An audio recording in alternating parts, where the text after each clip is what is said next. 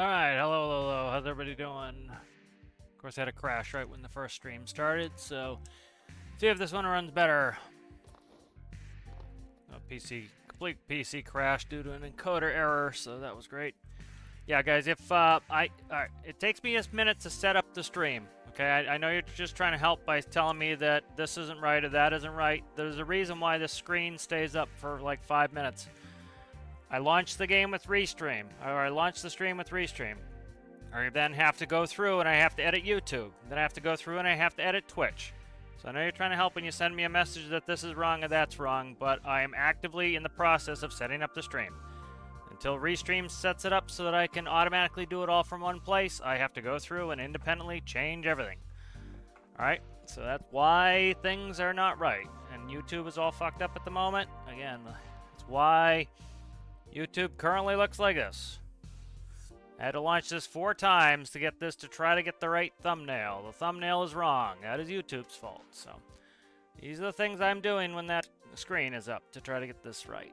So appreciate everybody looking out, but it is a little bit frustrating when I'm spending all this time trying to do it and I get a message, hey, this isn't right. I know it's not right. I'm actively trying to fix it. So thank you. All right, let's see what we're going to do here. Go over here. I don't know how long I'm going to play. I'm already in an annoyed mood because of YouTube, so.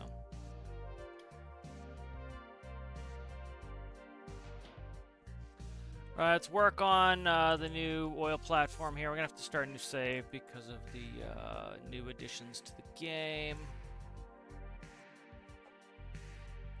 Which is the most recent one?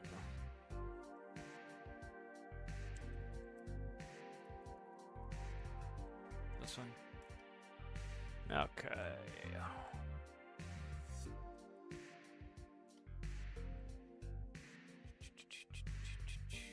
Which real estate do I have? I don't have a ton of real estate here. Do orbs, it's gonna be... Let's just raise the roof on these.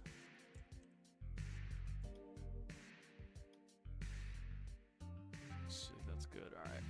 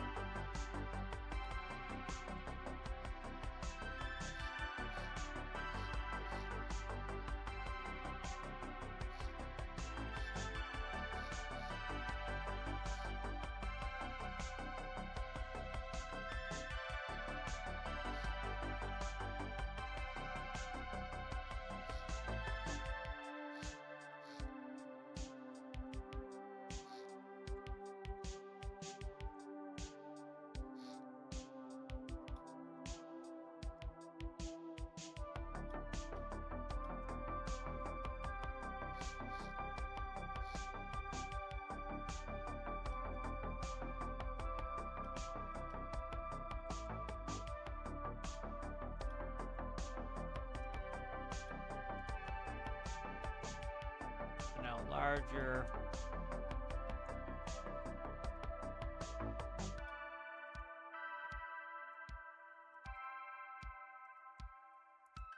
the paint to be the right color? Thanks.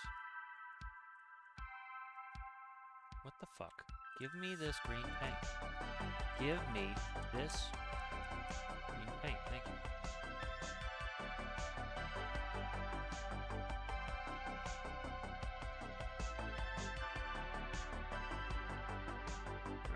Right. Wanted to do orbs, but it's gonna take up too much real estate to do orbs on this. Do it later, maybe.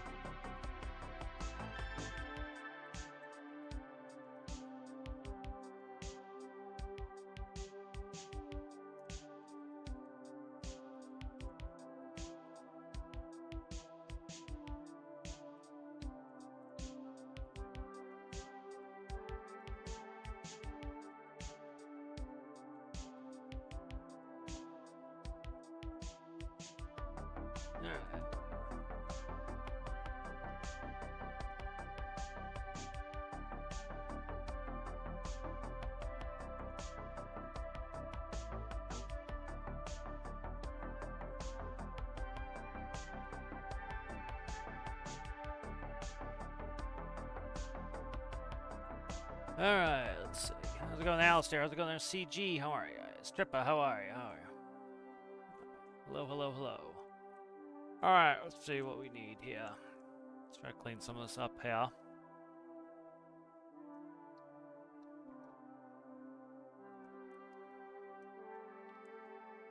Let's get this stuff. What is that about? That's p-value. I think that's not connected anymore. Yeah, okay.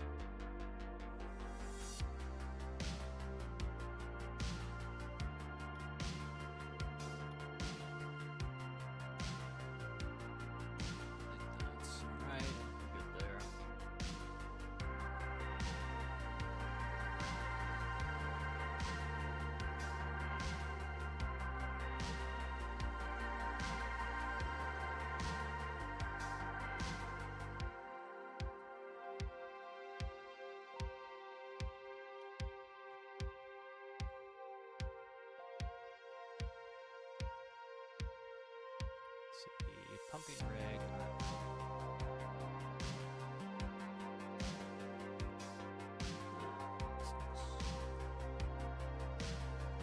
Alright, good. So that'll give us just more capacity on diesel and jet, so that we have it more sitting there.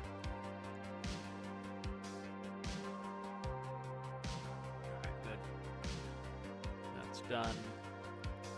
We're working some builds here. I'm still not feeling stormworks all that much. I'm trying to figure out what I want to do here. What do I want to work on? I don't know. I'll look through some builds, see if there's something I want to work on.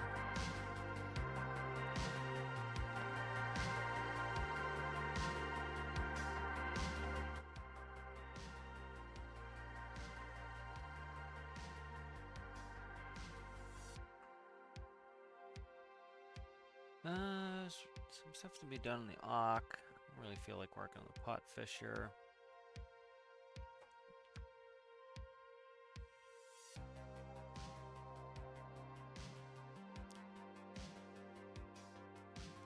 Let's go ahead. Let's make the new world for the save.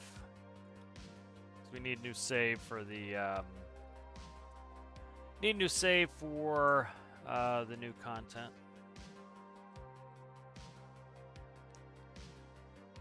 Just looking to get banned every time, huh there, Lever? Here, we'll fix that. Real simple. Real simple. Act as though it's not real simple here.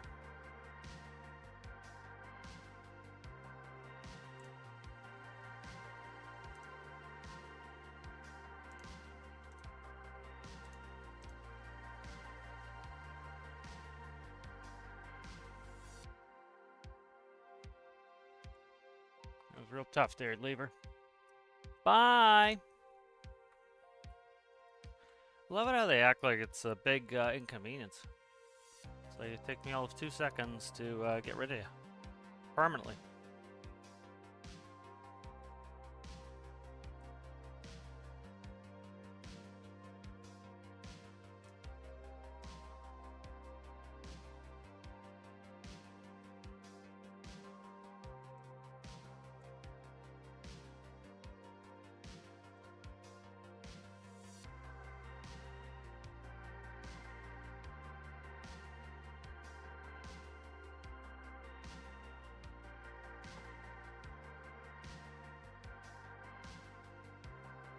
Let's do that.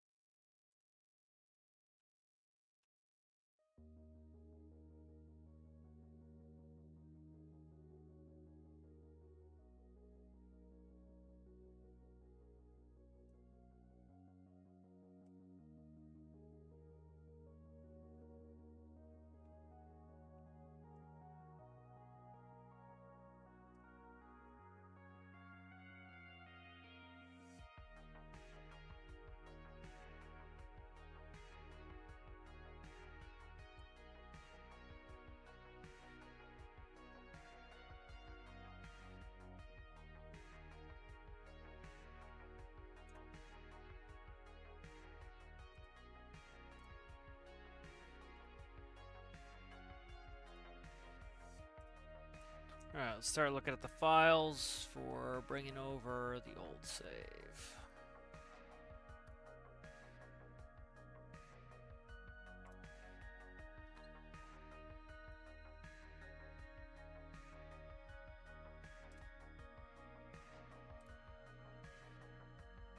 That's bright.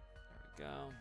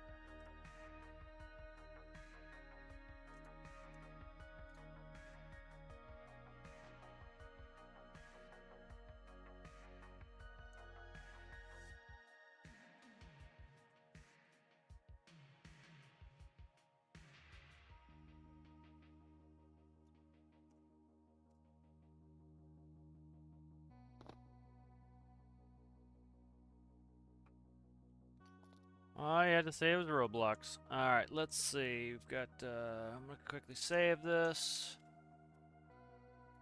Let's see,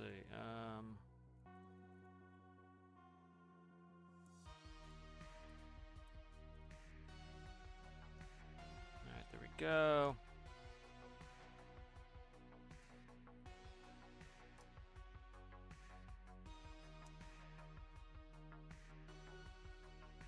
Alright, so this is the other save here. So 535, 210. Make it even 600. I had more the other day, so let's just do that. There it is. Alright. Creative menu true.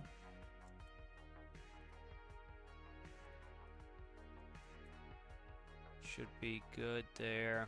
Mission difficulty 1, mission difficulty 1, that's all good. Okay, I think we're good here.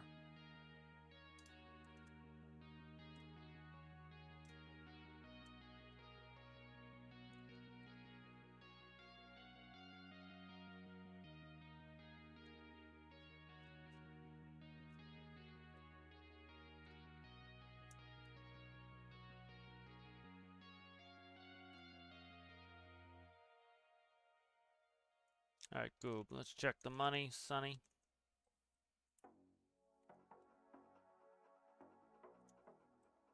It's good, alright. Let's go. Infinite resources, no clip, alright. Teleport, fast travel, all that shit.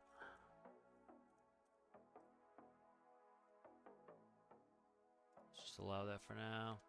Transport supplies, what is that? It's interesting. What's that about? What is this mission? This is an interesting mission here. What is this? Is this the refueling mission? What's the story with this? See this one? Oh, space station? I believe I shut space off. What the fuck? Let's look at the file. I think I shut space off. Let's see. I have transport locations on and space off, so apparently it's still taking them to space. That's interesting. Okay. Yeah, interesting. We'll be ignoring that mission anyway. Alright, good. Let's see. Let's go get that drilling going first.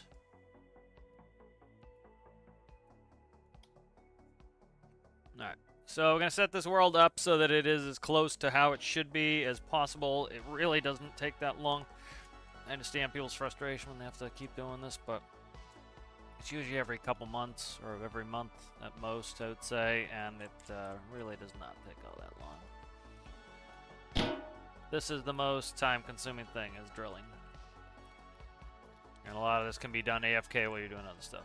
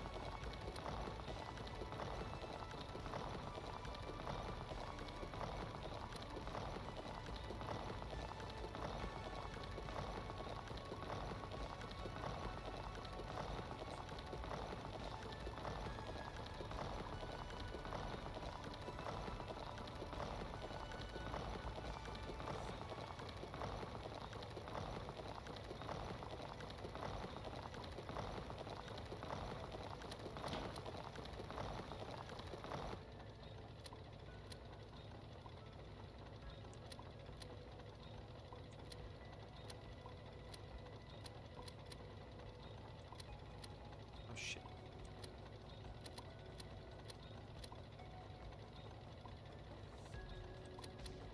Let's see where that's at. I can't. Okay, it's gotta go back down again.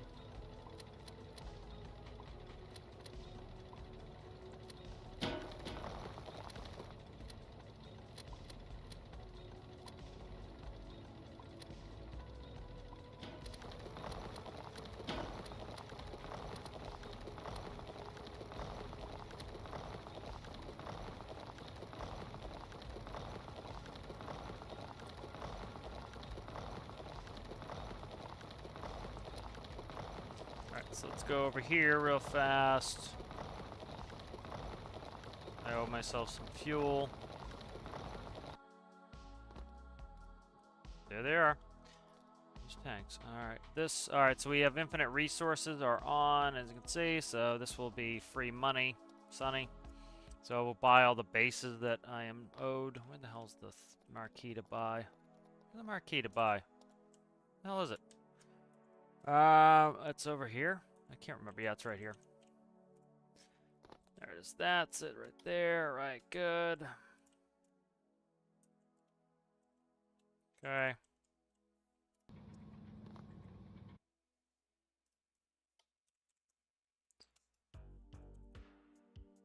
What do you hold? I find something that has a reasonable amount of fuel in it.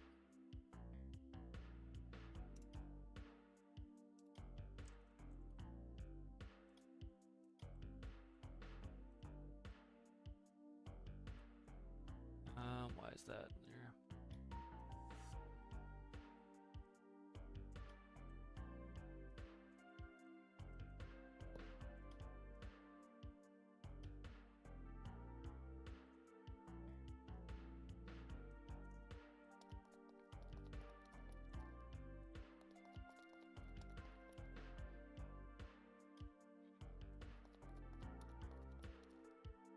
All right, there we go. Let's do the same with jet.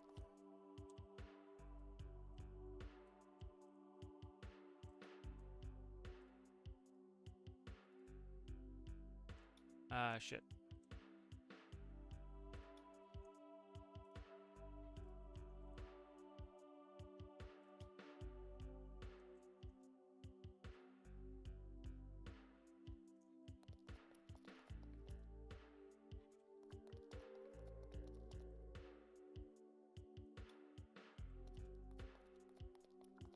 All right, good. So we got jet and we got diesel. That's good.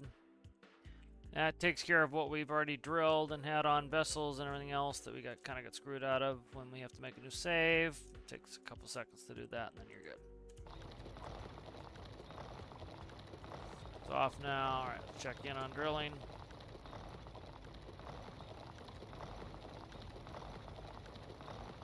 Catch up on chat, yeah?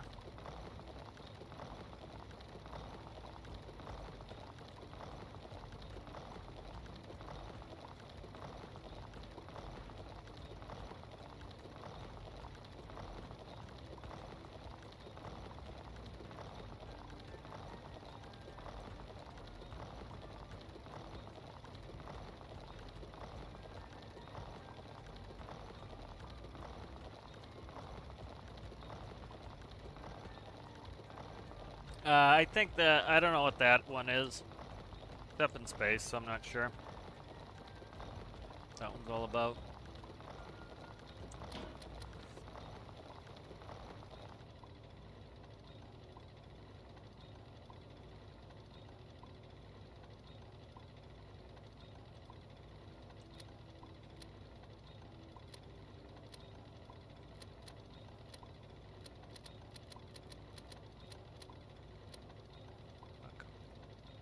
Up.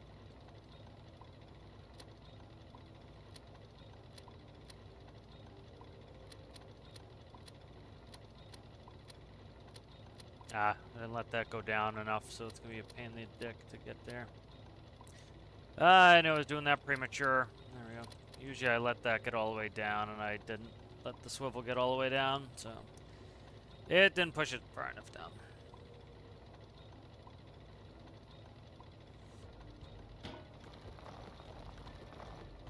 Okay.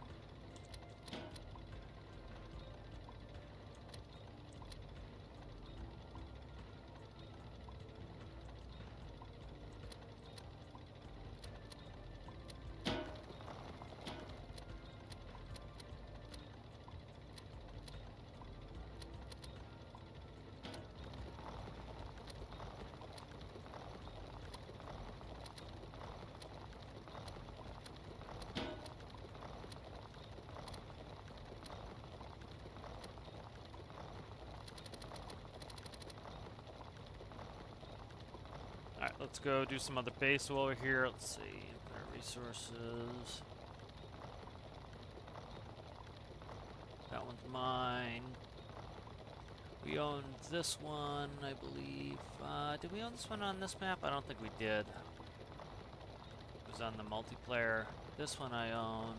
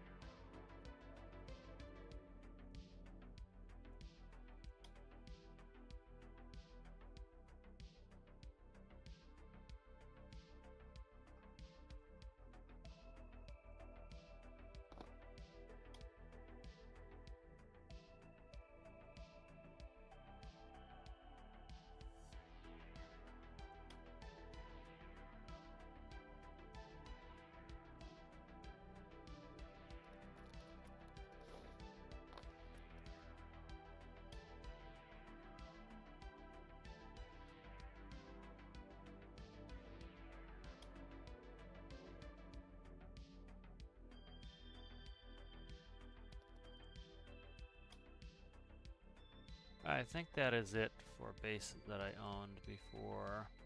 I think that's it. Alright, good.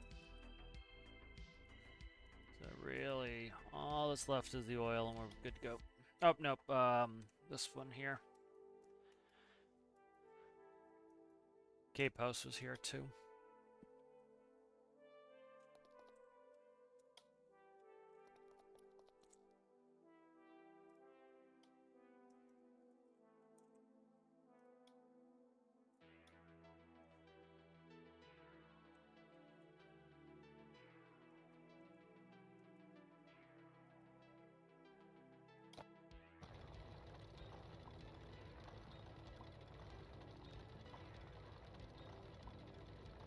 Make sure monsters are off. Okay.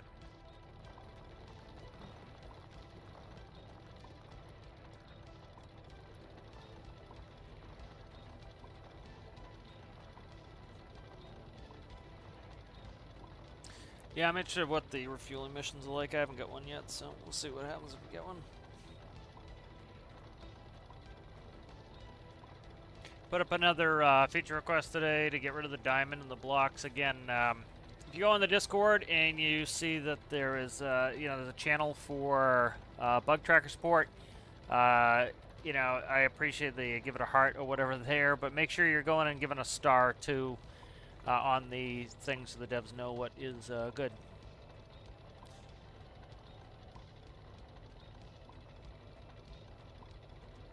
Yeah, like I put up on Say What, another, it's a picture today of like somebody saying you can't cool modular engines, or it's impossible to cool. It's not impossible to cool. I'm all for like balancing, like if you want them to be more, like there's some balancing things I would like with modulars. For example, I think that the large air cooling modular components be more efficient. Because they're very large, and so, it's kind of a balancing thing. Because they're large, they are very good at cooling. They're cheap because of, like, the componentry of it. It's just air cooling, so you're just passing large quantities of air over it. But, for the most part, I think, it's not too challenging to cool things, and it's eventually, part of the game is designing the systems. And I understand that doesn't appeal to some people, but that doesn't change the fact that's what the game's about. So you kind of... There's certainly balancing that can be done, but you kind of got to try to learn how to do some of the systems a little bit, At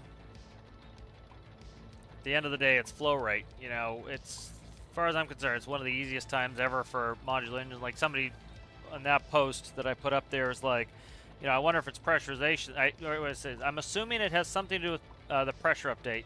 It's the exact opposite. The pressure update made cooling much, much easier because you can now get much higher flow rates. You used to get 75. Now, a lot of my systems are around like 270 liters per second. So it's, they're quite heavy. Not getting any grinding. Got flow rate through here. Let me look. Yeah, it's moving. Slurry's going. Not making the drill noise. Let's see.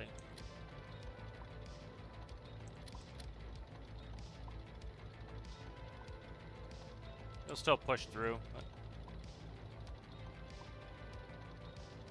But yeah, there's a lot of people who have this all the way back asswards. Like CG's comment, I just saw someone in a different server saying they could make blimps now because we have gas and pressurization now. It's the exact opposite. If you could make a balloon that has a vacuum in it, which a vacuum is by definition nothing, a partial vacuum is on its way to nothing.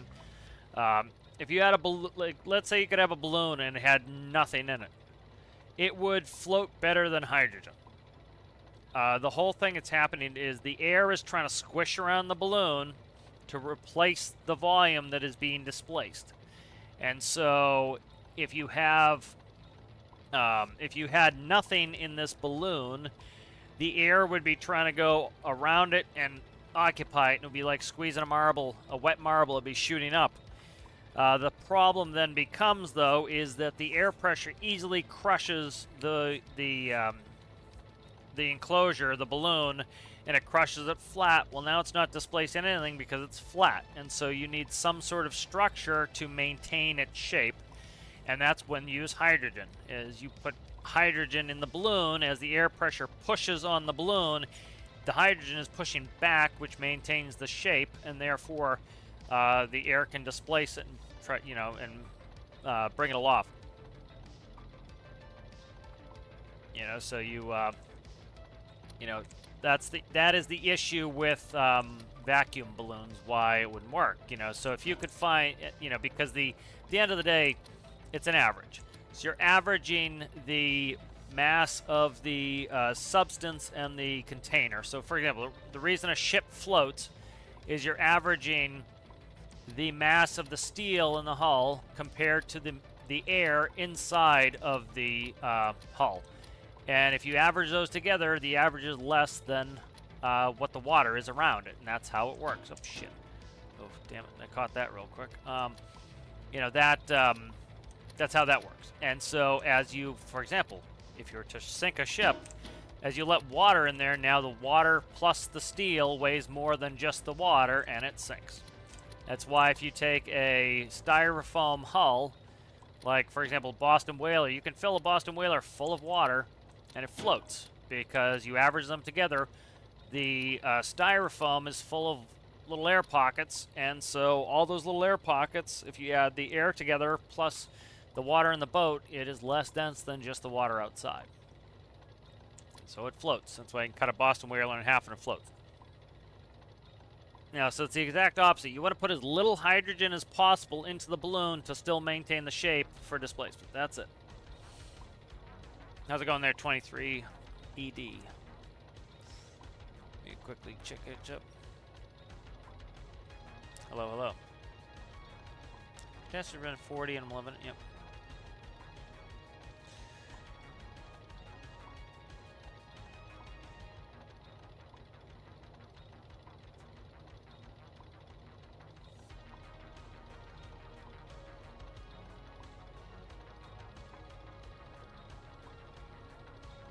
Yep.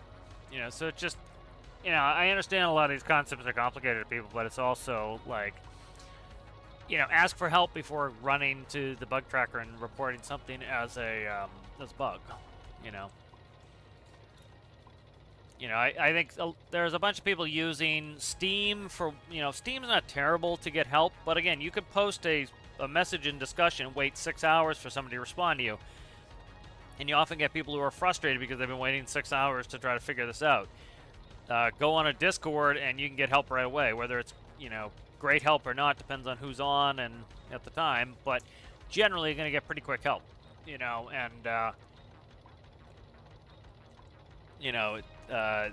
going on the bug tracker to essentially, they're not even asking for help, they're just blaming the game. Again, it's like something they could ask somebody, hey, like, well, I gotta kill some time here anyways, we'll look at a couple. See, it's dark in the game anyway, but, like, if those people would take the tact and actually go and, just ask for help on some of the Discords, I think they do a lot better. Like, if we look at this, like, so my guess on loading stuck at 90%. First, I had this happen, it didn't even hang up for very long. It hung up for about a minute. And I brought up my task manager, as you should always do when these things happen, and look at what your CPU utilization is, your memory, your GPU, look at all your processes here. And you'll see what is maxed out. And if your CPU is maxed out, it means that your CPU cannot do the calculations required by the game to launch. And so you get this happens with a lot of people where they say, oh, the game got stuck at 90%. Okay, well, it could be absolutely a game thing, but it also could be your CPU is stuck. So, for example, I was running DaVinci Resolve. I was processing a video, which uses 100% of my CPU, and I was playing stormworks, and my game took a minute at 90% to load. Likely because it needed the CPU to do calculations, and the CPU was already prioritizing DaVinci Resolve, and so because it's at 100%, it couldn't do anything until DaVinci was done. When DaVinci gave up some CPU, it then loaded the game in the rest of the way. So if you have a subpar CPU that is always at 98%, if it gets kicked up over 98% to 90 to 100%, it's going to take you a long time. So this person saying it takes an hour to load, it could absolutely be a game thing, but it could also be this person's system. So like, luckily we can kind of look. i7 8700. Let's see, what do I even have? Let's see. Like compare. These are 3.2 gigahertz. Mine's a 4.5. Let's see. Yeah, so you know the you know, multi-threading's not really a thing in game anyway. But you know, like GTX 1650. That's doesn't sound great to me. Mine's a 3080. He's got 16 gigs of RAM. So again, that's like, look at my RAM right now. I'm using 13.9 out of 32. So if you have 16 gigs of RAM, you know, you theoretically could easily be using up all your RAM too. So if your RAM was pinned at the top, your computer doesn't have enough RAM to finish the processes required for the game.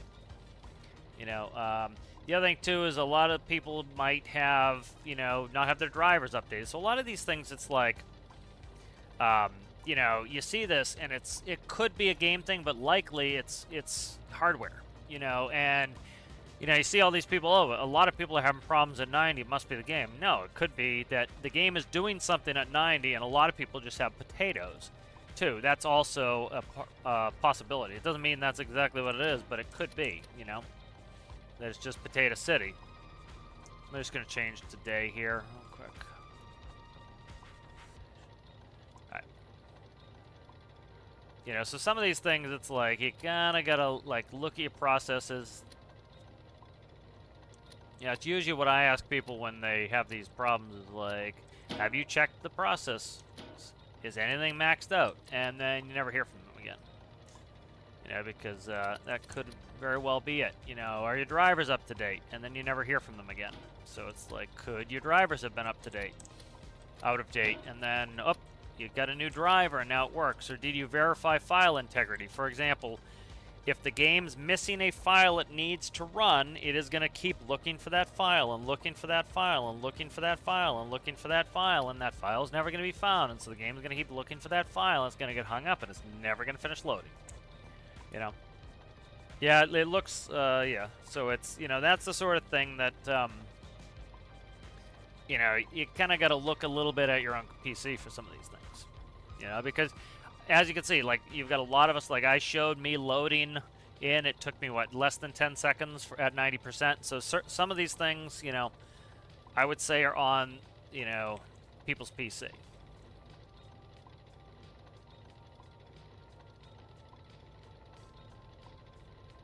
All right, let's keep looking through while we're doing this here. Where the hell did that go?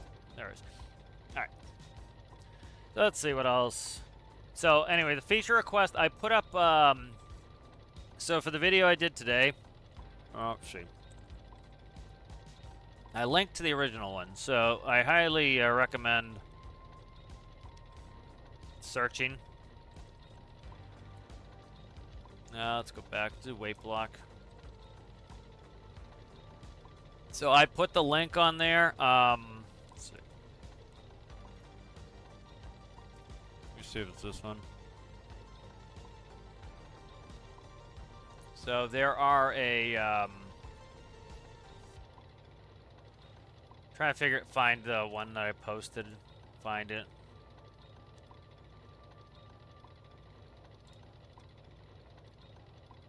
Anyways, the one I put the link to in the video, it's already asking for the diamond. So you can see how many times, like, people just keep repeating and repeating and repeating and repeating. Like, the best way, as far as I'm concerned, is to put the star. You know, because it's easy to go through, say, oh, that has no support, 1 support, no support, 5 supports, 8 supports. Okay, this one's something I want to look at. You know, 5 supports, that one I can look at. 6, I'll look at that one. You know, so I'm ignoring the low priority ones. You know, so it's like, that's one thing. You know, making the new ones, all it does is the devs will go in, and you can see they go in there and they get rid of the duplicates themselves. It's just a waste of their time. I'd much rather them working on the game than, like, going in doing that for us, like, just getting rid of the duplicates people keep putting in there. It's like, stop putting in duplicates. Just, you know, search, and support somebody else's, that's the best way to do it.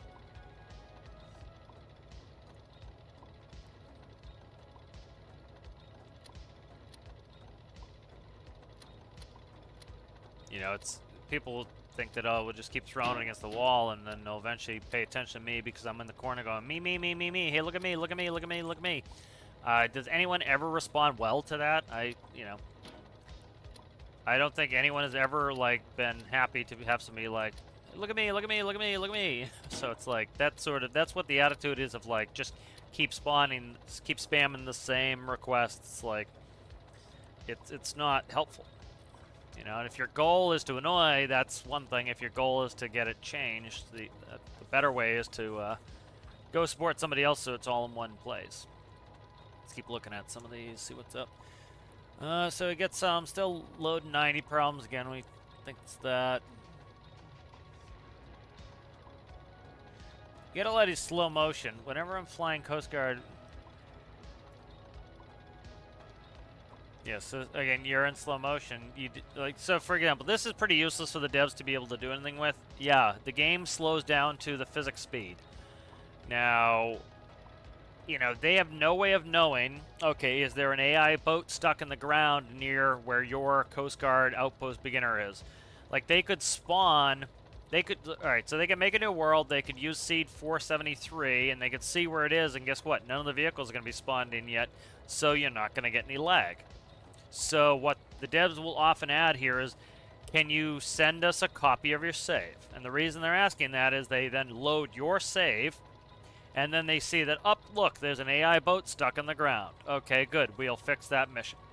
You know, that's what you need to do. So it's like, that's why a lot of those get quote-unquote ignored, is it's just, you didn't give them enough information.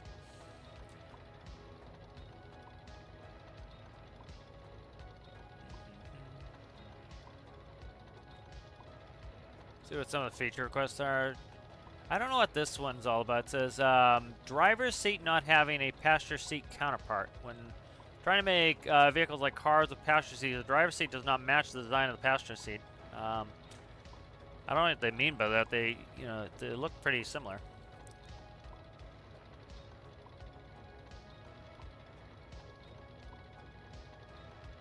This is an interesting idea here. Steam turbine should make RPS regardless of fluid type. That's essentially asking for us to be able to put, say, a liquid through the turbine to then, you know, move an RPS, which is an interesting idea.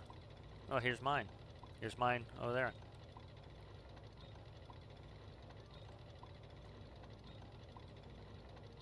Yeah, not too many going on right now for bug tracker stuff.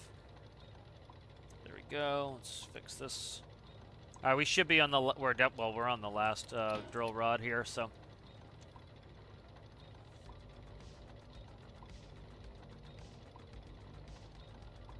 I gotta double check that. Yeah, I didn't put in the jet fuel connection on the pumping rig. I gotta fix that before I load it in.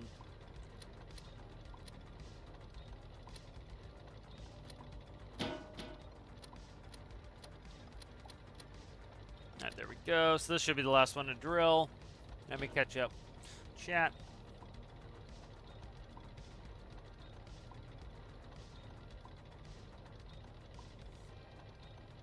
Yeah, that's the other one too. Like, I often ask people too is like, do you have a lot of mods? Because again, the vehicles, I think at 90 it's loading the vehicles. We just hit oil there. At 90, it's, I believe it's spawning in the vehicles. Now, a vehicle, this is a vehicle. This is a static vehicle workbench. This is a vehicle. And so, you know, like the pumps are a vehicle. Like, things like that. So, the components, the elevators, all these things are being spawned in, I believe, at 90. That's what a lot of games do. Some games will show you what they're spawning in. Some are kind of funny. Like, Sims used to have funny, little things that tell you what it's loading in. Kerbal does that. You know, so certain components are being spawned in, so it likely probably spawns in the world and other things like that first, and then it spawns in all the vehicles. And so if you have something wrong with one of the vehicles, it's likely going to hang. You know, so theoretically, some of these people could have an AI vehicle stuck somewhere that doesn't want to load in correctly, and that could hang the game too. So, you know, that would be a legitimate game problem.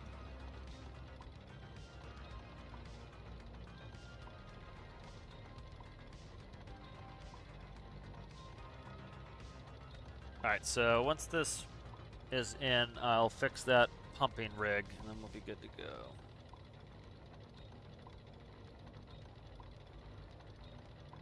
Am I gonna have to go over this every day? Yes. Okay, it's called a hashtag. You put the hashtags for the games that you play, so that people can see it. So yes, it has. If you look, it has a hashtag for every game that I play. So. I went over this yesterday too. I don't know why people keep bringing it up. Yes, it has a hashtag for every game that I play.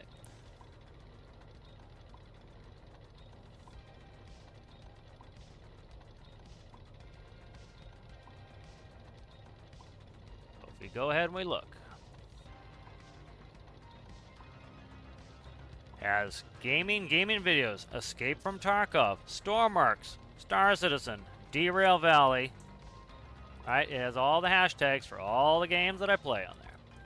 So that if you're interested in any of these games, the algorithm will be more likely to show them to you. So if you see, oh, this person plays Escape from Tarkov, I'm looking for somebody who plays Escape from Tarkov. That's the whole point of a hashtag. Alright, that's why it's there.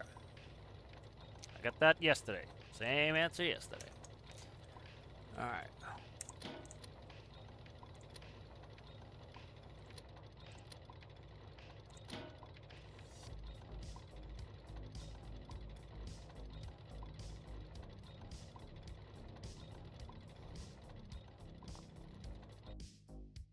Let's grab the pumping rig. I gotta fix it.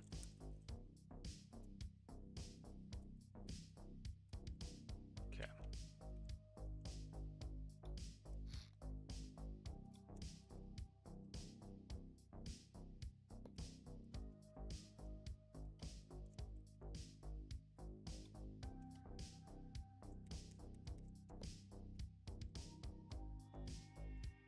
All right.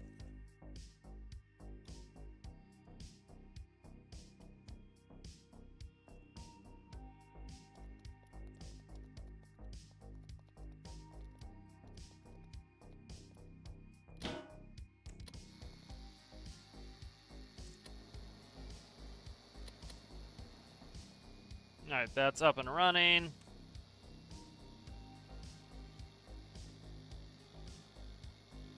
You explain what is these fishes attacking crates? Did you buy the game or did you pirate the game?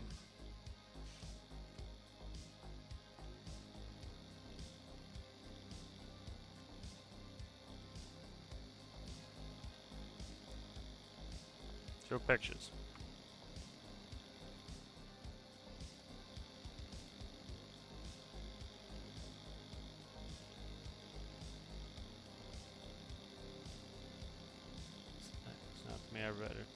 I've read it online. It's a anti-cheat thing where if you pirate the game, you get surrounded by fishes. So that it's punishment for stealing. Instead of getting your hands chopped off, you get some fish around you.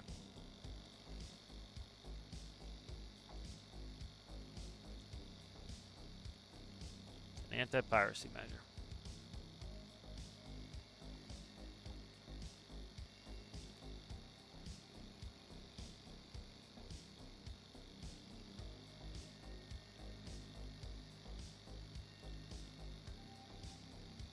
Scummy people pirate, that's who.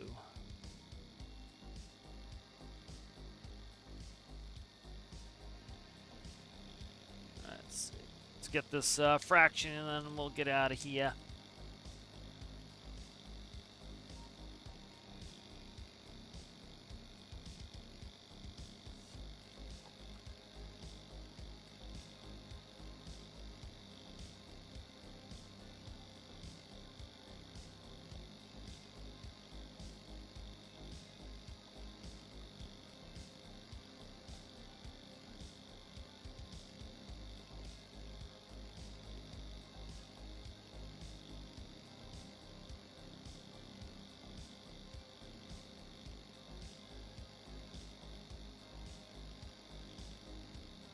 Alright, well, let's leave this alone for, I want to go back and work on the build, so let's go ahead and I will save this.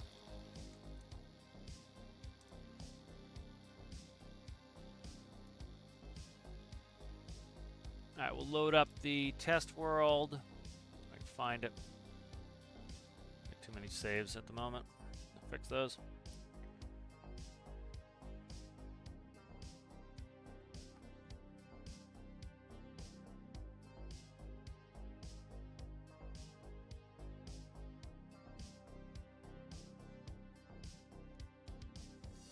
If you pirate the game, you should get a VAC ban and get booted from Steam too. That's the best thing that should happen.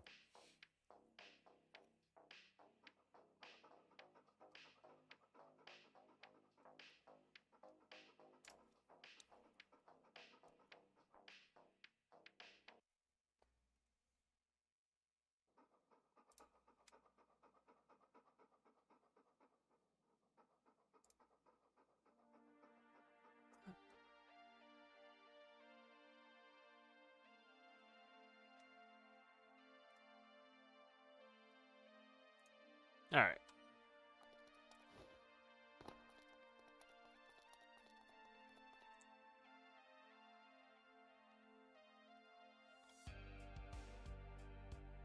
Let's see. Dare I work on this a little bit?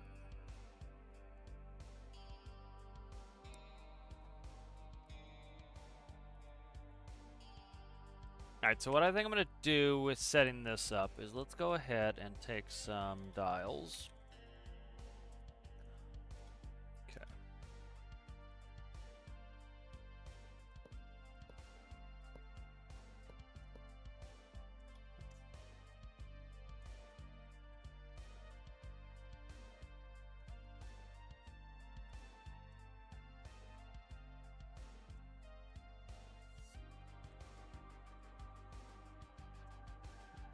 Let's plug that in. What do we have?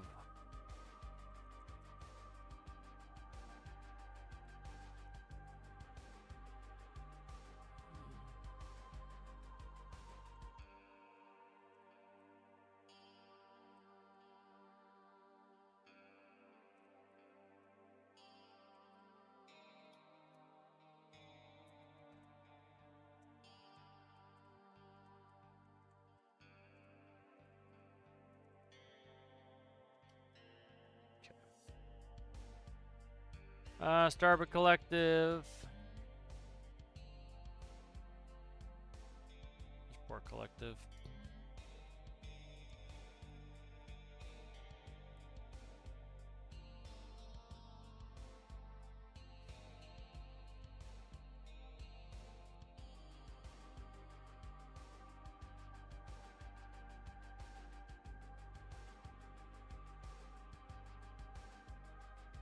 Why are the pitches wrong? Why are the pitches? I don't know what's going on with the pitches here. Pitches should be the same. This could be causing my issue here. What the fuck? That is starboard pitch. Why are the pitches different? Gotta look at that. Why did I do that? That's interesting to me. For yaw. That's why. Okay, yaw. That's what it is. Okay.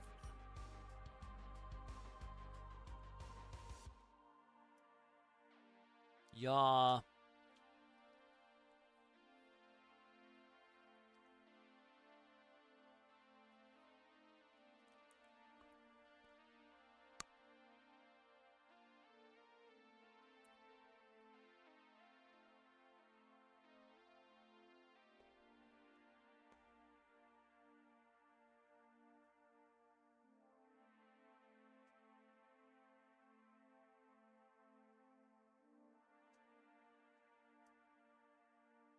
What is going on with this, I wonder? Okay, that plus Y.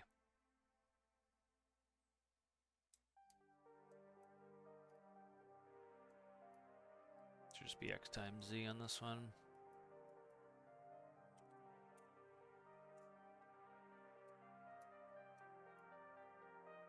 So those are the same. I don't know why I have them split out then. Let's just do collective.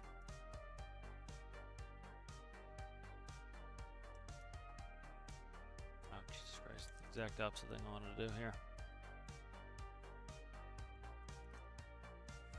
Jesus Christ. Okay.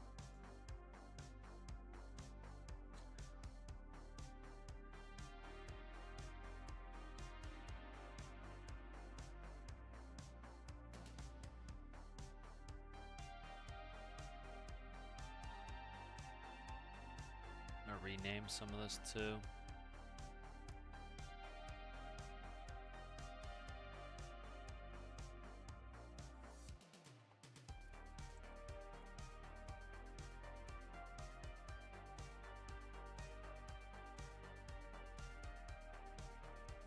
There we go.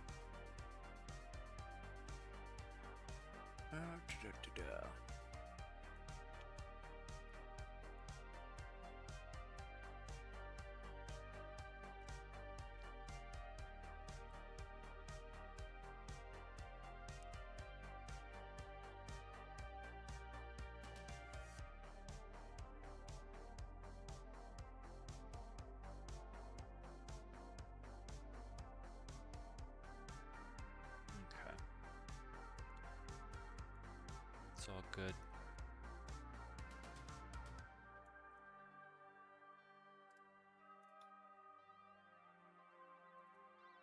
Let's redo some of these. That's gonna be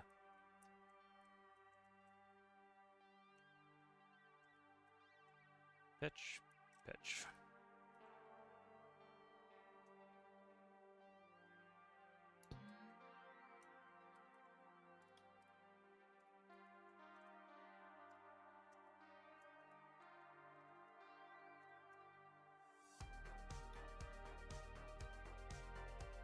I get a visual representation of what's going on here. Positive, negative roll.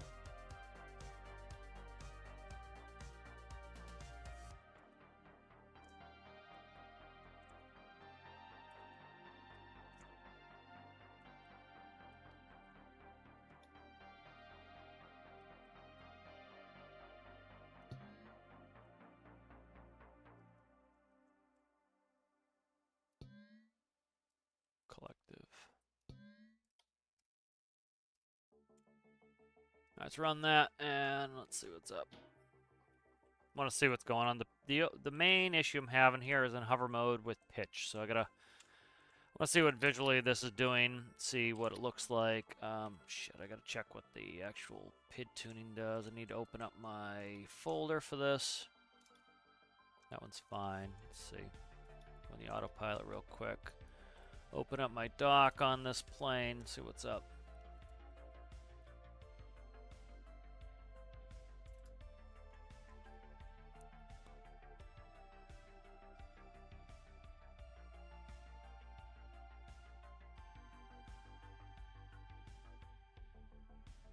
I'll see you later there, Byron. Alright, let's see. Let's see, what are we hooked to? We are hooked to, PID is hooked to roll, and then pitch is 2. Okay. Roll, pitch. Alright.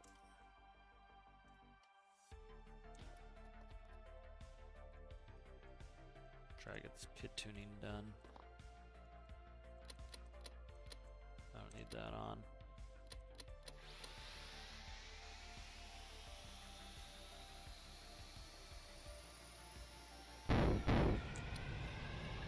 Alright, let's see. We have, let's set up pitch first.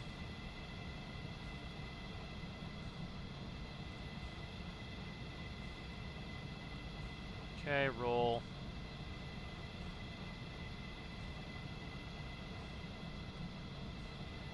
Alright, and so let's go out and tune these up.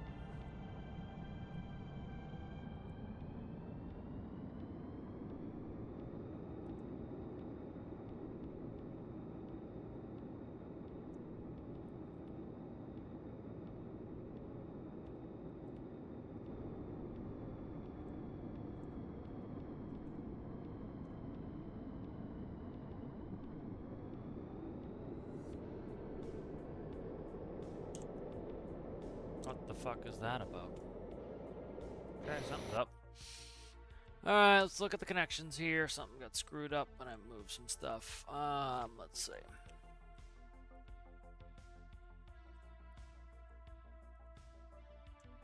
Did a huge old roll. Let's see what we're looking at here.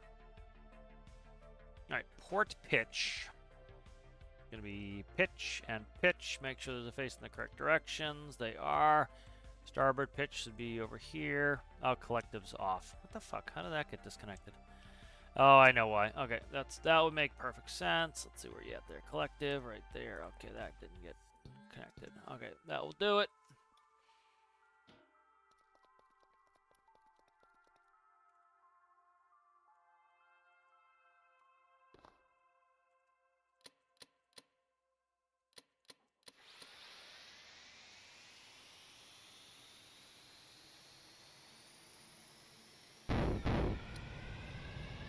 Okay.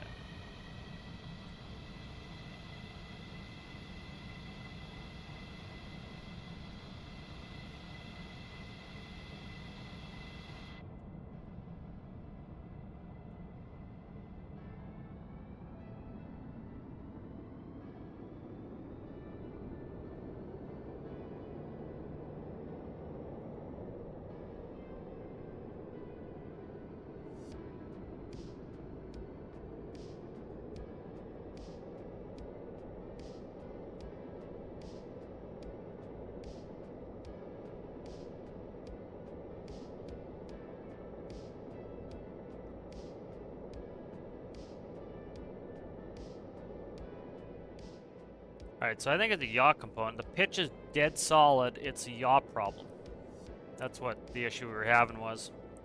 It's a yaw issue. Like, look at how solid it is right now. Perfect right now. I screwed up the yaw somewhere. If we look, we've got pitch is doing the correct thing. So pitch starboard's coming backwards to pull that wing rearward. Pitch port is going forward. That's correct. Once we get off of 180 here, which we're getting close on, should start reducing. There it goes. They go opposite. Bingo. So I had something screwed up in there. It felt funky to me that why the pitch was so fucked up. Yeah, it didn't make sense to me why that was so screwy. But that is rock-ass solid now. That's what we want. So yaw should probably up now. Speak of the devil. Let's watch what it's doing.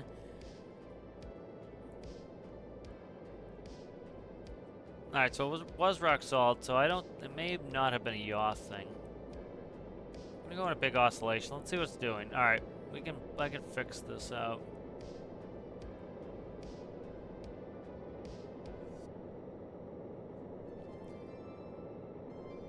So one way I could fix this is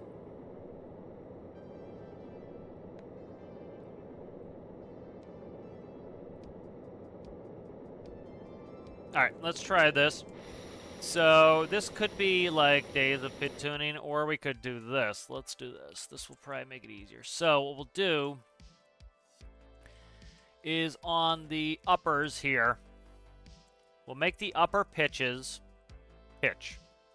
We'll make the lower pitches yaw, because we don't need that. We don't need all of it for that. So what we'll do is we'll do, let's see.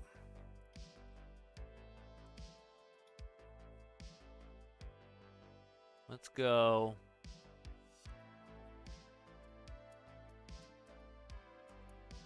Upper pitches. Okay.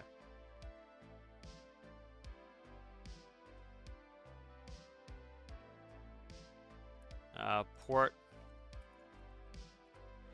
Lower pitch, starboard. Lower pitch. All right, so this will make it so that the uppers are just controlling pitch. The lowers are controlling just yaw. Okay. So that's what we'll do. So we'll find where I just made that pitch right here.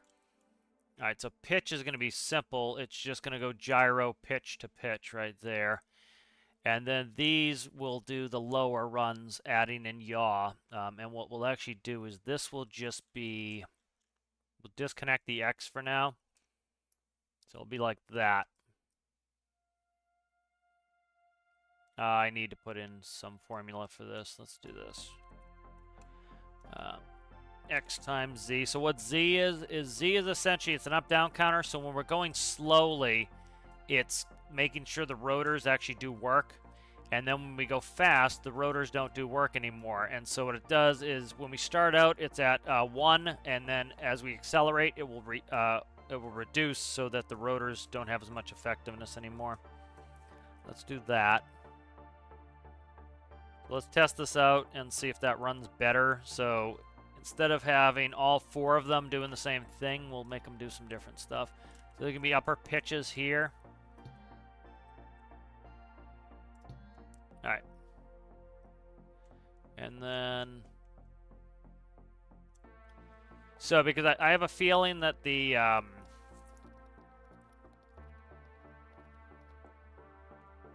have a feeling that either yaw or roll is kicking in an oscillation that I have to then deal with, so...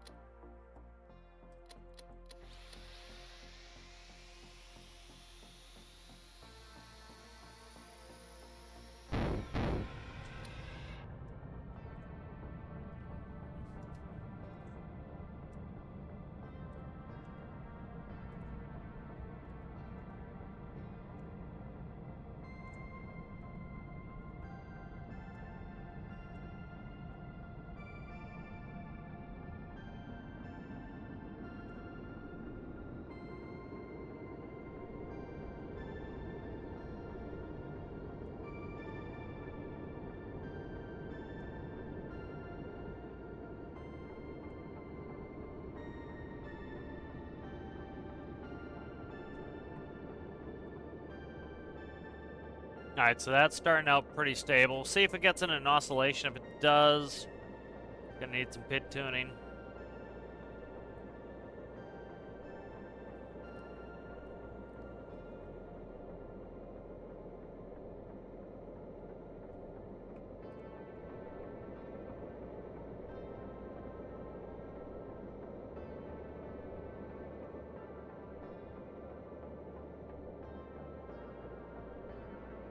It's not bad. It's just, it's trying to get into a little bit of an oscillation that I have to deal with.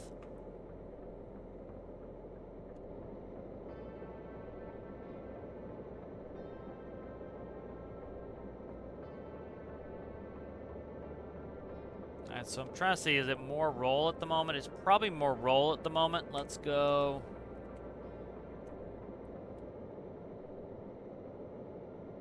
See if we knock some of that roll oscillation out. So if you look over here, see what Collective's doing? Collective's a little bit nuts. Could be the Collective all along. See, these are pretty stable. These pitches here are pretty stable. They're not bad. That's going nuts. And that could be setting it off, the Collective right there. That could be the whole problem right there. Alright, so let's, instead of taking too much of a blowtorch to it, let's go ahead. Let's save this real quick. Let's see, VTOL, cargo. Alright, let's go back to the old version, and I'm going to try to see if I can just pit tune it. That is, so to me, it looks like it's Collective more than anything else. That's one reason I like using the dial. You can see right off the bat, the other ones were pretty stable. The Collective was nuts, and it was kicking off an instability. So let's go ahead and do this. Let's come in here. Let's put in, because I've used this on other builds and it's fine, so we'll use that. And then we'll keep pitch where it needs to be. So pitch numbers are alright. The pitch doesn't look bad. Again, these are like secondary things, that it's like something's upsetting it and it looks like it's a pitch problem, but it could just be that it's a collective problem. So what we'll do is come up here to Collective, and these are the numbers on Collective. I'll take a screenshot of this. Alright, and then we will retune these up.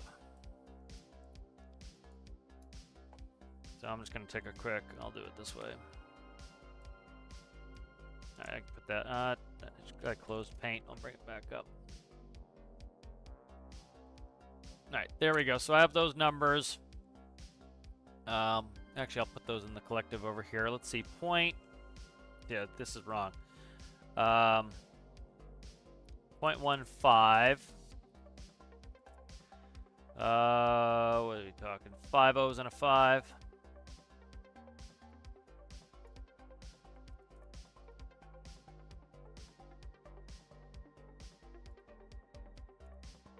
Alright, so that will be our number there.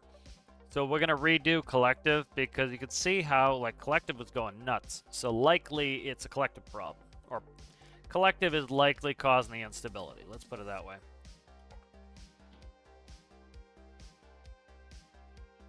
You know, which doesn't surprise me. You know, you have a different weight of vehicle. I have more rotors. You have different rotor RPSs on this build. So likely it's going to need to be tuned in. I hope it's 1 here. I'm just going to quickly put in a 100 on there, and the reason I'm doing that is if I do that and then I push... Fuck. I don't have the things meeting it. I gotta put the dials in. I'll recheck it while I'm here. Alright, dials, dials, dials, dials.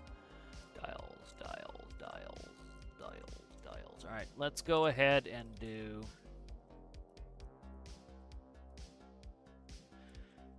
let's see. Mainly, let's just get the collective tuned in for now. Why do I have 2 collectives? I don't know. Yeah, I shouldn't have 2 collectives. I don't know what the deal is with that. Let's go in here and fix that.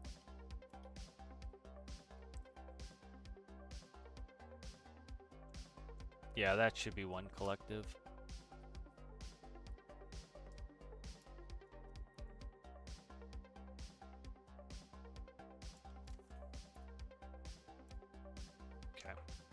So that's just collective now.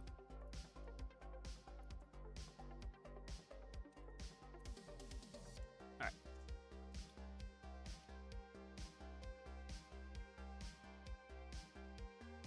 Collective right there. Collective, and that will go over here. And then I'll just do the center gauge for now. And that should give me an idea of what the collective is doing, and hopefully if we tune that in and it's behaving itself better, because all it takes is like one of them start to throw an oscillation, and then, you know, having the collective be funky is going to cause an inherent instability, and then it's going to start to try to dance around as it tries to fix roll and pitch and yaw, and then, you know, you mistakenly think, oh, well, the pitch is screwed up. No, it's not screwed up. It's the, you know. So I'm just going to put in 100, and you can see it goes up to a high number, so we know that's connected correctly. So let's go down to 0.15. 1, 2, 3, 4, 5, 5. And then, so these are default numbers. Likely this is what's going to have to be changed. So that's fine. Let's go ahead and take that off. Hello, Rasmus. How is ya? How is ya? How is ya? How is ya? Alright, we're gonna go put 250 in here. 180.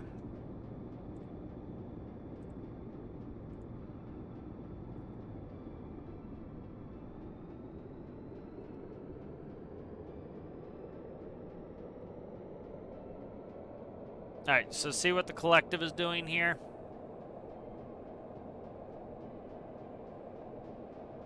So the collective is acting a little bit nutso. So let's go to a tenth of that. You see it's still jumping. So probably could use some damping, but it is now, you know, it's not jumping as much, but it's still jumping. So let's dampen this up. Let's go to 10. Let's go, let's get rid of the I value for now, see how it behaves. Still doing it. This could be an artifact of the gyro too. The gyro can do this too.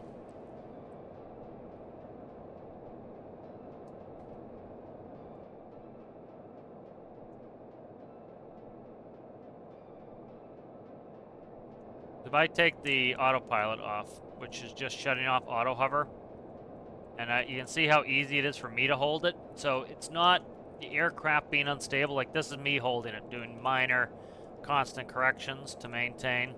So, like, that's what I can do manually. That's me holding it about as best as I can with one hand. manually. My hand's off right now. All right, so that is pretty simple. So collective doesn't appear to be too much of a problem. All right, the altitude is way the hell off. Look at that altitude. We're supposed to be at 250. We're at 7. What the fuck is that about? Oh, autopilot's off now. That would be why. Okay, that is a mess. All right, let's see. Why is that doing that like that? Look at that. We're still climbing. What is that about? That's being funky weird. Interesting. That's being really weird. Okay, so something's up with that. You see, it's still climbing us. All right, let's go in here. Something's probably up with the micro. Zoom out so I can get my vehicle face. Thanks. All right, we'll fix that. Doing well, doing well. All right, so something is up with that part of the autopilot. Let's look at it and see what's up. I could have just screwed something up there. All right, let's look at collective. Let's go through collective step by step here.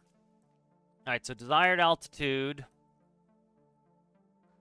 is x divided by 3.28. So we put in the feet we want. It's going to divide it to give us the meters. All right, so that's what that is. That's just a conversion from feet to meters. And then we have channel 2, which should be off the physics sensor, which should be altitude. There's channel 2.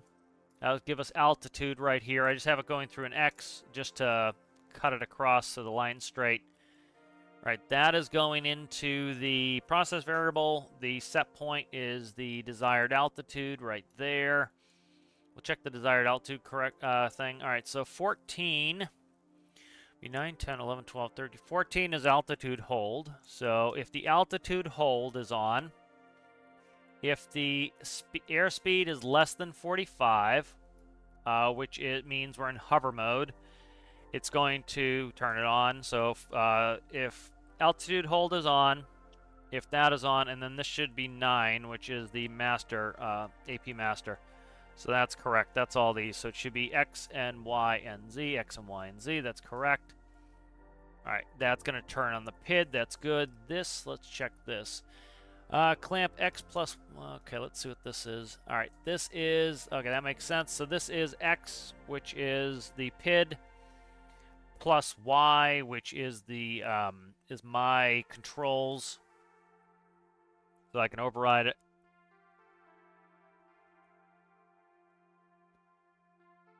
And that's just clamping it out. That makes sense. Clamp X plus Y, -1, 1. That's all good. Goes to the collective gyro. Right. That all makes sense. So it's likely it could be in the gyro doing that. Problem is I can't tune the speed that on the gyro.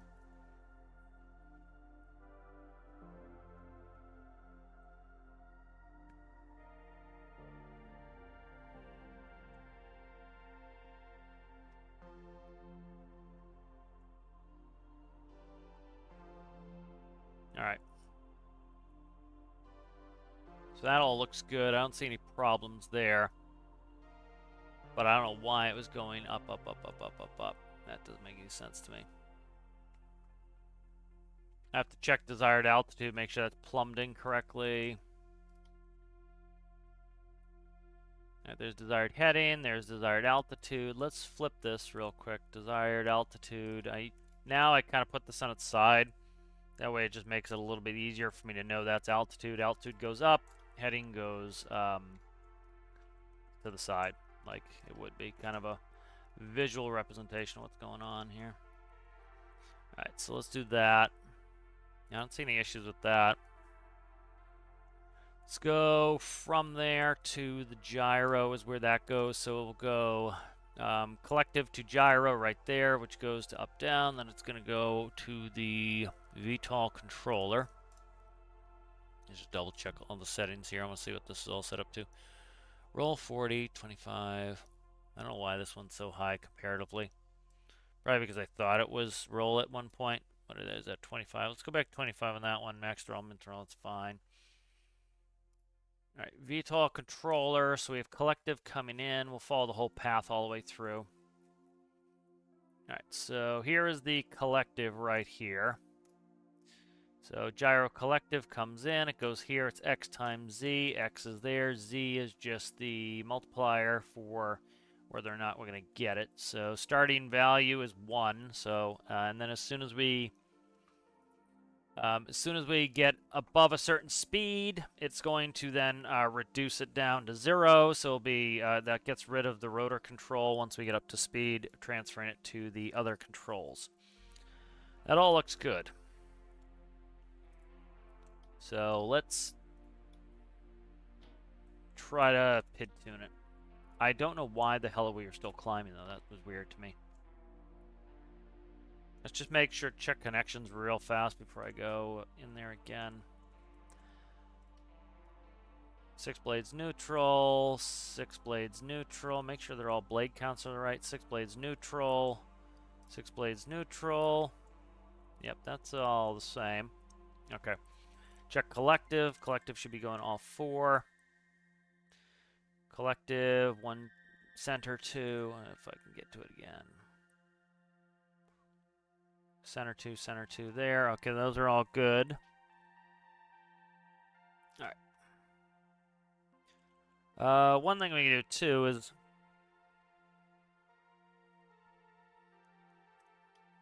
I can do it later too, where I, instead of using all 4 for lift, I could use 2. We'll see if I need to do that or not.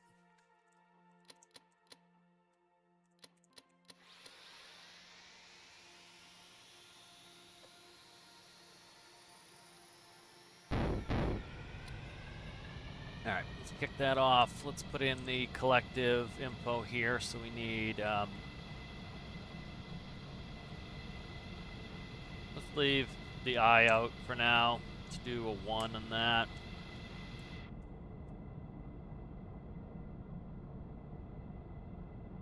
Okay. Altitude 250.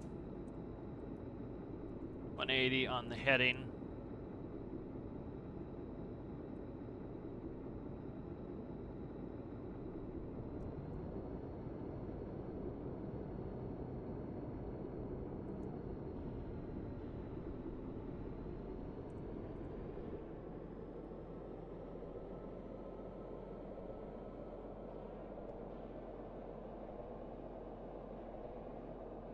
The other thing I can do is run from the gyro to the dials to see what the gyro is spitting out. You see the pitch is kind of overly fluttery there from the gyro. So I could knock all those down. We'll see what I can tune up first, but like I want to make sure we stop at 250. We should be stopping at 250, so we've already exceeded it. I don't know why this keeps going up despite the fact that we are already there. I don't get that. That's weird to me. So if I could put a 0 in there, that's still going because it's yeah, the gyro is doing that. Interesting.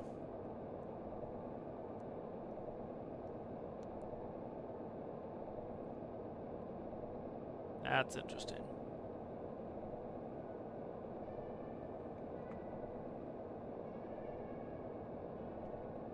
I don't know why that's doing that. That's interesting to me. Yeah, it's... They won't go negative, but it's weird that it's still climbing me like this.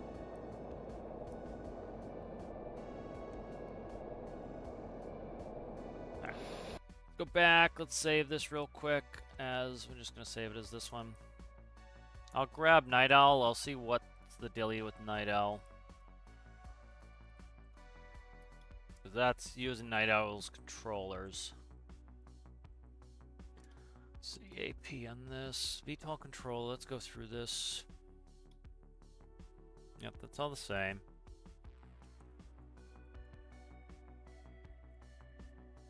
Yep. Alright, 1 autopilot numbers. They were the same at one point. So let's see what's up with the collective. Collective I had is just a real simple number there. Let's run a real simple low number on that. Okay. Yeah. Like Night Owl's stable as hell, so let's play with it some more.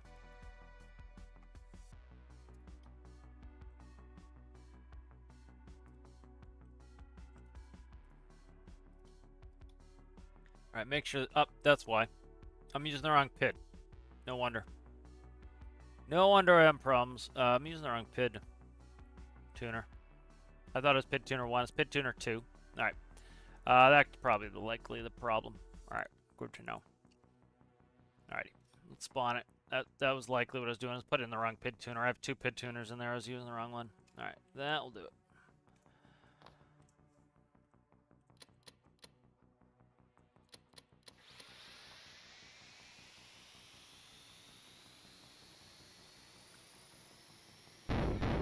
Just trying to finalize some of the stuff on this, tuning up the PIDs.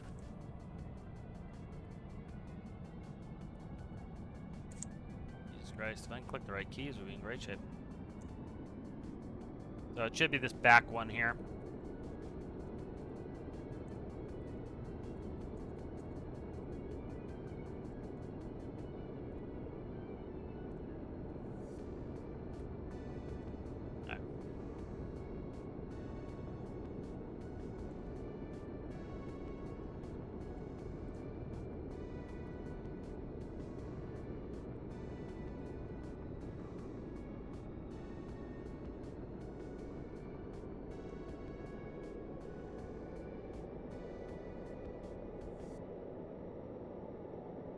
Alright, there we go. Alright, now it's behaving itself.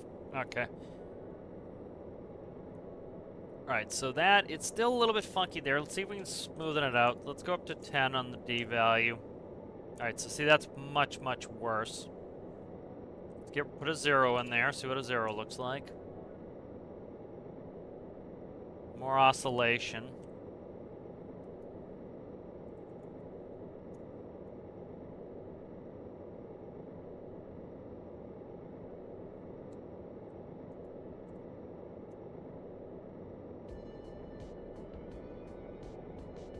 Now let me get it straightened out and see what it does when I straighten it out. Alright, AP off. Let me get it straightened out, and then I want to see what is kicking off an oscillation. So it's definitely the gyro. You can see the gyro's flickety-flacketing even when I shut off the auto hover. And that also shuts off the intervention from the autopilot.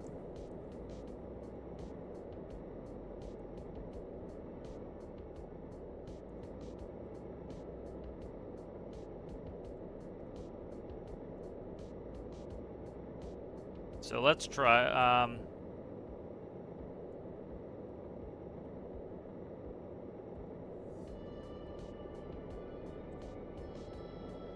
just putting that back on, let it figure itself out for a second.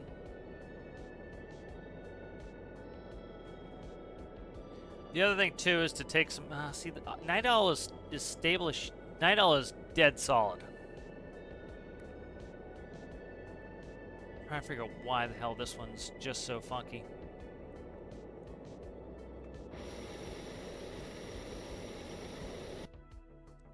This one's being funky, Night Owl's being fine.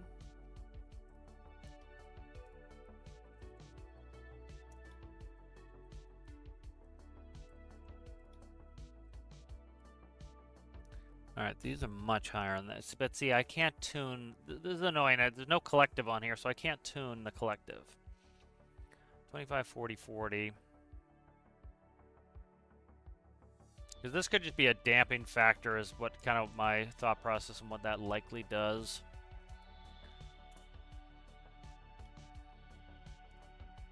Essentially, I'm trying to make this just a big Night Owl. The whole point of doing that is to save myself work on all this shit. Tuning and everything else. Make it the same, and we'll see what it does.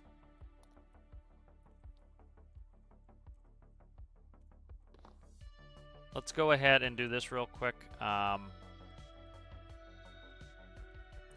Let's go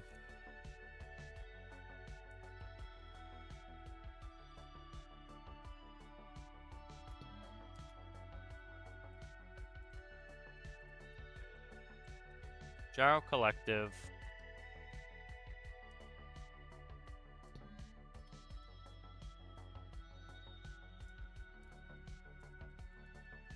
Gyro pitch.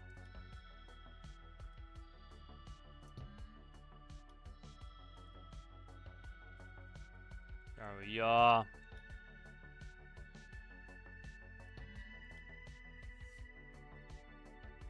Gyro roll.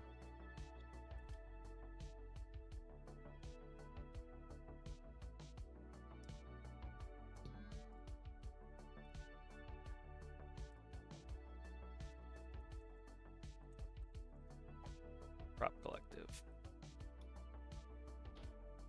Alright, that'll let me kind of see what is freaking out, what's not freaking out. That way, kind of have some notion of what is the problem child.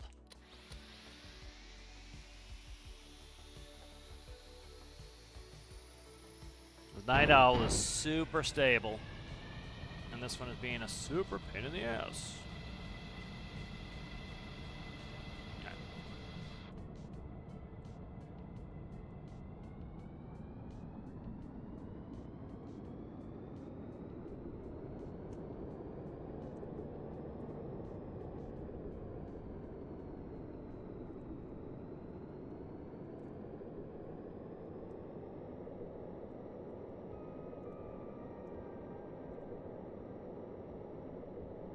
Alright, so there's collective going nuts from the gyro. Likely that's an issue. Pitch is not great.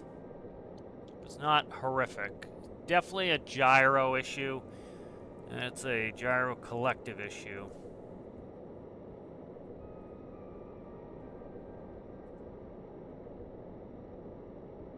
I do not have the issue with Night Owl, though. That's why it's like it's just obnoxious. I want to get it set up so that it's the same. You can see pitch is pretty good, yaw is good, roll is good, collective is balls. So, and likely that collective is causing me problems. So, like I am moving him now, so I'm trying to counteract some of its motion. So like I stabilized it on that one. So you can see these are all behaving themselves. We're 10 feet off, but it's not a big deal. This collective is causing all sorts of mischief here.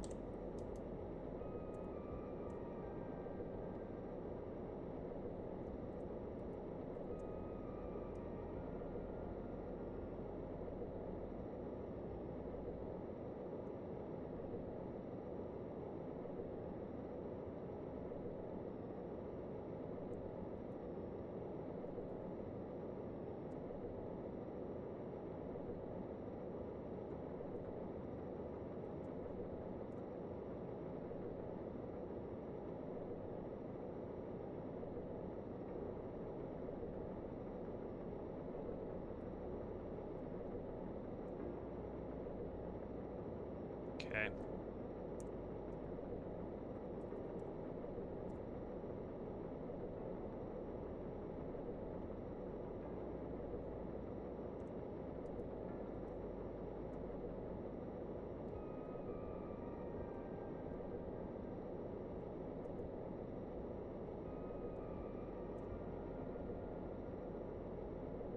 Yeah, I think it's a gyro issue, which sucks because it makes it a pain in the ass to fix it.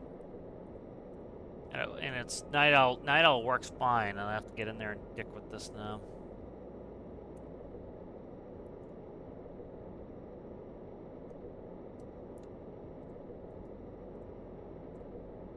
There we go. Got it. Got it. Look at that.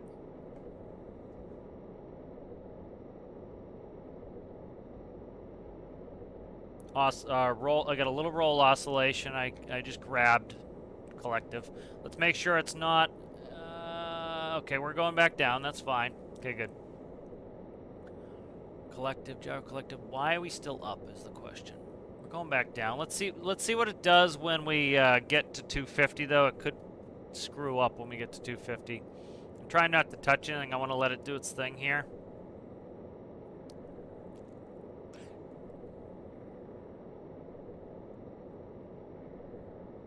Let's just set this to 280 so it happens faster.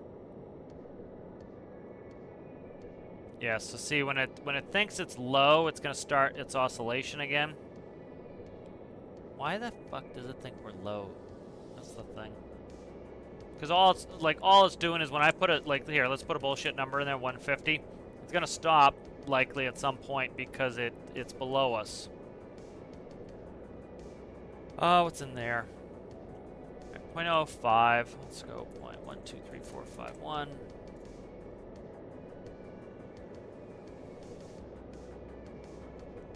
See what it does when it gets down there.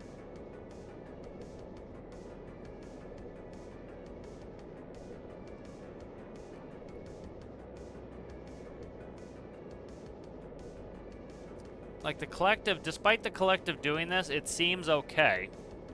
Roll seems to be a problem. Yeah, I have it set at 150, and we're way below 150, so that p-value has to come up.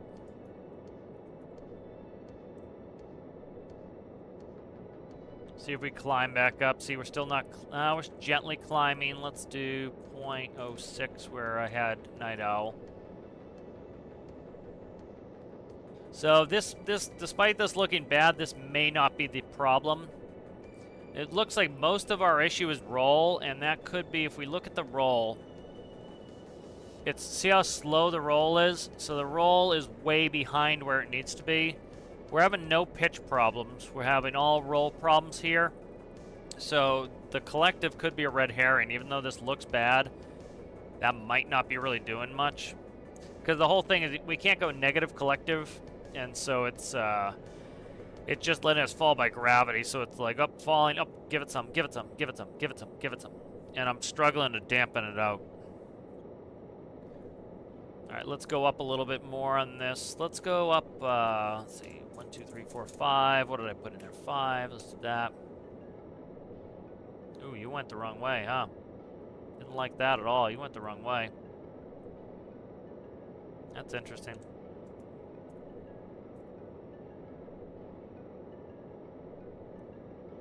There we go. Let's get rid of that I value in there. It does not like that I value. That's within 3 feet with no I value.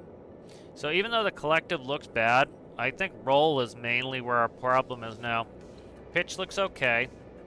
You can see we're not having pitch problems. It's all roll right now, and even collective is on the money.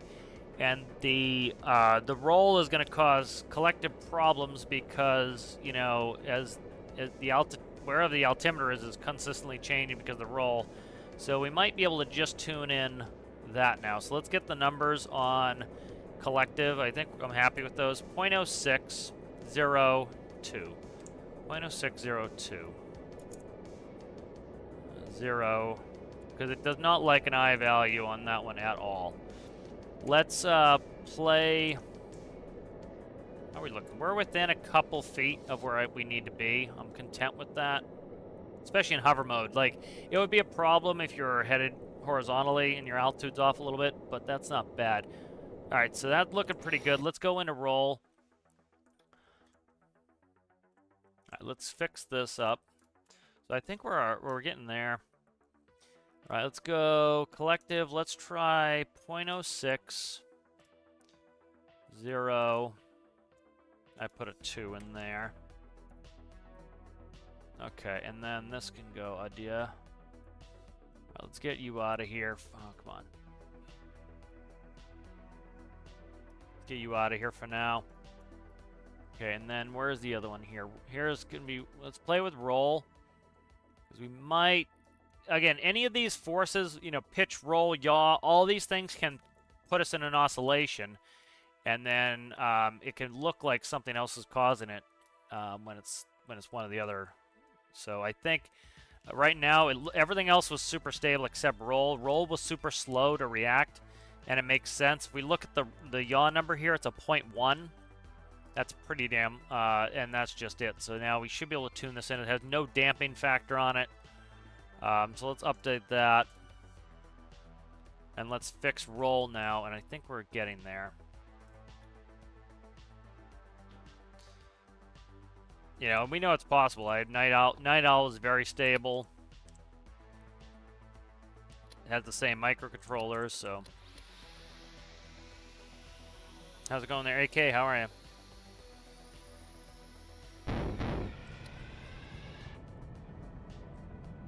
Alright, so we want a 0.1 on roll. That should help. Alright.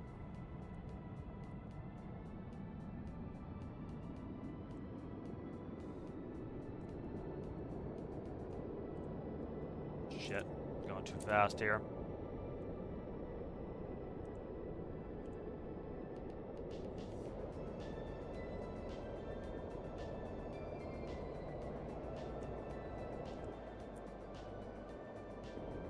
I need to get this back down to 0 here. Let's get... My spacebar also kills my it kills my forward thrust, but it also knocks down my my RPS on the rotors. Right, so we will probably get in this roll oscillation we're starting to get ready to get into right now. Because what's going to happen is when we get to the point where the pitch is off, it's going to pitch to fix. All right, and right now it's also yawing to the right. And then once we get in position, if one of them is off, it's going to, like, as we start to roll the wrong direction, we might start losing altitude. So then we have to pitch, or we have to collective. And so one of them start to make the other ones look like they're off as well. So now, if you look, we're damn good in pitch. We're damn good in yaw. So I've got 250 set in there. We're within 2 feet of our altitude. We're within 1 degree of our heading. And we are, so that's all good. The issue we have here is roll. So let's start working on that. So roll is at 0.10. Let's go, so if we look at our roll gyro here, let's start put a little dampen factor in there. Let's do like a 2. All right, so you see it's slow to react there a little bit. All right, let's go ahead and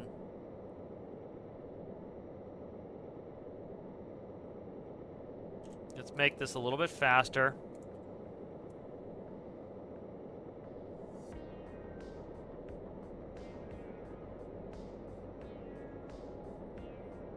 Actually, I might go low on this 0.05. Just do P and D for right now. See if I can speed that damping up. You can see how it's like, it's just very pendulous. There we go. It's starting to try to grab it a little bit there. Not very fast is the problem. Let's put in a little bit of I. Trying to speed this up a little bit here. I wonder if I have an artificial clamp on there. I don't think I do. I'll have to look. So like here, this is how I'd fix it. So I'll tell you what I'm going to do here in 2 seconds. All right. Left roll. That's it. Done. That's all you would do in real life to fix it. So so the plane has the capability. It's the microcontroller that is not doing what the pilot needs to do. So like right here, I'll fix again. Left aileron. Stop. Right aileron. Left aileron. Right aileron. Left. Right. Left. Left. Left. Left. Left. Right. Right. Right. Right. Right. Right. Right. That's it. Fixed. So that's me operating it. So likely I want. Let's go up on that. Let's go wicked high on this just to get it to start to react for me. Let's go. Let's start zeroing these out. I'm going to try to get this P value to get moving fast enough. It really doesn't want to move very fast, so I got to check the microcontroller. Let's do 1,000. So I want to see if I can get this to react really fast. Nope. All right. So something's probably up. I might have it clamped off in the micro. Because like you can see, like very quickly I could get that fixed on my own. So something is up where it is not fixing itself fast enough. So one, let's go in the VTOL control and make sure there's no clamps here on roll. Could have some of this screwed up here. Let's look. So we have gyro roll. Port roll, starboard roll. Okay, this is the problem. I think, let's take a look at this. X times Z, X times Z. Okay, negative X times Z on that one. Okay, so let's look at the actual mechanical stuff. So there's a reason why these are funky is, so the top two rotors point in. So this one should be a, so let's quickly, we'll do a seat test. So I'll show you what I mean by seat test. So if you come in the seat, and we hold the D key, and we just do Alt, it will be positive. So positive is to the right, and negative is to the left. All right. So if I want to roll to the right, I want to send a regular signal to the top and to the bottom. So top and bottom should be positive. So let's change the names on these. All right. Where's roll? So plus roll. Negative roll. All right, plus roll and negative roll. So that's plus roll and negative roll right here. All right, so let's make sure those are physically connected correctly, because if it's a bad connection, we're in trouble. So here is roll. Roll should be on this one positive. So when I go, so I want to roll right. So I want the seat is positive to the right. This is positive to the right. So that should get a regular non-inverted. So this here should be positive plus roll. This here on the bottom is positive right. All right, so that should also be a positive. All right, where is it? Plus roll. Where the hell is plus roll? Plus roll. So plus roll should be, I can't find it right. Should be top left, bottom right. This one should be bottom left, top right. That is all correct. Okay, so it's not an issue. It's not a mechanical issue there. This looks good. All right, that all looks good. All right, so let's go in the autopilot next. Make sure it's not any mechanical issue in here.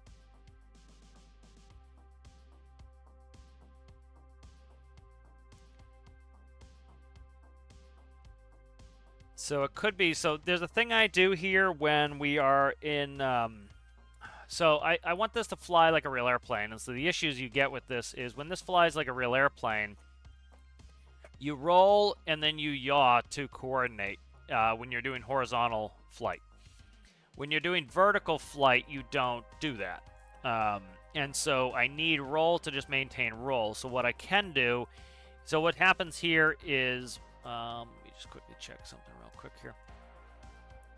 That's yaw right there, yaw hold. I'm just checking for, so like I have a clamp here. I don't know why I made this clamp negative 1.2. That's silly, but I did. I don't know why I did that. But anyway, I'm gonna make that -1, +1. Okay. And then that's going to add it to my controls here, my AD. Then it's going to go here, X plus Z. We can actually add all these together here. I've done this multiple times, so let's do that. Let's do that. All right. It'll be X plus Y plus Z. Okay. I'll go to roll gyro there. All right, and so what I could do is when we're in hover mode, I don't want it to roll to maintain heading. I want it to maintain 0 as that. So what I can do is this.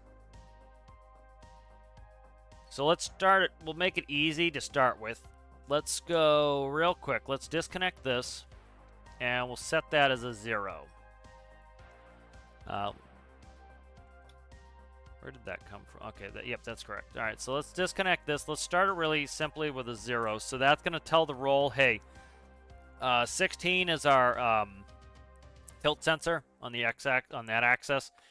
And then this here is the, we're going to say, hey, I don't want you to roll. I want you to be on 0, and that's going to be there for that. So let's start with that. All right. And so this will put us in a hover situation where it tries to just maintain level.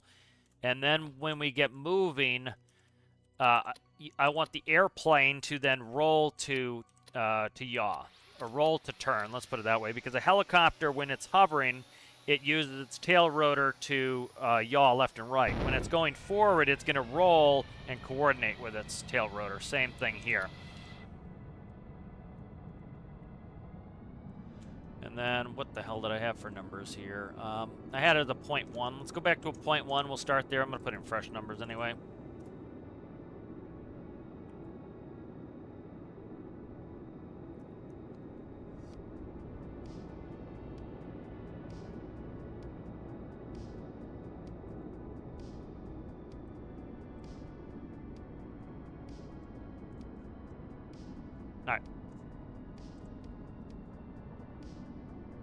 All right, so now the pit, it's essentially telling it, hey, I want you to keep wings level the whole time you're in hover mode.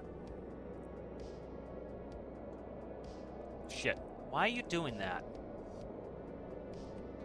Why is it going forward? That's fucking weird, man. I must have had this still up because that's my fans. Alright, so we're on altitude. We're currently still yawing to try to get over there. See what Roll is doing.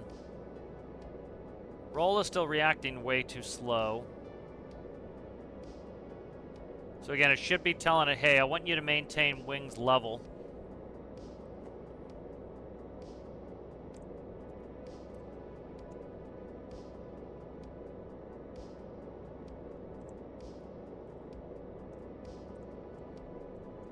Try and go extreme here, see if it behaves itself. It's still going super slow.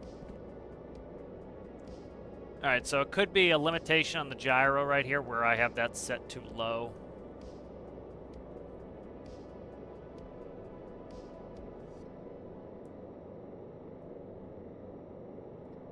Yeah, it could be. You know what it's probably is the gyro is dampening it out so much that it never, like, no matter what I change, it's still doing it. So that, let's go ahead and we'll turn up the gyro on this on Roll. Let's see where it is. Yeah, it's at 40. Let's go to 60.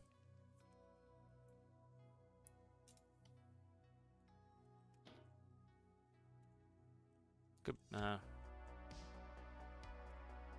So I want to see what its behavior is doing here. This is the thing, it's a pain in the ass, is it takes me forever to test this. But already much, much better. We've got pitch tuned in. We've got collective tuned in. Roll is the last one, so even though it's kind of a pain in the ass, it's taken a while. A bunch of it's already done, so.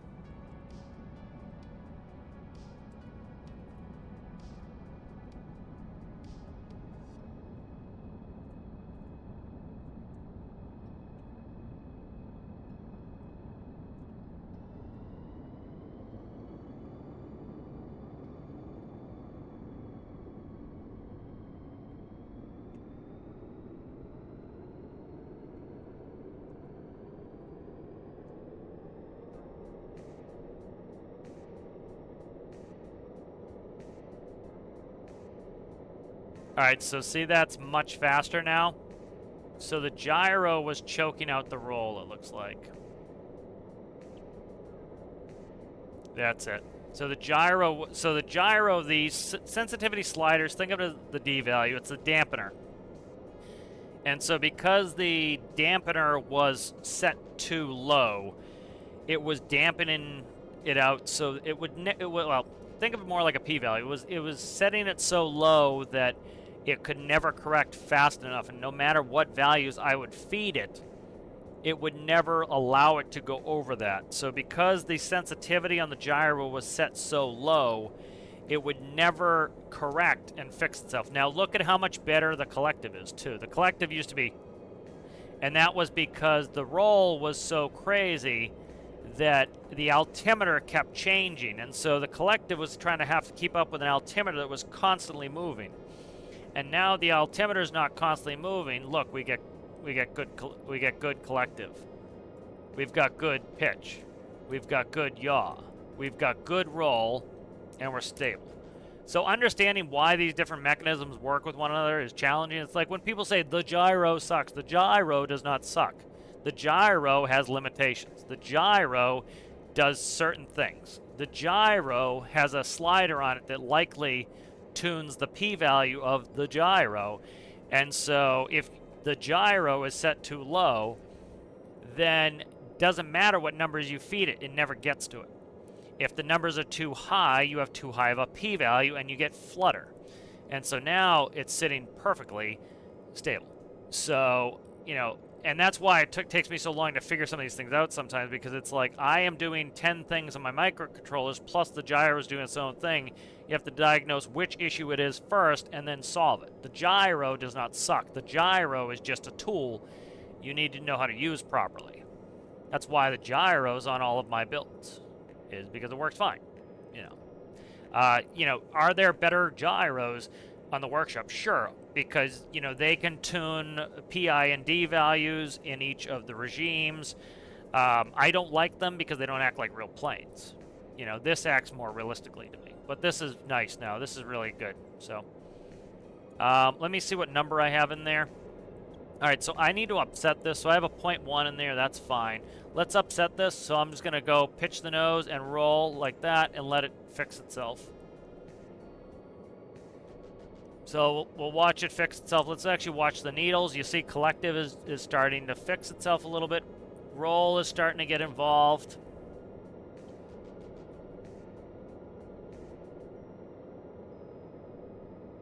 So there we go. It's starting to... Did I put a D value? No D value. Okay.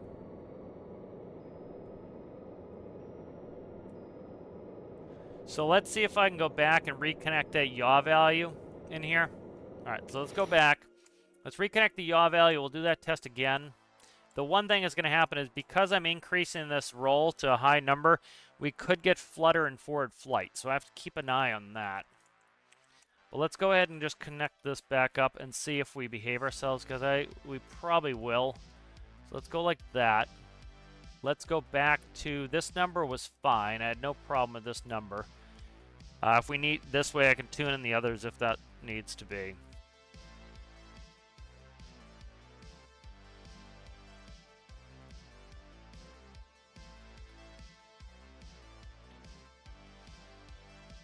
All right. Yeah, so it's you know, it's like anything. It's tools, understanding the different tools. The problem is you get a lot of players who get in there and they don't understand how any of these things work, and that's fine. And they download something off the workshop that they don't understand, that they didn't build, and then you know, you don't know how to tune it, you don't know why it works. So if something doesn't work, then you blame the game instead of saying, well, you know, I don't know how X's gyro works, you know, and then like you'll get something like, you know, for example, like Tripper just talked about Thales gyro. You know, it probably has a lot more configurability. And because it has more configurability, like, you know, I could build one too. Like, you know, you do PID on each of the different components, and then yeah, you're gonna get one that gives you more customization. You know, dampens more. The other thing too is, like, I don't like how some of these gyros work, because a real airplane, if I let go of the controls, the nose will drop naturally. All right, and then as it speeds up, the nose will pick up. If I let go of the yoke in a real airplane, it will start to roll, say, to the right, and it will continue to roll to the right. As it continues to roll to the right, that right wing will gain airspeed, which will cause it to lift, which will cause it to come back to the left, and it will do an oscillation, and it's inherently stable. And so I like my planes to fly realistically like that. A lot of the gyros on the workshop, what they do is they take the pitch sensor, they take the roll sensor, they take the yaw sensor. They say, hey, I want you to be at 0 or whatever is commanded by the pilot. And so it causes it to stick in the... So if you make it roll 10 degrees to the right and you let go, it will stay at 10 degrees to the right. Now, I hate that because that's not how a real airplane flies. That's how an airplane flies in a game. And so a lot of the people who've never flown a real airplane like those systems because it feels like a game. And they've vastly simplified flying an airplane in a game for obvious reasons, because people are, you know, just trying to play a game. You know, this is too high now. I gotta check on that. Okay.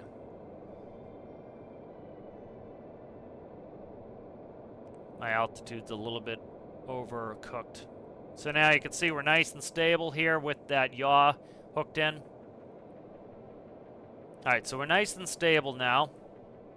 All right, so what I'm going to do here is I'm just going to push forward the fans, and we're going to go forward, and I want to see how it behaves. So it should automatically switch from vertical mode into horizontal. So we should maintain the heading, we should maintain the altitude. So here we go, going to start just pushing forward the fans.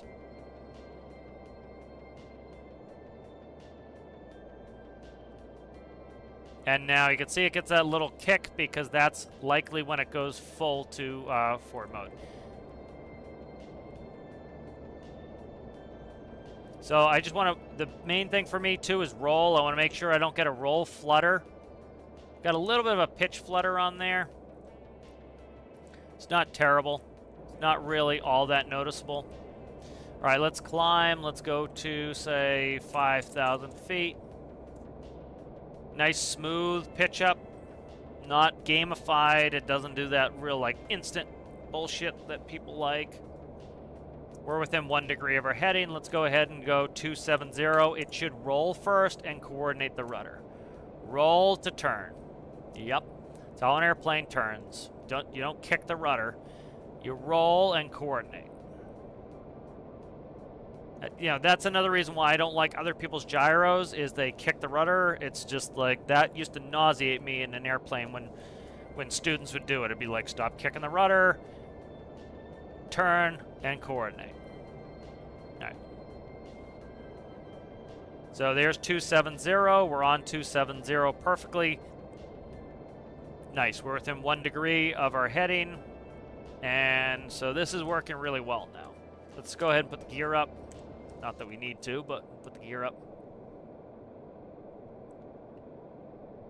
You know, so there's a big difference between, you know, and it's understandable. Most people have never flown an airplane IRL, let alone a very complicated airplane IRL, so we're within 1 foot of our altitude. Beautiful. So this is dead tits on the money. So let's speed up. Let's go max speed. This is a fast-ass plane, too, so. It burns fuel. But again, we have to talk about fuel compression. That's one thing, or let's call it game compression. You have to talk about game compression. You know, a game like this is going to be, you know, we're going a grand total of 126 kilometers. Let's say km to nautical miles. 127, 127, that's 68 nautical miles. I talked about this before, that when we would go Chicago O'Hare, ORD to Green Bay, straight line, nautical miles, let's see. All right, Green Bay, Wisconsin to Chicago, Illinois is, I'm looking for, is that showing me nautical miles? If it's not, it's 15% off. So let's say 183 nautical miles, or 183, let's say around there. So that's what, that used to be about a 45-minute flight, maybe an hour flight when I used to fly that Chicago to Green Bay. That was a short flight. That was a really short flight. And, you know, it was 183 miles. This is 65. All right, 68 nautical miles. So that's 68 nautical miles. So the world here is very, very small. And so again, does it make sense to burn a lot of fuel? Yeah, because this is like, this is more akin to, say, us trying to go to, oh, I don't know, let's say 1,500 mile flight. So that's, if this was a 1,500 mile flight, at least, to get that from, you know, a place where there's a desert to a place where there is snow, right? You're talking a 1,500 mile flight north. You know, so you're not burning what you would burn in 20 minutes. You're burning what you would burn in about 4 hours. And so that's the compression of the game. Like, I'm at 5,000 feet.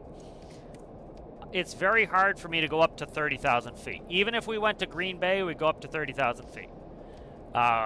And so it's hard for me to do that because a normal climb rate in, you know, for an airliner, we were doing like 2,000, 2,500 at most.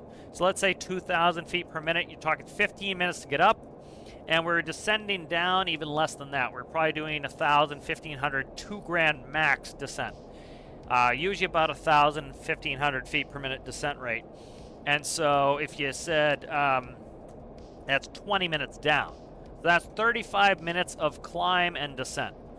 And it's only going to take me 10 minutes to get there.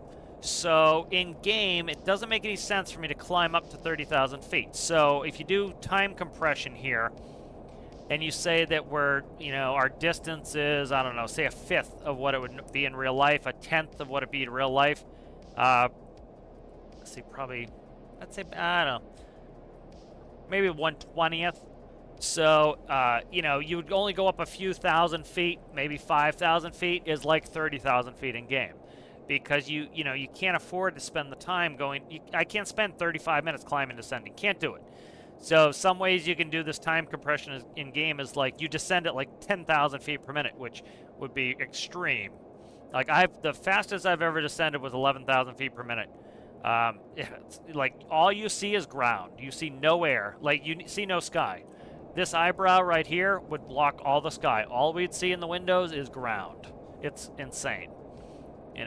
I've done a quick 20,000 foot per minute climb rate. All you see is sky, So in game, you're gonna probably want to climb lower. I actually went back and rewatched one of my videos. It was What a Difference a Day Makes. It was the day after they put out the space DLC, and one of the complaints was that engines were dying above like 5,000 feet. Or it was lower than that. I think it was 1,000. I think what the devs were trying to do when they realized, you know what, people aren't gonna like it, let's just get rid of it. It made sense, I think, but it just wasn't implemented correctly. Was the fact that, again, the map is small. So you're not going to climb up to 30,000 feet. You're going to climb up to, say, 5, 10, 15 at most. And so because you're only climbing up to 15,000 feet, you would do the same thing where, let's say 5,000 equals, 30,000 feet. So 7,500 is when commercial airliners would start to have problems making enough compression to run their engines. So above 7,500, your engines would start to suffocate. At 10,000, your engines are going to shut off.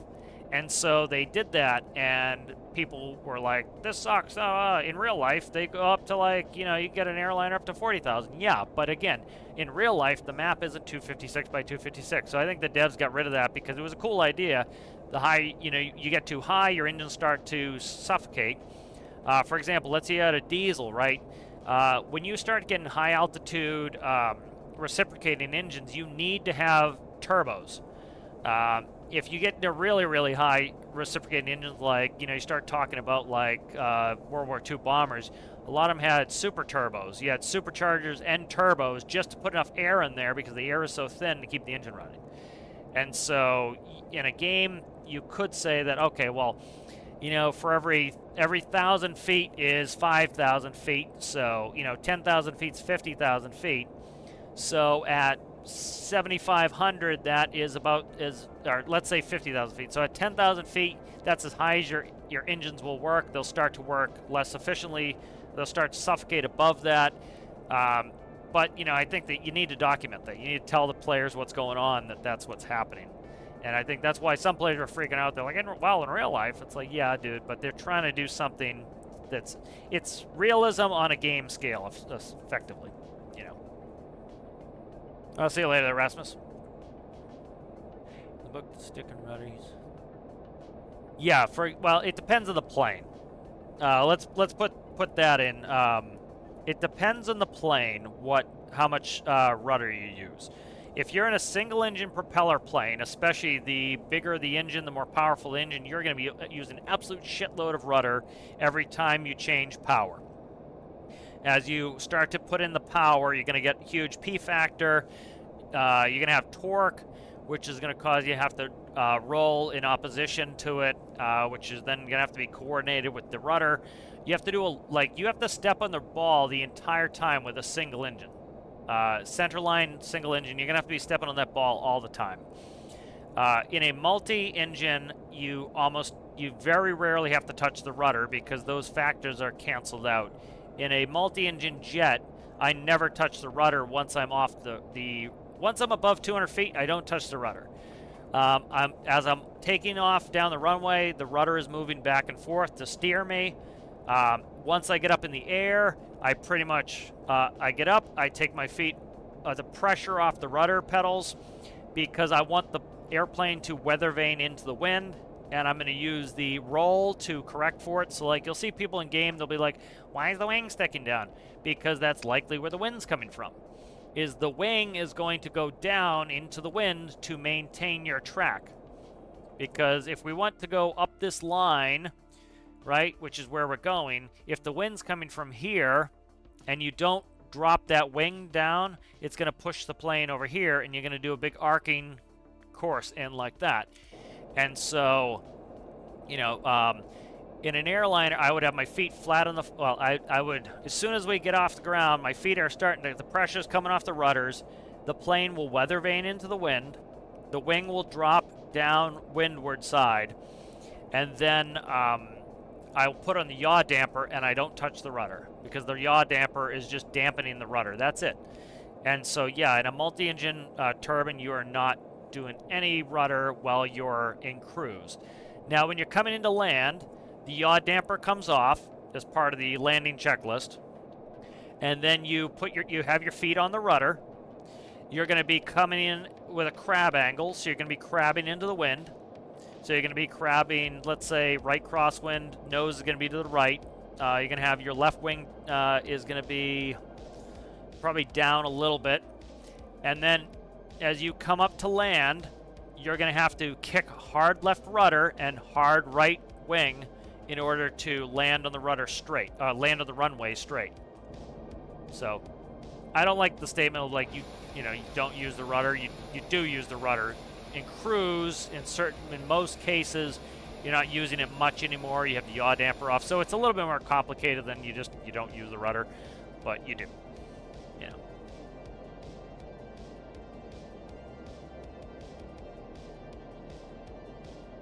know. Well, you don't really need to coordinate your turn in a multi-engine turbine aircraft. You don't really.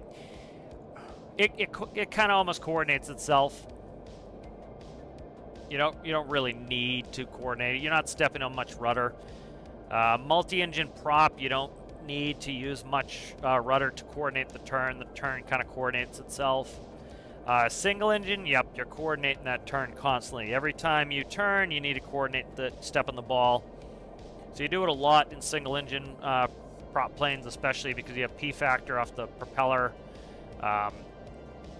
You know, centerline turbines, you're not going to have to do it much. Yeah, but like Cessna 150, you're constantly having to, yeah, you're going to have to coordinate any single engine prop for P factor torque reasons. You're going to have to be coordinating all your turns.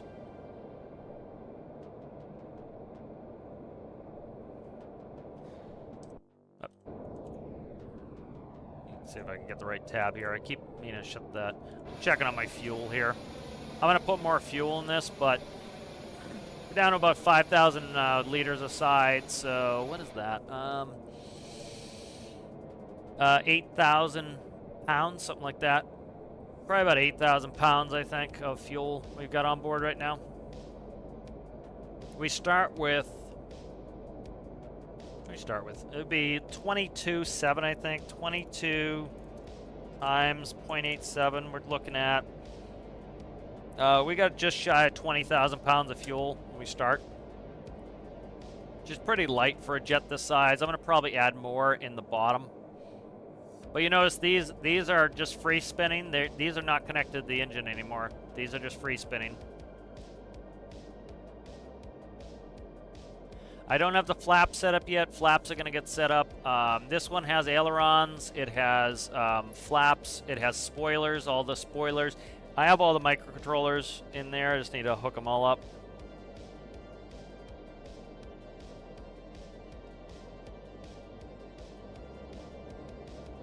Not really. The way the sawtooth came out, I'm not happy with it, so I might try to dick around with it at some point. But definitely too much flutter on the pitch. I might try. We're doing all right now with pitch stability in hover, so what I'll probably do is turn down the gyro a little bit on that. Try to get the percentage down and get rid of that flutter. but it's set up really nicely. Now it's it's hovering really well, it's flying really well in horizontal flight. So now that like the fundamentals are working on this, I can go ahead and work on interior, ballasting, all that stuff. It's a little bit weird how I have to do this here, because I don't want to step down the next room by one. I'll probably have the cockpit extend out to here, I'm thinking. And then I can have a couple of jump seats. And then I'll probably have a staircase down, kind of like, I don't know, C-17, something like that, C-130. You know, generally you have to step up into the cockpit because it needs to be closer to the glass. And you want this lower down, so the floor is lower. Airliners, you tend to have the floor up higher because the passengers are, you know, you want them up closer to the ceiling, and you want to be able to put cargo underneath them. So a little bit different with cargo planes and passenger planes. Right, so let's go ahead and we'll put a descent in there of, so like if you look at our descent rates on this. All right, so see the pitch is not enough. If I take the autopilot off, I can pitch it where I want. So I've got a, I gotta fix that. What am I doing? Pressing the wrong keys here. I don't have spoilers.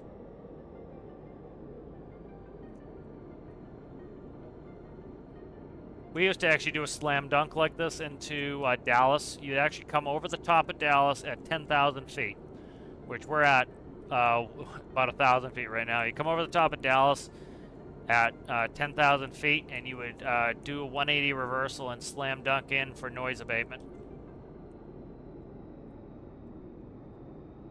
Now, because of this plane, the way this works, as soon as we get slow enough, those rotors will automatically start up. So I'm just going to land it like an airplane. So see how the nose is going to the right? That's where the wind is. So now as we come in, I'm going to kick the rudder, put the right wing down. I don't have the right keys bound. Well, I have the right keys bound, but what I need to do is, I currently have 1 and 2 as my throttle. That needs to really be up-down. And so what I need to do is when I'm below a certain speed, I need to thrust up the turbines. I need to decrease the thruster fans. So I got a bunch of stuff I need to do for that. That's kind of a pain in the ass between horizontal flight, vertical flight. Because currently I have 1, 2 are my throttles for my turbines. 3, 4 is the clutch for my fans. So like right now I have the fans all the way clutched in. And I'm just doing the throttle right now, so I can taxi effectively. But so like this is why I want a container port up here. Like imagine how cool this would be of, okay, we just flew 2 containers up, 2 high value containers up, all right, and then we can actually use, like this is VTOL, but I would love to not have to use VTOLs everywhere. Like, if you want to, great. But Delta seem really receptive to it. It makes sense. It's like it's one of those things that, you know, people say, oh, that's easy, that's not hard for them to do, and oftentimes that is something that's a pain in the ass to do.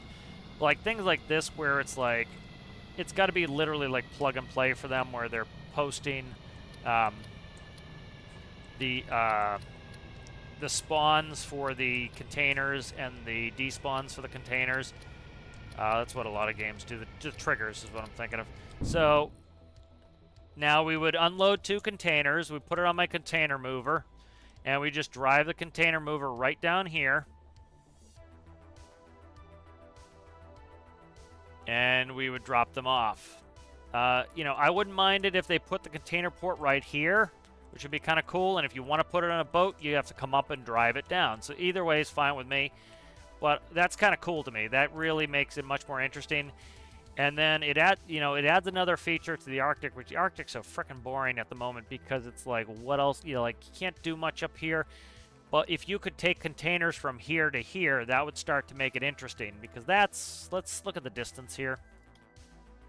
That is 7.7 kilometers. Let's go here.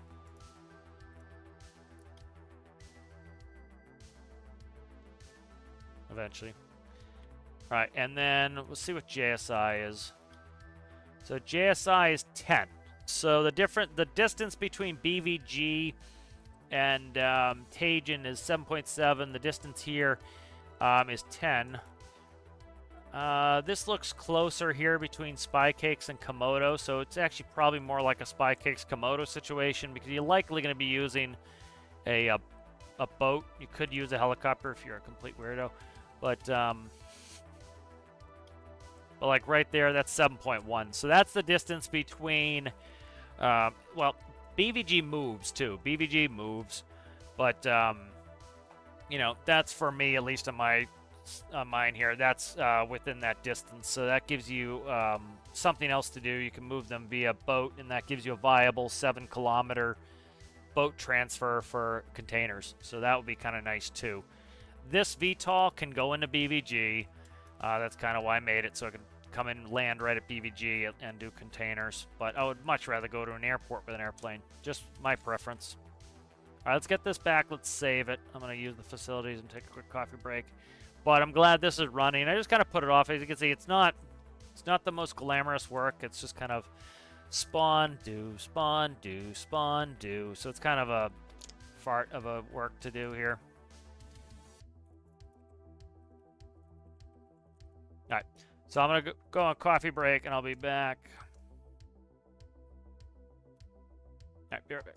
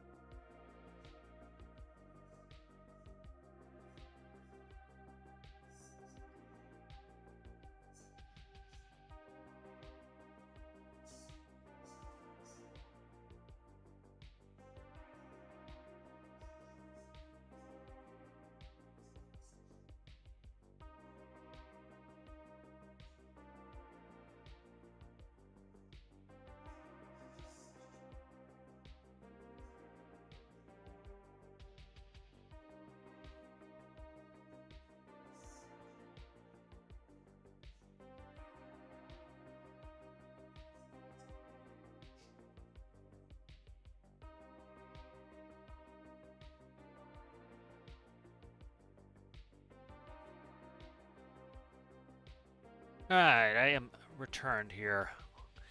Let's catch up with this chat. 23, we'll see you later. Oh, no, I'm sorry, you're saying bye to Rasmus. I see there. I scrolled up to him.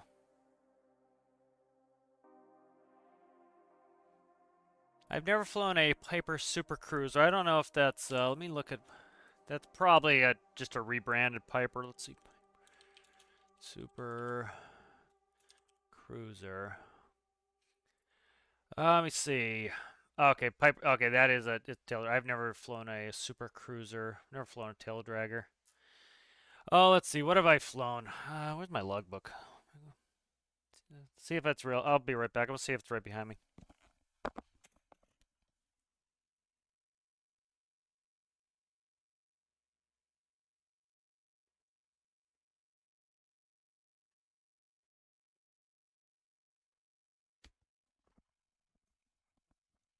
All right, let us look here. Let's see. Cessna 172R. Let us see. Let us see. A lot of Cessna 172. PA-28R. A lot of it I didn't log because it's logged. It's just logged differently. PA-28.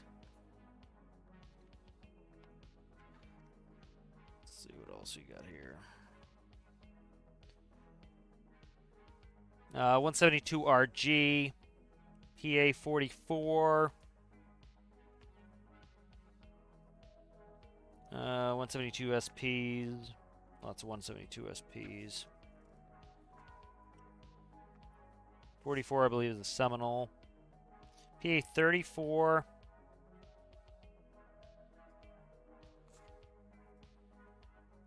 A lot of 150s. That was when I was flight instructor. PA-28 161. A lot of those. Cessna, did I put a 180 in there? Maybe not. 152s, of course, as well.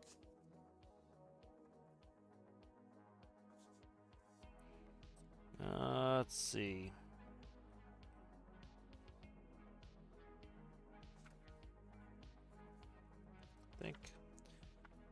I don't know what the difference.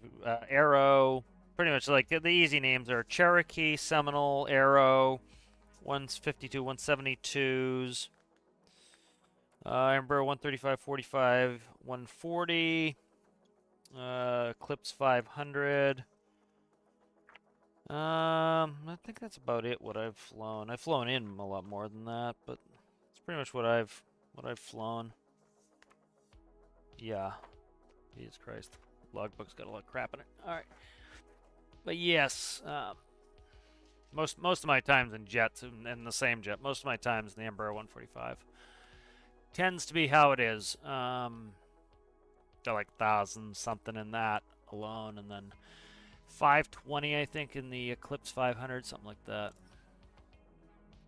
All right, let's see. Let's check Alistair's. Alistair, you know off the top of your head how much time left on your thing? I can go to your. Alistair is very convenient with his challenge info. It makes it easier to find. But he's also here too. So 12 days. So I'm going to have to start putting that in my builds. That's a good thing on Alistair's. It tells you when it's due very easily. I've been looking for a code like that forever, and it was a pain in the ass to find. Yeah. So I finally separated off Creation Showcase. You guys probably noticed it's images only, like official, and the reason was simple. Let's talk about that for 2 seconds. It's actually the person complaining about it is the reason why it got done, frankly. I put it in a Oprah. So the reason I put Vehicle Showcase, Creation Showcase as pictures only is, like, I deleted a bunch too, but like you could get into long strings of just like text, and the whole point of this was, you know, it's nice to be able to scroll through here and see the builds. And you were getting people using Creation Showcase. Like, this stuff's not too bad. People are talking about the builds, but you know, that didn't bother me. It was when you got like a long string of like this. I won't point out who the issue was, but as you can see, you get all of this. It's like the whole point is this is supposed to be like that's absolutely no. But that was response to the other person. But it's like the point of a creation showcase is to showcase your creations. That's what it's about. So that's why I finally did that. As you can see, most of the time it was fine. It was a picture and a couple comments, and then it turned into like it'll turn into a couple pages of like people just like putting up bullshit. And so, you know, it's nice to be able to scroll through here and get some inspiration of, oh, that's cool build, that's cool build. I like going on official and going through the vehicle showcase, and it's like, oh, look, it's up. That's a cool vehicle. I've been talking to Exit about this one. This is a cool vehicle here. I like the VTOL. That's cool VTOL. You know, so this is a good place to get inspired, is going through here. And when it's like commentary in a what's supposed to be a showcase, it kind of makes it a little bit distracting to actually go and get it. And then you'll get people asking for like build help in there and everything else. So that's why I did it. People are wondering. That way, when you come in here and you go through Creation Showcase, it is a showcase of creations. And you can see what is going on in here. So you got to put a picture. You can put some comments with it, as we can see. You know, like same as official, like here, you know, talking about the build. I like JD's build here is good. Clara putting the C19 Pioneer. So it's like you can post same as that. You can write some chat in there. If you want to go and discuss the builds, go in general, and you can at people just like you do. And I'm trying not to put in a vehicle discussion. I could, but you know, it's also the whole thing getting too many tabs, doing too many close things. But that was the reason why people were wondering. It was like mainly this section here of like just turned into like completely, you got to scroll through 3 pages to get to any sort of creation that is supposedly being showcased. So that's why I did that. So, but I think that was probably the right decision. That I thought about doing it before, and then people were like kind of keeping it with where it was supposed to be. So that's why I did it. Yeah, I think that's good. I think it makes it so that it's, you know, it just makes it so that, like, you can go in there and get inspired. You can look at other builds. And if you want to say, like, hey, JD, I like that tractor. You know, go into general, go, you know, at JD, you know, I like your Kirovitz, you know. And then you can have a long discussion about it, you know. And there's nothing saying you can't share pictures in general. So you want to continue, like, having a conversation, showing some pictures there, you can do it. It's just... that's why I end up doing that. So let's see. All right, this is saved. I'll save it one more time out of just habit. Let's go work on Alistair's rescue Delio here for a little bit. Got 12 days. I'm kind of feeling stormworks again. This between this and the orange helicopter, it was just a bad timing where this thing was being a pain in the ass. And I really didn't want to do a bunch of PID tuning. This one was being a pain in the ass. I didn't want to do a bunch of PID tuning. And so they both hit at the same time because it's just like, fire it up. Wait. Go out. Change 2 numbers. Come back. Fix it. Fire it up. Go out. And it's like that over and over and over again. It just wears you out when you're not in the mood for it. So now that that's kind of done, I'm feeling better and like inspired to do some more again. Let's see. So we got that in. I got the engine running. We're cooling all right. Let's segment out some rooms, I would say, is probably best to do next. So again, there's going to be research vessel is what the challenge is. And then I'm going to do likely, hopefully we get some sort of pot fishing, and then I can convert it. So with the pot fisher, it's going to have a crane, which is going to be used in this situation to move buoys, which pot fishing needs as well, to set out test equipment for the it's going to put out you know, buoys essentially to do research for fisheries. So it'd be a fisheries research vessel, which they have a lot of fishery research vessels that you know, will show you that. You know, and they go and do the research by catching fish, and then I'm not going to put nets on this. It's not getting nets, but it will do that. So let's look at the diagram here. All right, so this is the vessel it is based off of. So let's see, black glass, a little bit around the glass. We'll keep that on. Red, I'll try to do some decorating on there. Not doing a ton. It doesn't have to be identical to it. It's just mostly the inspiration for this. Let's see what we got in here. Engine there. Let's see. This is the main deck here. This is the bridge deck on top. Then we have a staircase going down. We have the receiving end of that staircase right there. Looks like, you know, tape. This is a slide to drop off the pots. So likely you're picking them up here. You're going to dump the lobster. You're going to send it down. Somebody in the stern is... Oh, what am I doing here? Somebody in the stern is going to grab the buoys, hook them on, throw them off the back to reset them. Storage in here for pots. There's a crane right here. Let's see. Looks like that's a galley. It looks like I don't know. Maybe that's a galley. I can't see what that is. Beds in the bow is a pain in the ass to do in game. I got to turn them. Yep, it's good to see Claire. Claire's been busy from school, I think. So good to see people play the game when they can. I do not know what the hell this is. This looks like storage, fish storage in there. So again, doesn't have to be identical. It's going to be gamified anyways. Was that okay? I just want to make sure the display cap was on. I was actually showing something.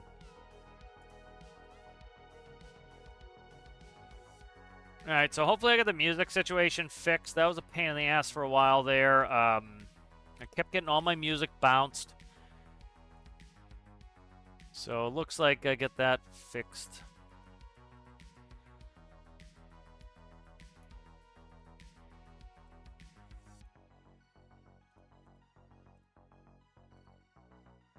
Just busy work I had to do.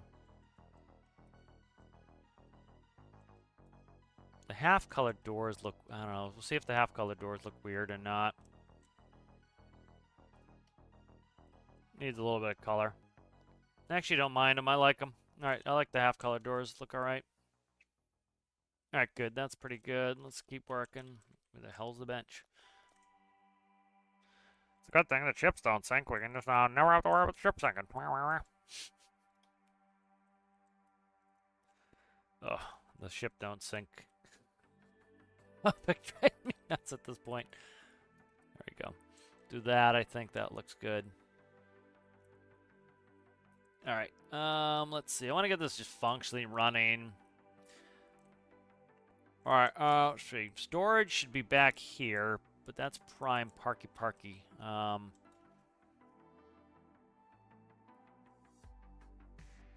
let's try to start segmenting. We'll see where we get. This is gonna, again, we have to redo the weight and balance. Just, that's kind of like what you got to do, is, you know, you gotta redo weight and balance when these things happen. Just, yeah, you move something, gotta redo weight and balance. Welcome to, like, aviation's even worse.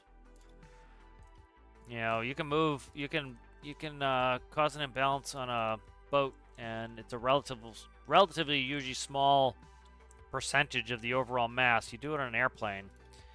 You move tiny bits of mass, and it's a big dealio. You know, another reason why it's nice that the devs reduce the mass of the containers. That really helps. Let's see. They also reduced the mass of the hoppers and the ducts. That was huge because that really they were very heavy, and so. By dropping their mass, it makes it more reasonable now to be able to have them on the boat, so...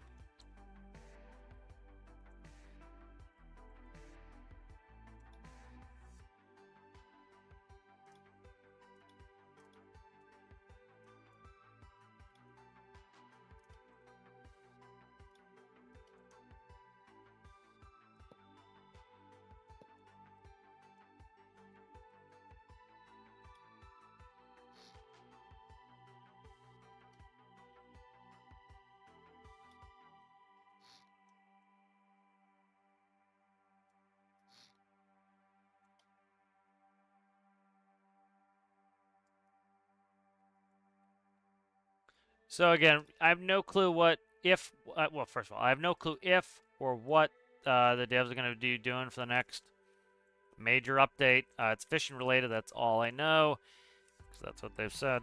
And actually, that would be really good counterbalance.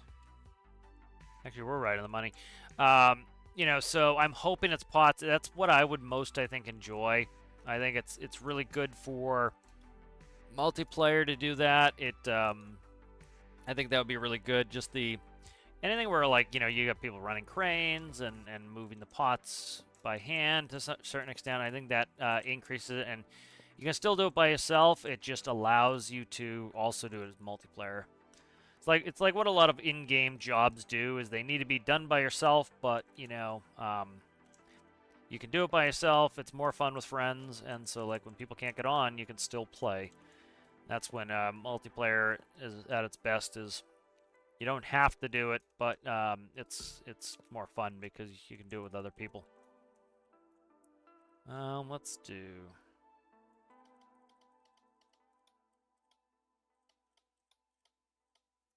You know, net fishing's fun. But not too much to do with in multiplayer with that.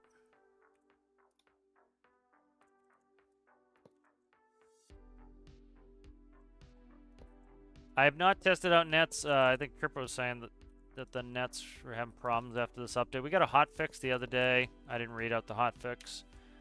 We could take a look at it in a second. I have not screwed with nets. I'm not in a fishing mood anyway, so.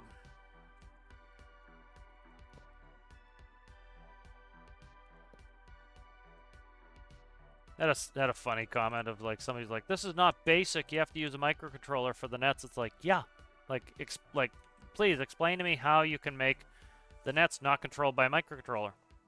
Like you could, what you're gonna have? Like you need to send a cable to the booms unless you want to have a hard boom with a net. Like, if you don't want to do microcontrollers, you're in the wrong game, frankly. That's what this game's about. That's what makes it special. Other games are the simple hand-holdy thing, which is fine if you like those, but that's not what this game is, you know. It's just because it's like it takes you some time to learn and you might not know it does not mean it's not basic. You know, basic flight training is still challenging. Doesn't mean it's not basic because, you know, it's hard. Basic does not mean easy. Let's put it that way. Basic is, it is even harder, and I'm going over the basics. It's like...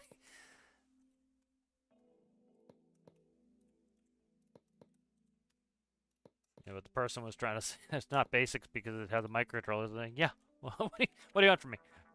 Still basic.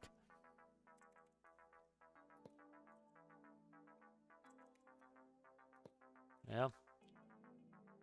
Like, for example, I'm not great at Lua. If somebody went over the basics of, like, Lua basics, still be challenging because it's a complex topic, you know? Doesn't mean that it's, you know, it's... Because then you have in-depth Lua, and it's even more in-depth. How it all works. All right, let's see. What do you... so I kind of want this a little bit center line, just... it doesn't weigh anything different with fish, so that's one thing to see. Yeah, it doesn't weigh anything different with fish. I'm trying to see what... Let's look at the masses on these ducks. That is 112. Where's the small? And then we have 3 of these. 36, 112, 36, 8. What did I say? 112? 112 and 30. Okay, 112, 36, 6, 8, 30, 40. Okay, 148. 148 total, so it's not that heavy. We're still, like, if you look at our center of gravity, we're still good because I ballasted it out. So if I do it like that, I don't have to reballast it. So that'll be storage. Put a crane here. Yeah, put a crane there. Maybe a reasonably small crane. The problem is it's reasonably off-centered, and it's not going to lift up much mass. I gotta see what I can do for buoys. I gotta go light on the buoys. Let's save this real quick and let's start building some buoys because that will inform like some of the stuff. See, like I'm gonna have to wait to see if we get pots. We'll have to see how much do they weigh, you know, too. Which I think the devs are doing a good thing now where they're lightening things up that you might have to crane. Like they lightened up containers, ducks and hoppers. That was all good ideas, you know.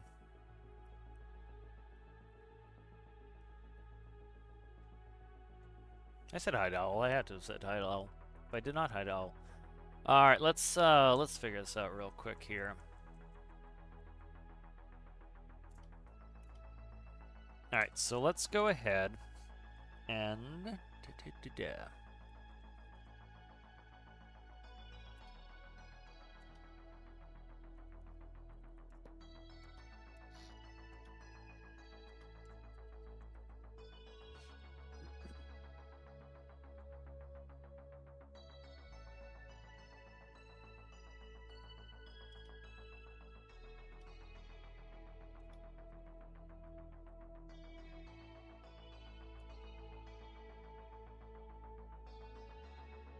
these are funky, the size on these. Yeah, funky.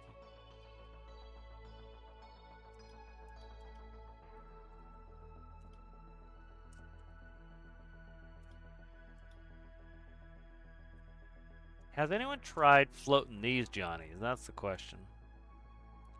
Let's run them with nothing and see what happens. I have not tried floating these myself. So let's try floating these. Again, if they're empty, they're gonna be less dense than if they're full.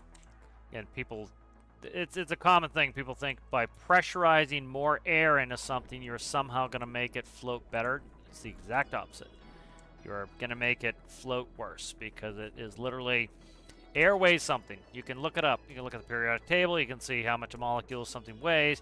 The more you put in there, the more it's gonna weigh. You know. That's pretty simple chemistry, physics. So, yeah. Pretty simple chemistry and physics that the more gas you pump into something... Go buy a propane tank. Go buy a propane tank and ask them to go lift. Ask them if you can pick up an empty. You pick up the empty. The empty is a hell of a lot lighter than the full one is. You know, because it's the gas weighs something. You know, my compressor, fill the compressor up with air, it's going to be heavier. You can put it on a scale, you can do that. See what it's going to be. This becomes a pain in the ass.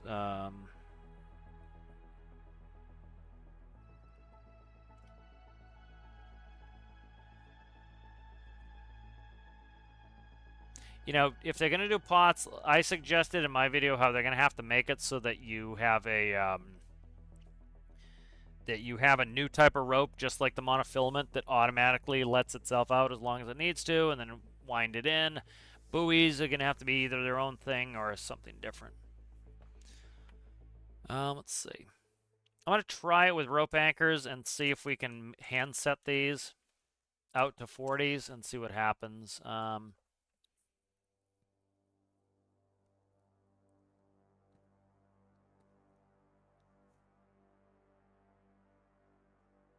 Yeah, let's see what I can do here.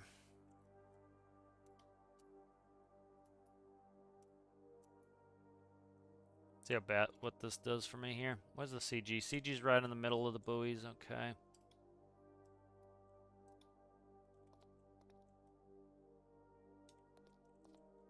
Okay. God damn it. I hate this base for this reason. Like, one, the docks are too high, and it causes it so that I have to move everything. It's like the different bases I have to move things. Do I not have that on? I can't recall this. There it is. Okay. Let's see.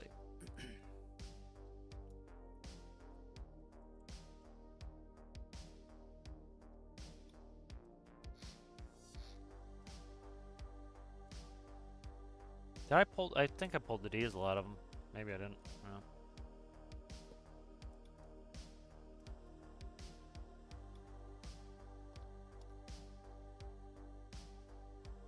So that's probably gonna be more a little bit better there.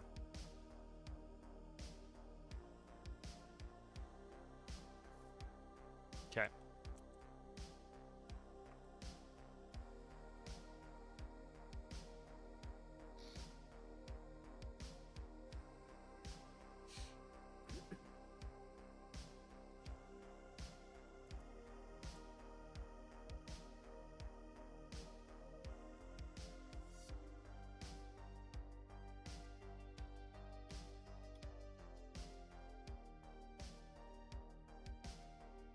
So the thought would be you would you would drop the first part over. You would then hold the rope until it goes out max, and then so it would go to 40, and you hook it to the buoy, and then it would pull the buoy off.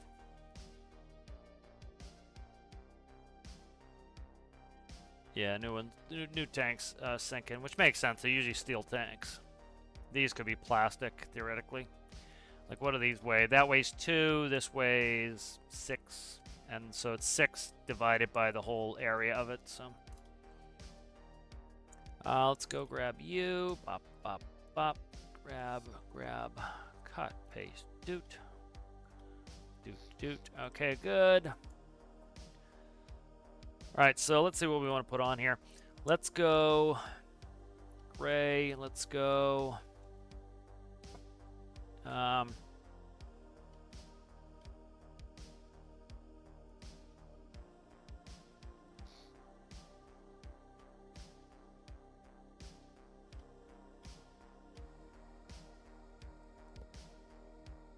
Nah, they have to be cables, balls.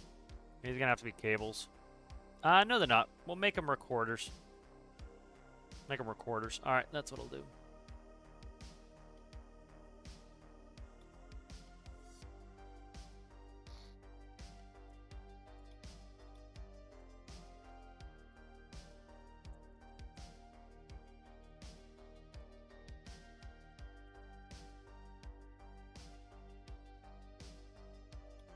This is not basic. There's a microcontroller in it. Ugh.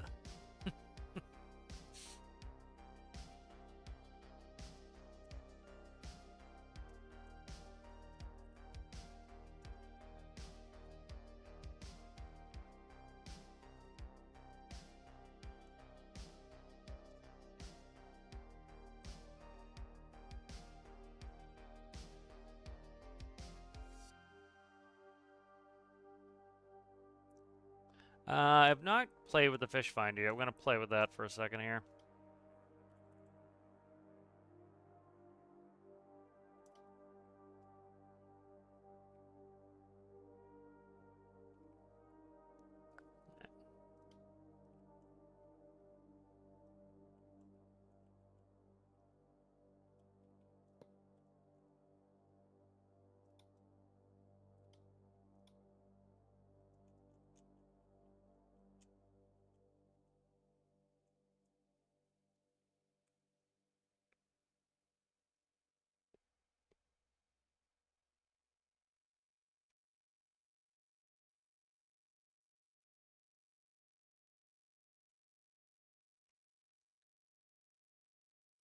All right, let's do...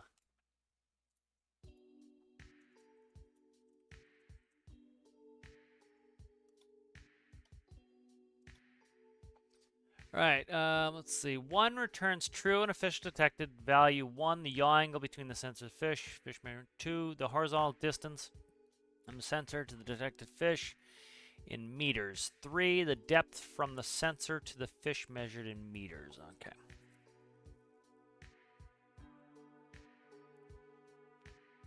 All right, so what is it? 3 is the depth. Okay, so let's see. 1 is the yaw angle. Okay, I don't care about that. 2 is the horizontal distance. All right, so we can run 2. 2, 3. Okay, 1, 2, and 3 essentially is what we're going to be running off that. All right.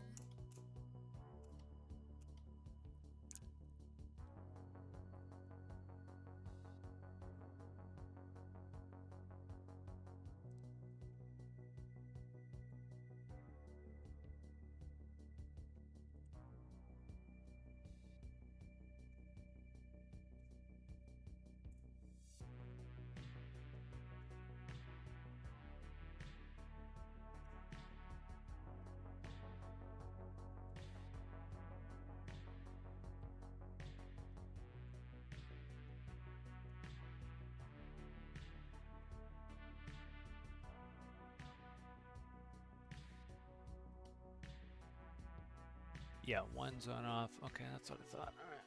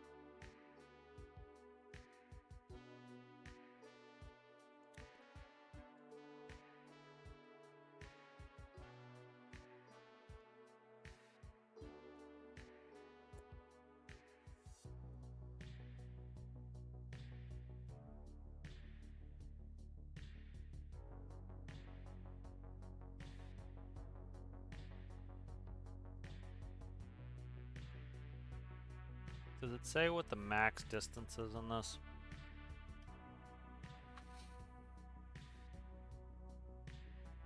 It doesn't.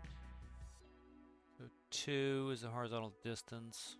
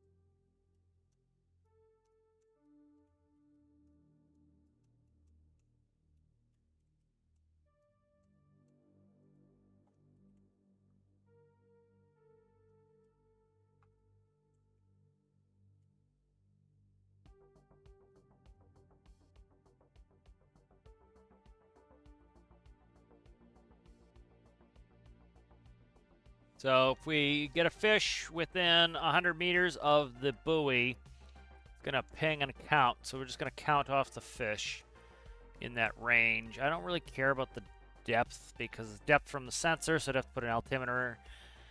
The distance of the sensor and then that's really not all that interesting information because I'm already getting the distance anyway. So if it was 100 feet straight down, I mainly care in a ring, in a sphere around the sensor within 100 meters, how many fish are we getting? That's really what I care about. All right, that can go. All right, good. That's good there.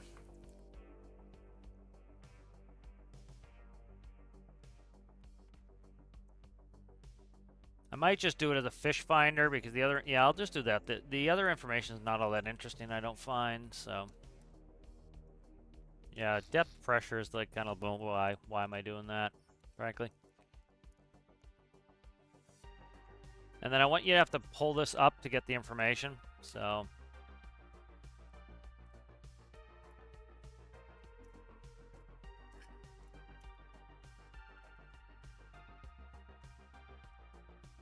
Okay. And then you'll pull kind of the black box to figure it out.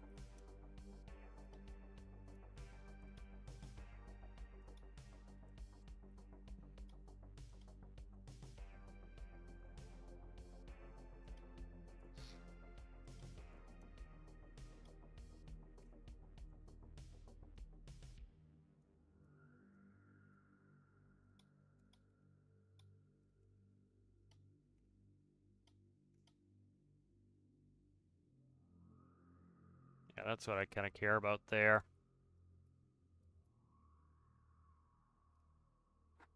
Yeah.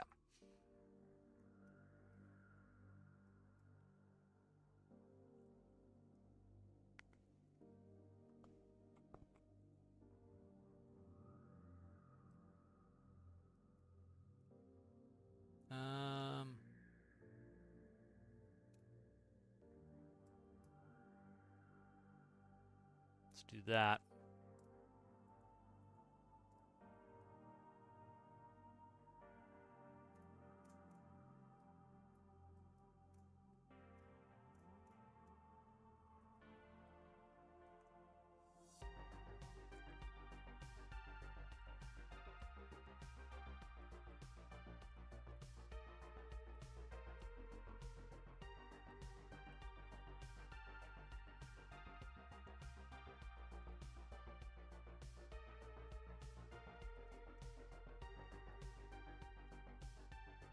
Okay.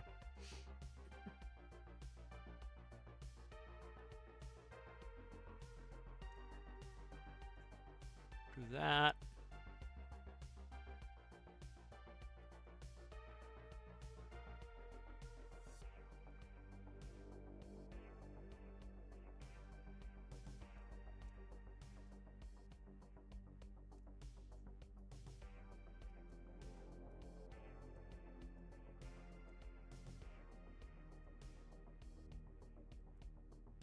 All right.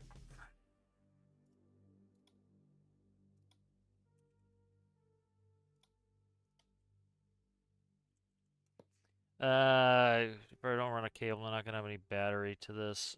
Shit.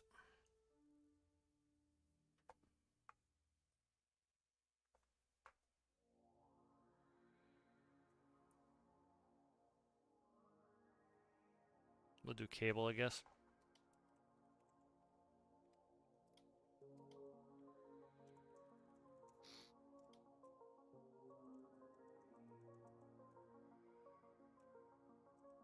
Might as well put this up there then.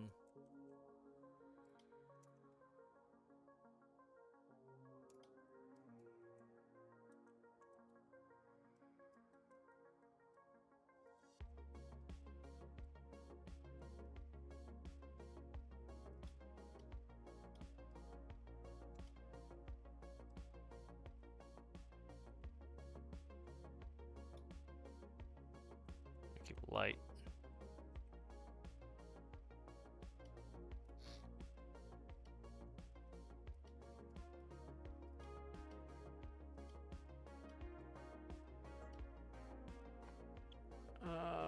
Shiza.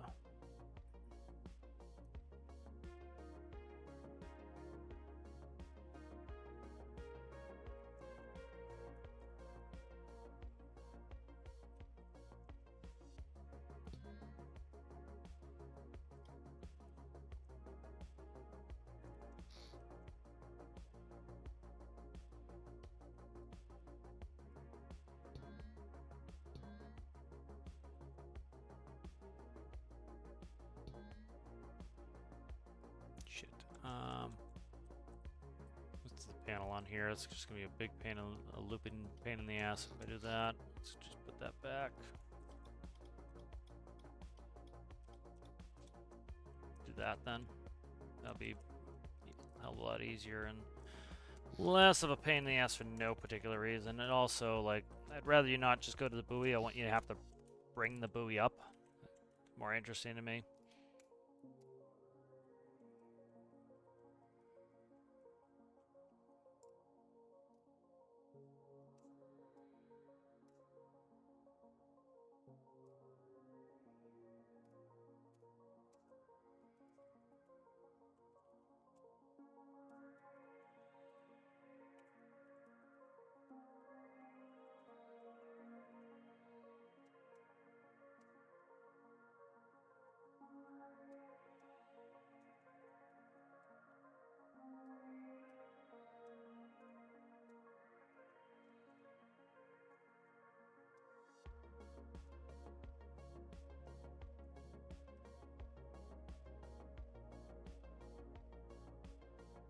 Okay. And then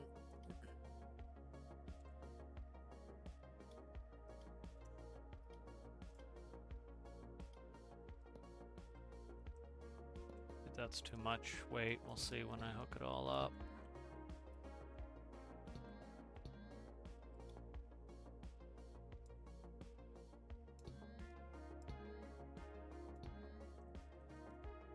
What do I do?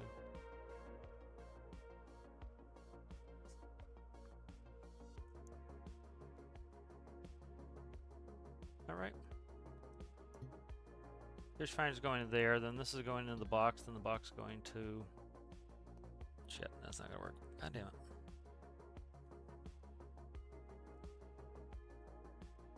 I'm trying not to make it bigger. No, it loops. No, it doesn't loop. Shit.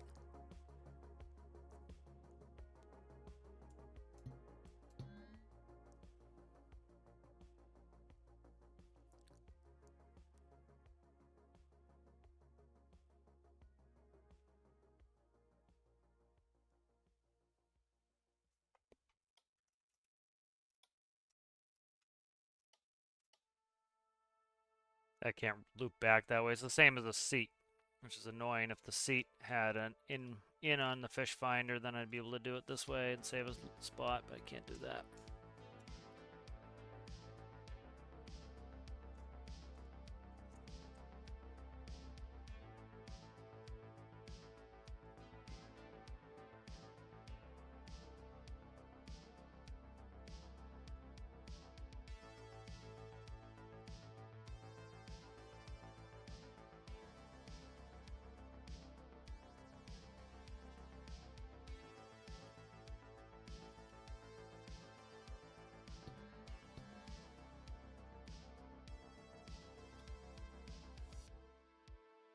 Let's see how that runs real quick.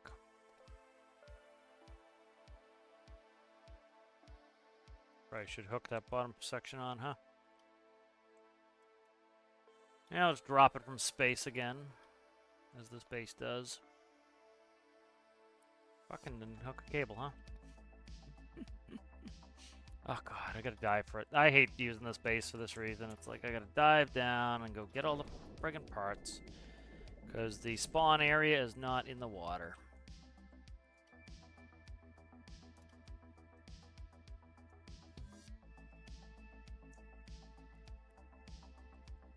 That's gonna be heavy enough. Be heavy enough on its own.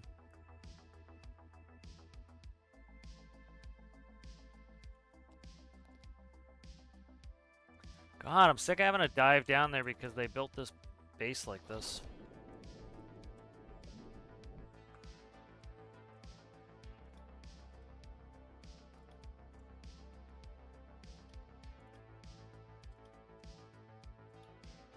Proper buoy would be nice that just has extra buoyancy. That would be kind of nice.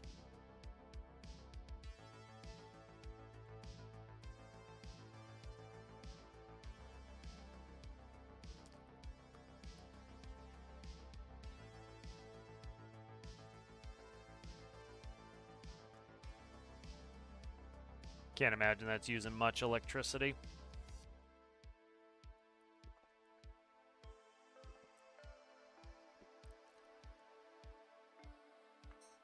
Use the float block. What float block? How's it going there, 23? Up there's a fish right there. Look at that. Does he get registered?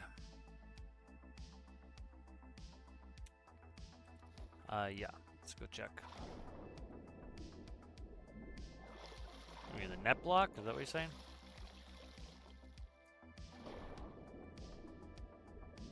I didn't count him.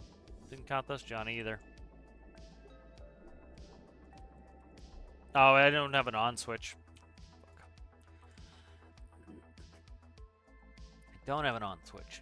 Shit. I gotta put that in there too.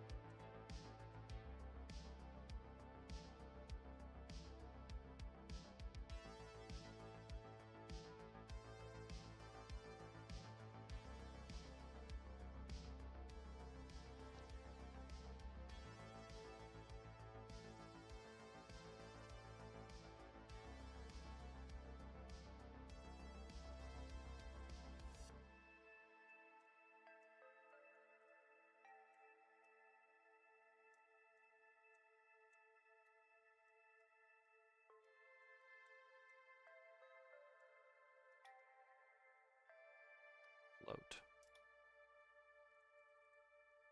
Oh, this float. I see what you're saying. The landing float copy. How big is it? Nah, that's the other. We could do that, I guess. Trying to keep this small. I'm not. I guess it's mass-wise. I could lift this. Just as ridiculously large. That's my only issue. But we're gonna be using the crane, so that's not the end of the world.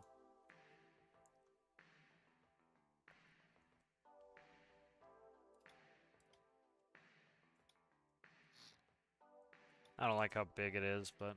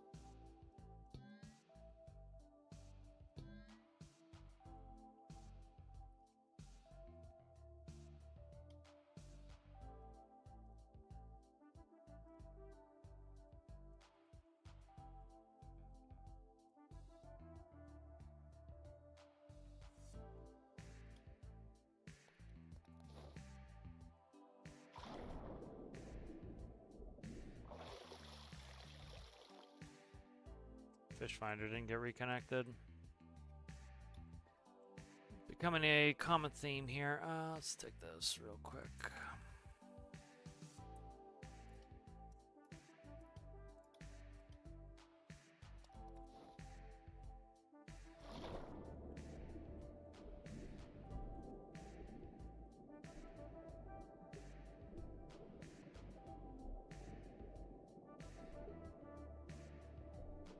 So those fish might be outside of 100 meters, we'll see.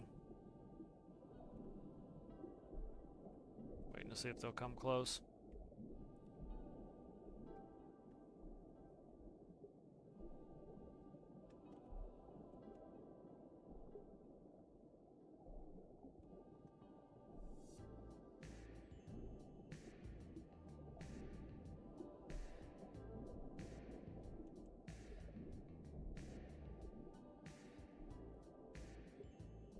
Nope, we do have a, no count. I can't see for shit here.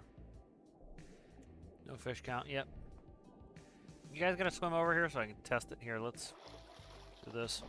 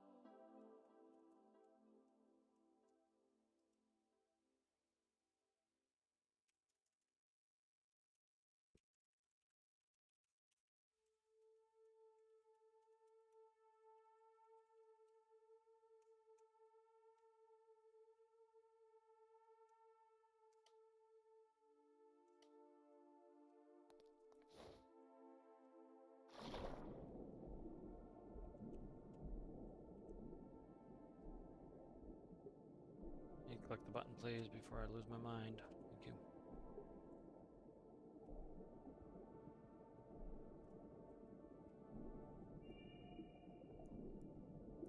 Okay. Yeah, that's a possibility as well. They did not connect it. Yeah, I think I added it and didn't do it. Yep, that would be why. Thank you.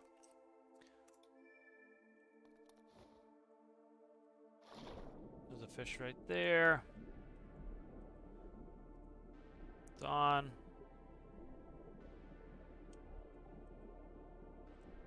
Yep, it's counting now. Okay, good. Got 2 within, right? 3. Okay, so that's counting. So that's working.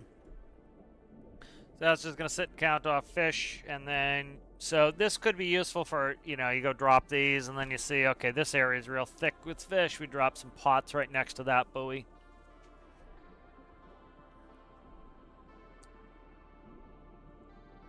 If I'm going to use the massive buoy, I might just put the panel on top.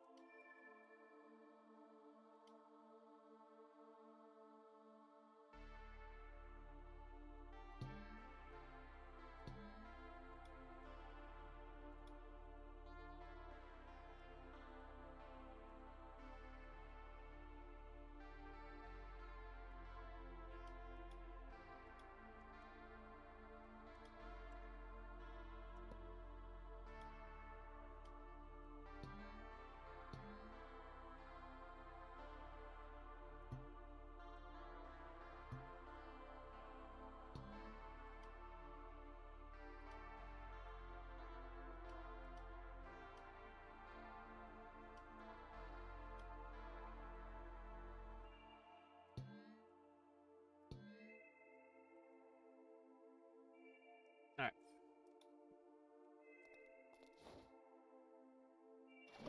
That way, if you wanted to, like, drop pots in this area, you could come check the buoy that won't sit still for 2 seconds, and then, There we go. It's starting to sit. Okay. Come check the buoy, see what the fish count is. If fish count's high, you drop your pots. If not, you pull the buoy and screw.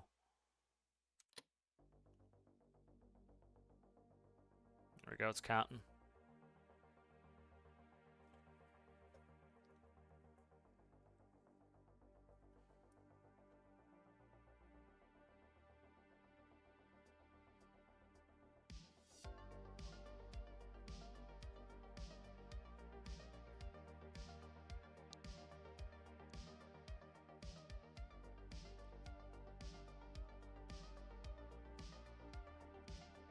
Put a buzzer on here too, I think.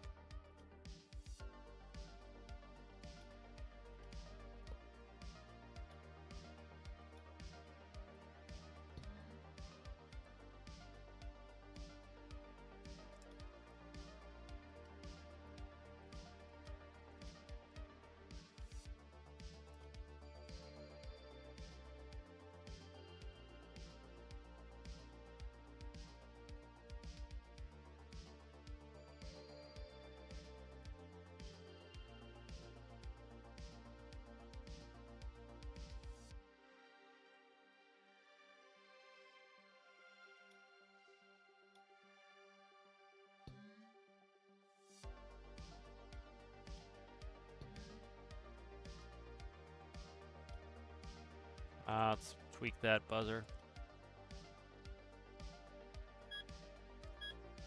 That works. Oh, come on. I can forget to merge this friggin' thing every 2 seconds. I probably am.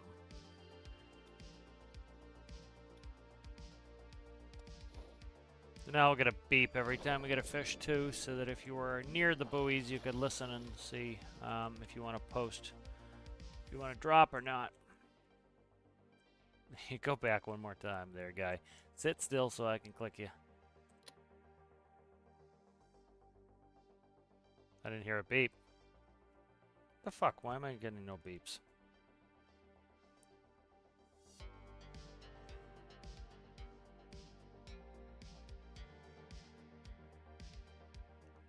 Electricity's low.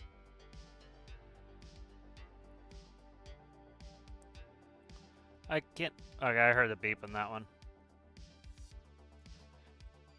I do not know how much electricity I need here. Probably very minimal. It's like the solar panels are probably doing all they need to do.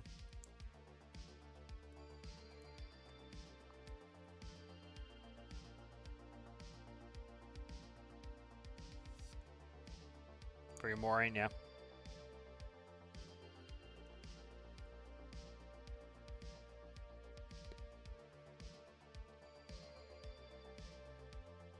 It's it's counting. The buzzer is quiet. I heard it go. It's 7 fish counts.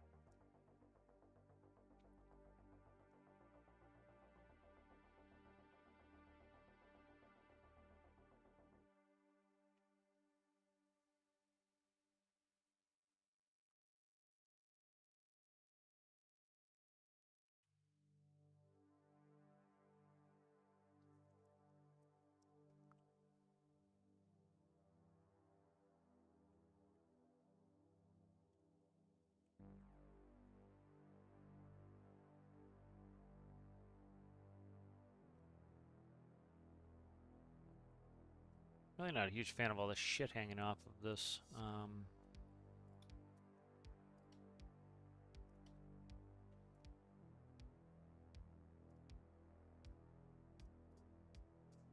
Nah.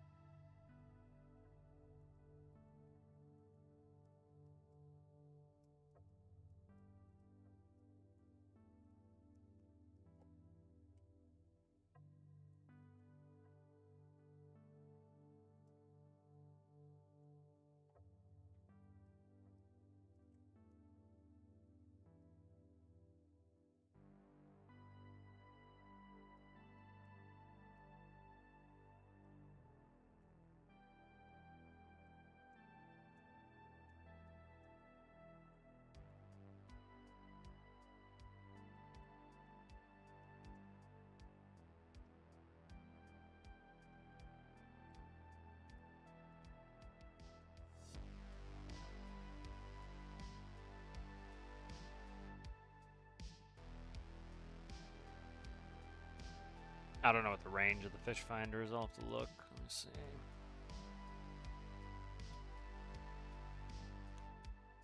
But not C. There's a battery in the hard point. What the hard point's there for?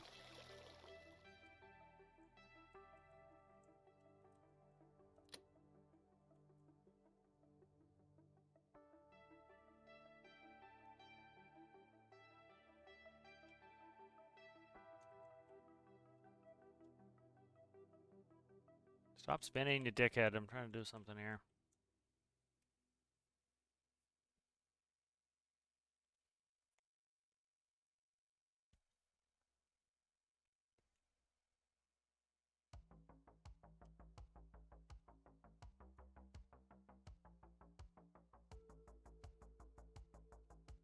Any fish anywhere? There's one right there. Okay.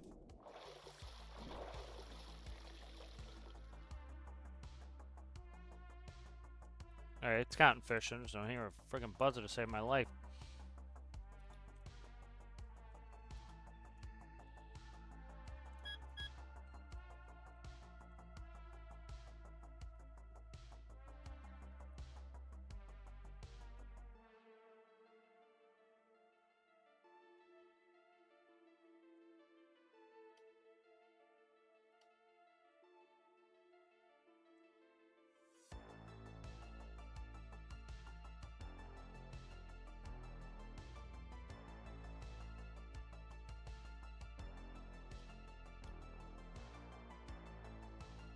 Alright, I think that's pretty good. It's counting.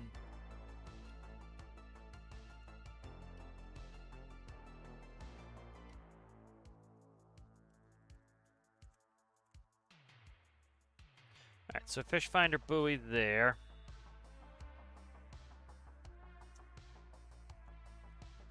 Yeah, I don't think, we'll run this real quick. I don't think this is gonna use up that much battery. Like, can't imagine it's using up a ton of battery.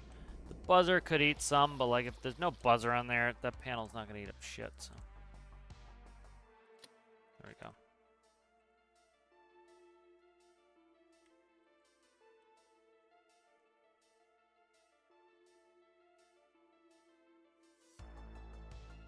I will wait it, but I'm just trying to like, try to get some read on it.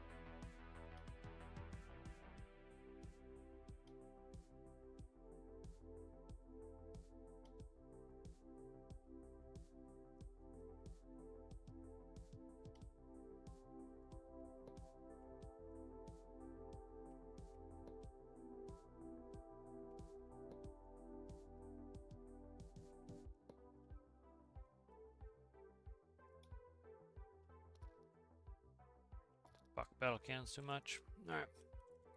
Ah! Swim down there because it sinks to the bottom. Annoying. Not gonna let me pick it up either. Fucking Jesus, man. Why? I hate that, man. That's really is such a pain in the ass when it does that. Let's see. Which one did it take? That one.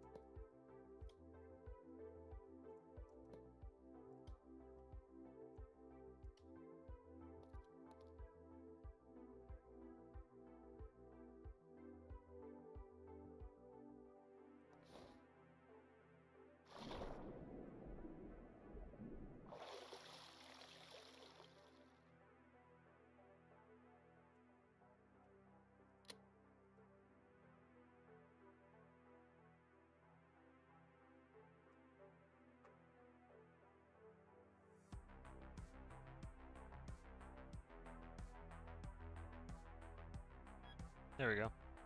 Got a beep.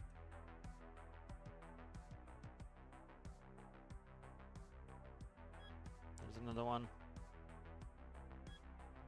There we go. It's working.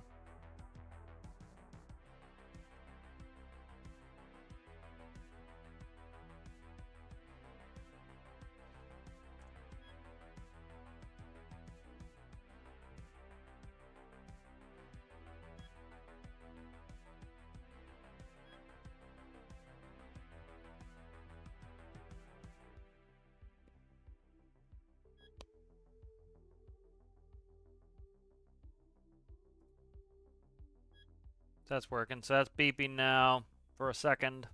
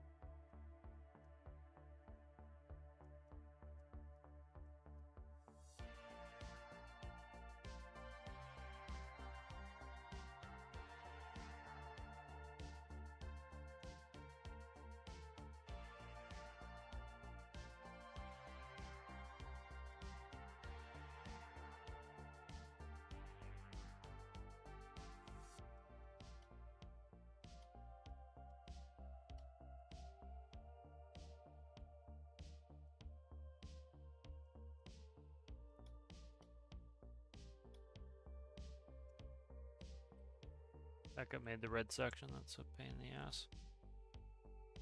Ah! It's gotta be a big winch if I do that. Let's see what the big winch weighs. 20. That sucks. There's no way. That's gonna be too heavy to do that, too. I can't see. I can't send information through, so that just fucks that up. Okay. That's stupid. All right.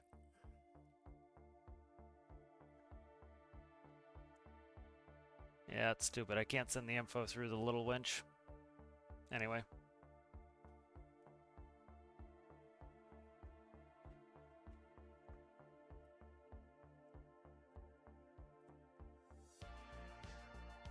So let's just quickly do a power check. I can't imagine this uses a lot of power.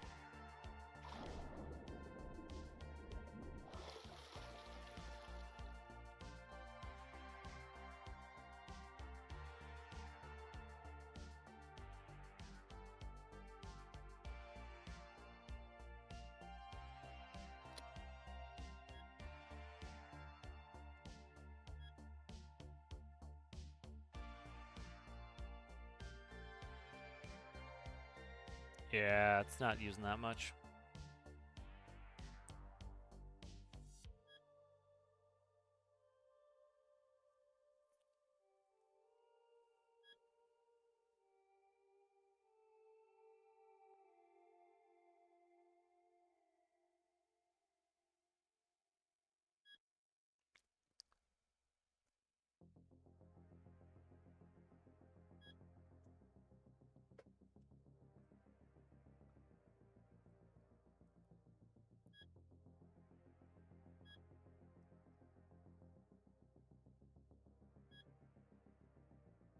So when you launch this, you'll take the...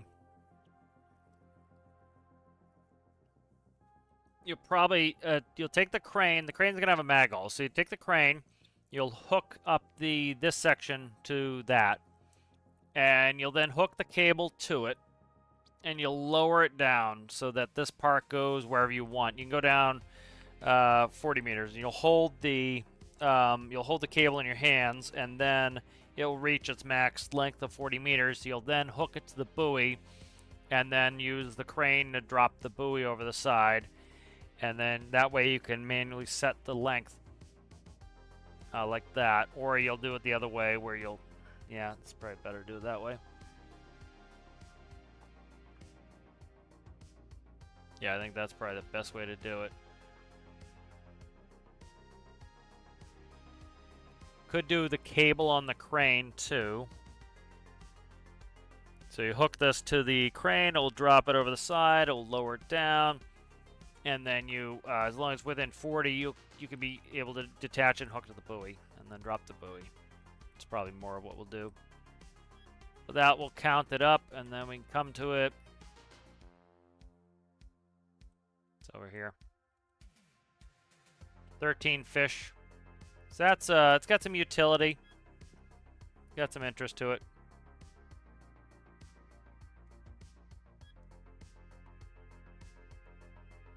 Yeah.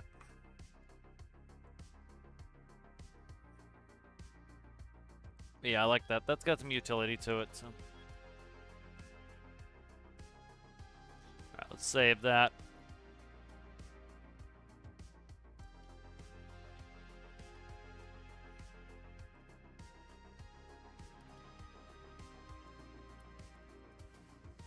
Alright, and then, so one thought I have is...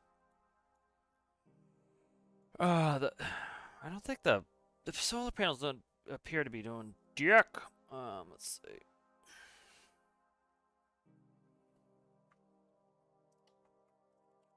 Problem is, if I do a radio, I have to write it. Yeah, I have to do a bunch of writing information, because I was going to make a radio one as well where you could read it, but it's kind of fun to go pick up the buoy and see how many fish you counted.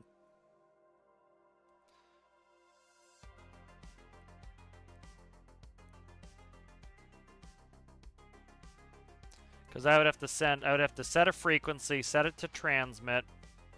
I'd have to then convert the data over. I don't know. I'm already writing the data. So I'd have to have a transmit on-off, which I'm already sending through the connect. No, I'm not. Okay.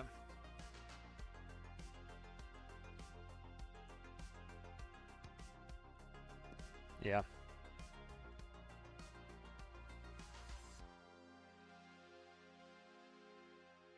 I could make a version that's radio controlled or radio reporting as well. Kind of interesting, but.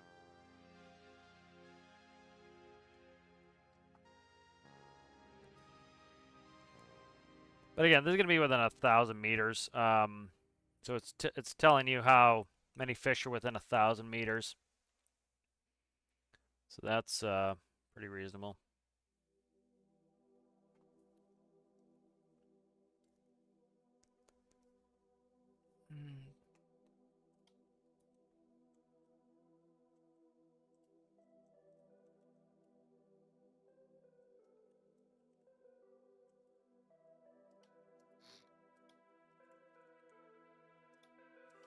How much a battery weigh? 10.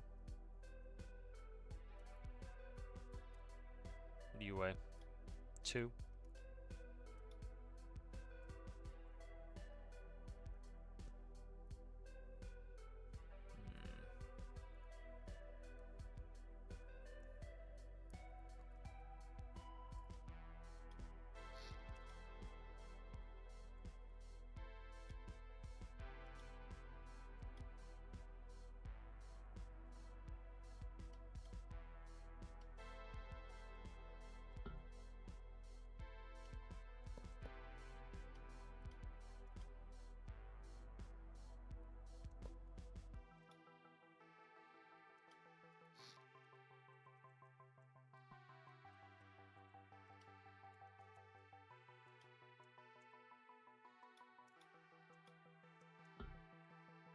Oh, stick it up your ass. Let's see.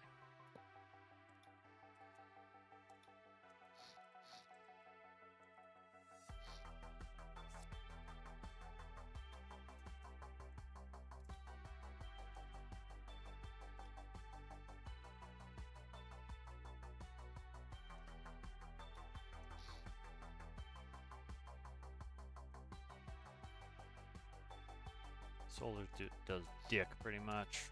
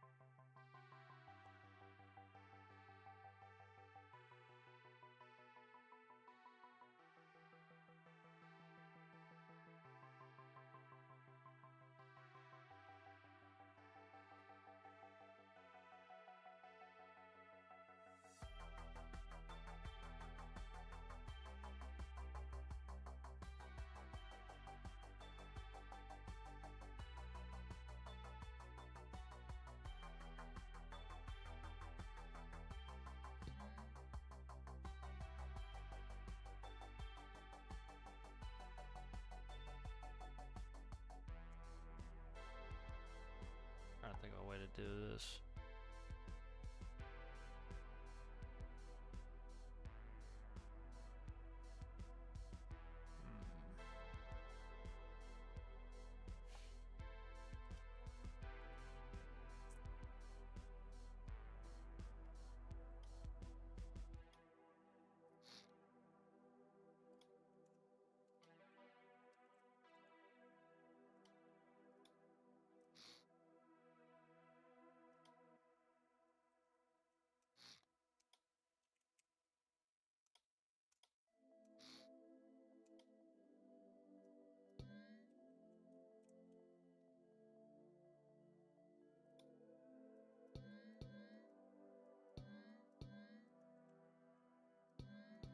Alright, so you enter in the frequency.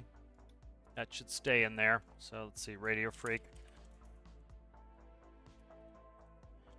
Alright, so you put it in, you'll record it when you drop it. It will then, every time it beeps, it's going to transmit the signal out.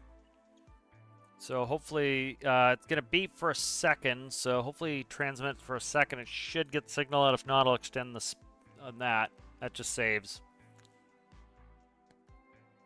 Logic. Try to keep it minimal logic.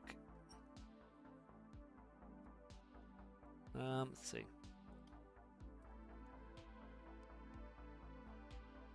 Yeah, so when that beeps, it will send the signal out, and then it will, you report it.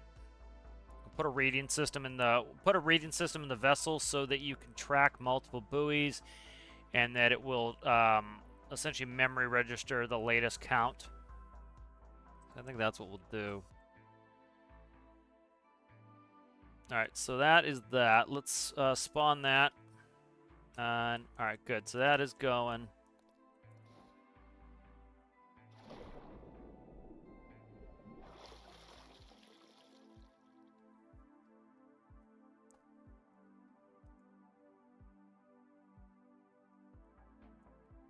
Then I'll start working on the reader. That's for the lab in the ship. Excuse me, can I get to you there? Oh, come on, get over there, you dickhead. Alright, that's on. Do 60-40. Check the antenna. 60-40. Alright, that's going. Let's come over here.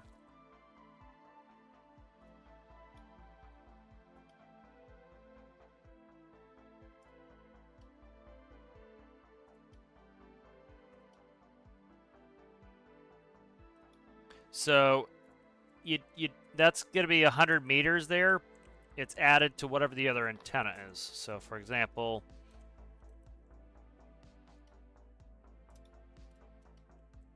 let's go ahead and do a radio. We'll put a huge on the ship itself. Huge is 20 kilometers, so it's going to be 20 kilometers and 100 meters on there. So that's 20 kilometers there. So this will read with, we'll be able to read the buoys within 20 kilometers of where we are.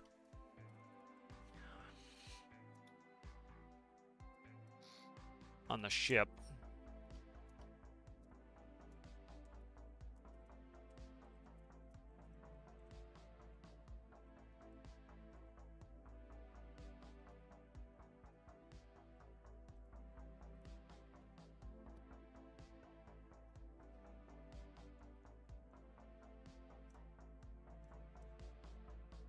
Yeah, I'll do a keypad on that for now.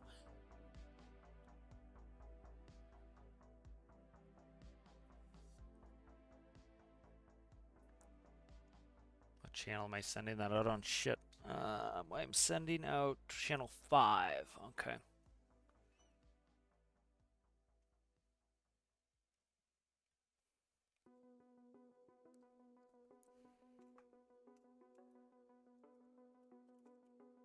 Radio. I don't know if I hooked the radio up. I gotta check on the other side.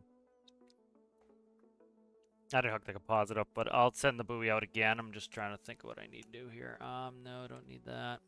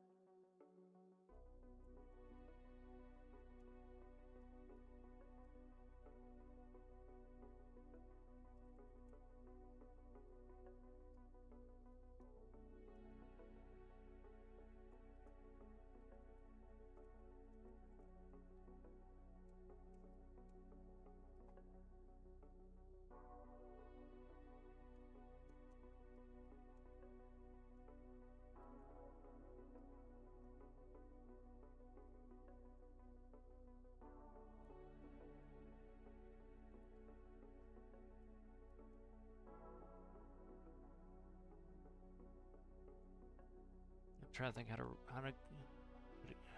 put each set.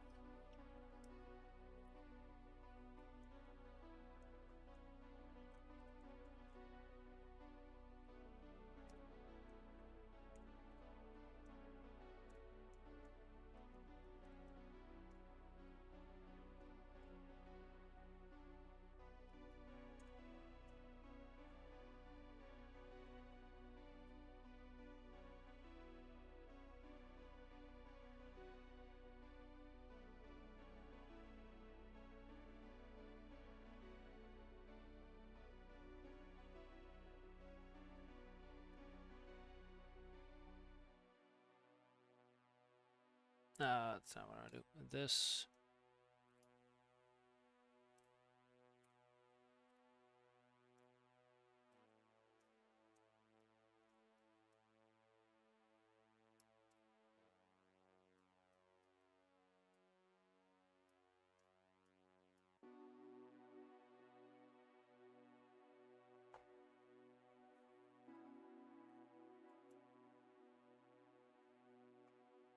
Try this.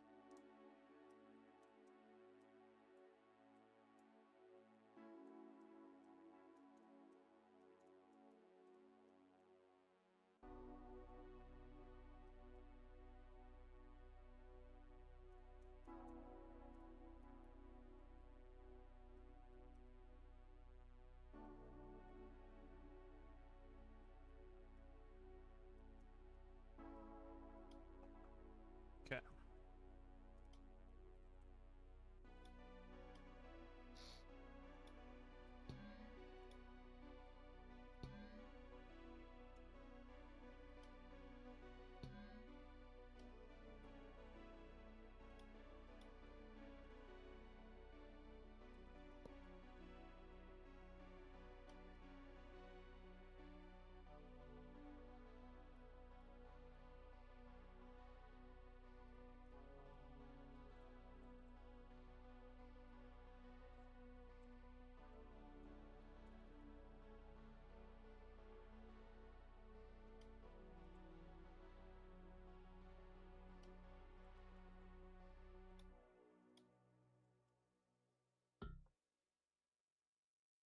Oh, come on.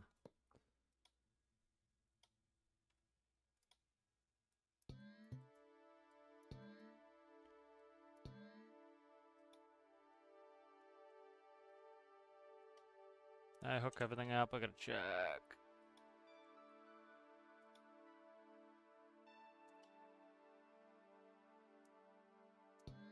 There.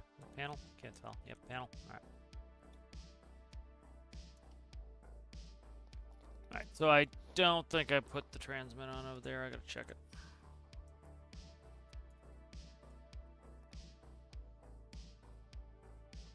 Alright. Go fix this.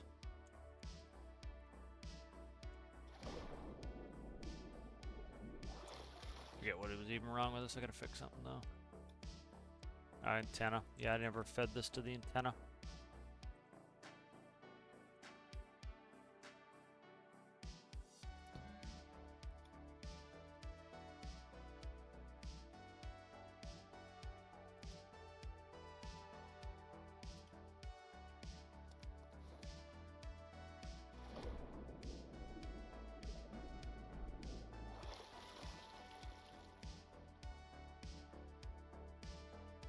So, might have to extend the beep to like 3 seconds so it has time to transmit it, but probably takes. Fuck, move, you dickhead. Hitting, bobbing into me. Oh, stop. 60-40.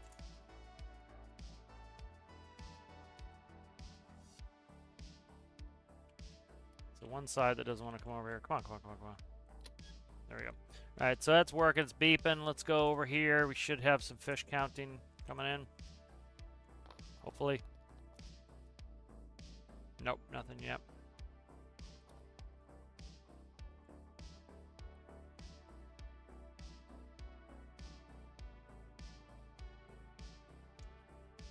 Hello, Cubics, how are you? Indeed.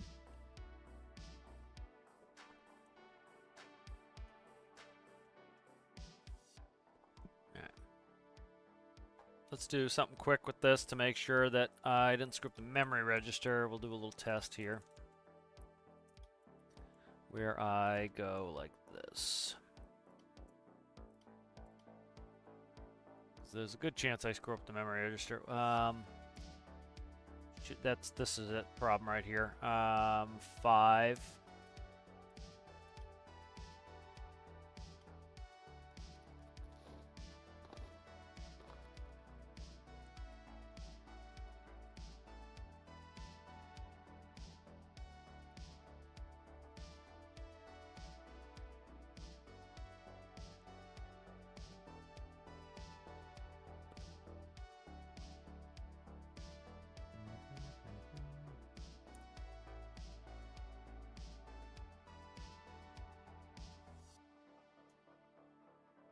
Nothing's coming in.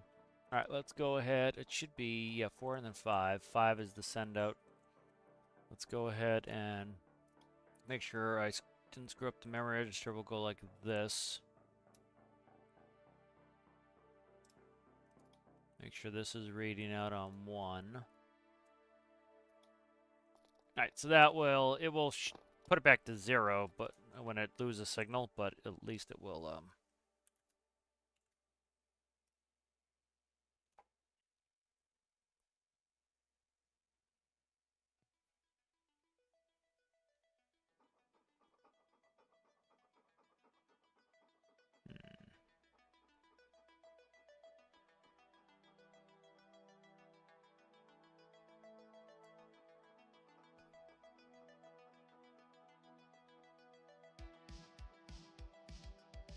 6040.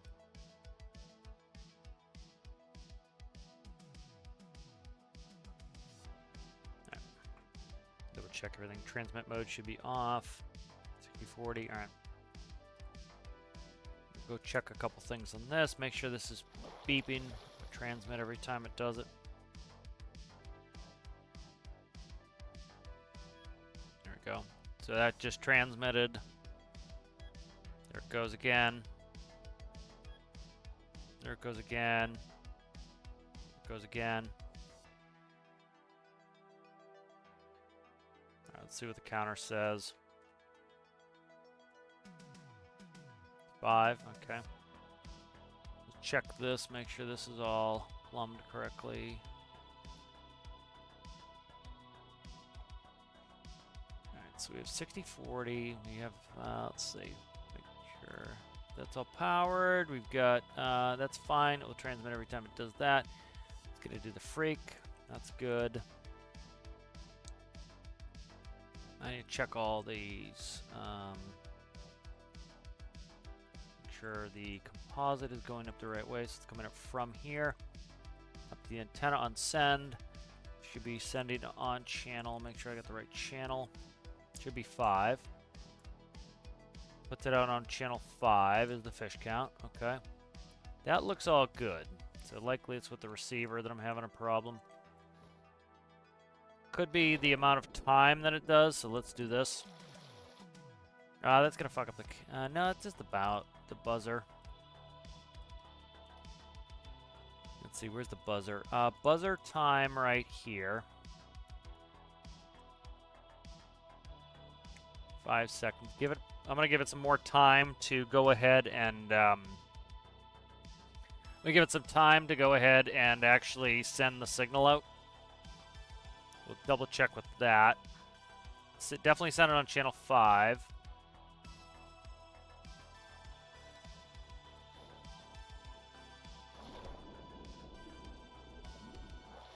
I wish you could preset the keypads too, it'd just be easier. Then I wouldn't have to come over. Bob. There we go. All right.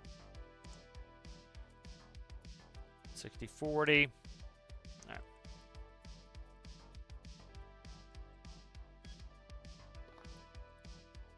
There we go. All right. It just wasn't didn't have enough time to transmit.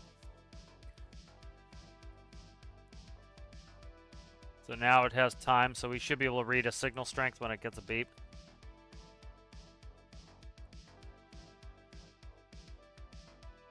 Probably is going to need to keep active on both of these. Let's do that real quick.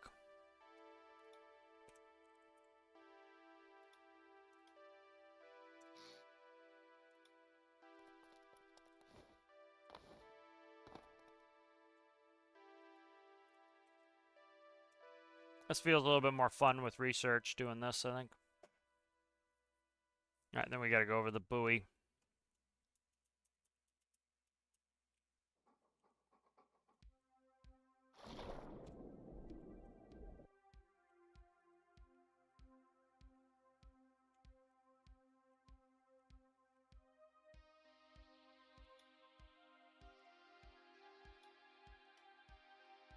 Have any empty spaces up there? I don't. I'm going to put it down here then.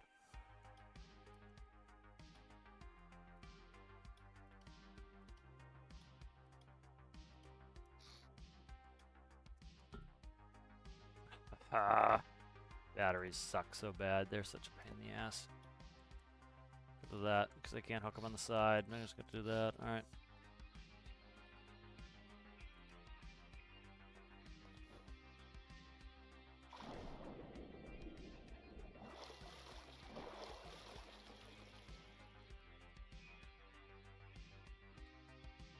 So this makes it a little bit more interactive too, which I like. You imagine, like, this is what, you know, why I was talking about why I like crab fishing is it's like just stuff like this, like you have somebody who needs to set stuff up is nice. I haven't heard the buzzer yet.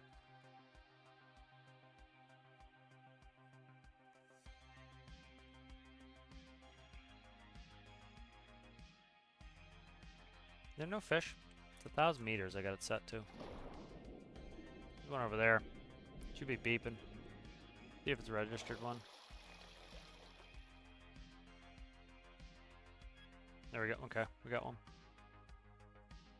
It read the fish. Alright, so there's one on there. See if it's to keep active that it was despawning essentially. 60-40. We'll only do it on transmit. Okay, there we go. So see, it's reading out 2 fish for 5 seconds. Okay, good. So that's reading. Let's go in here and let's reconnect the memory register.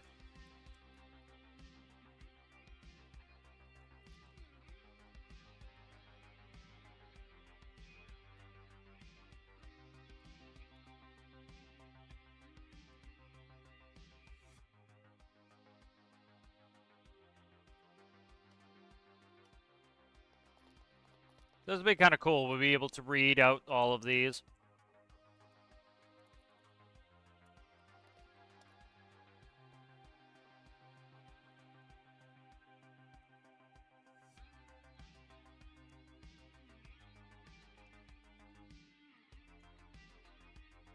I don't play with memory registers very often, so I probably screwed the memory register up with its reset function.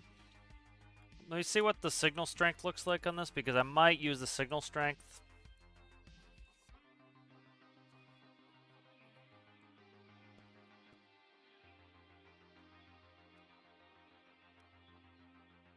Why am I not getting anything now?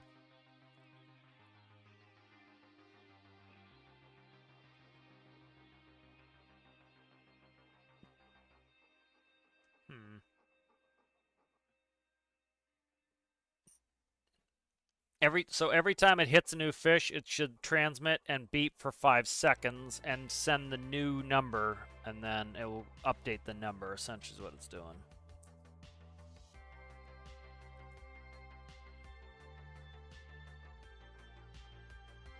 I don't know why it's not updating now.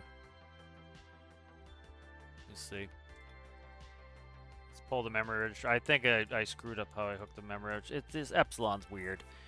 Let's see.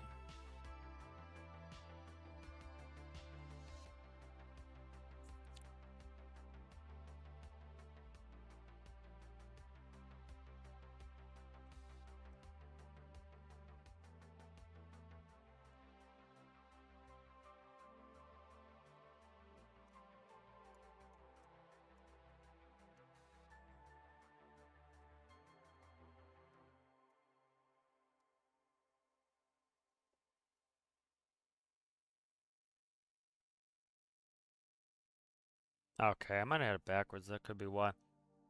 So, let's see.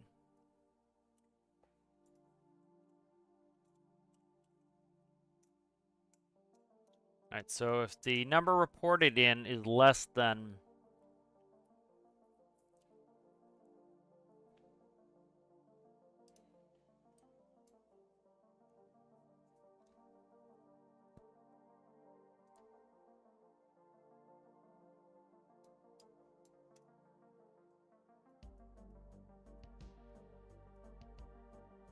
Alright, if the number in the register is less than this number, we want it to set. And then if it's not less than, i.e. it's more, we want it to reset and put the new number in there. Okay.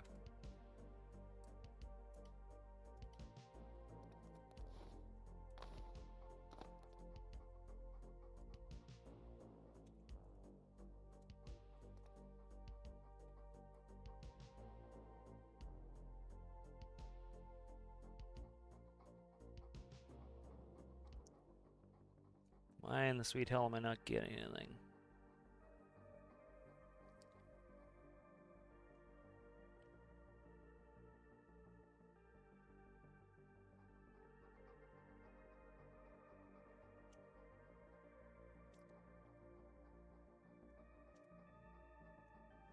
Make sure it's not a memory register error again. So we come in, drag that there. It will read just the current transmitted number.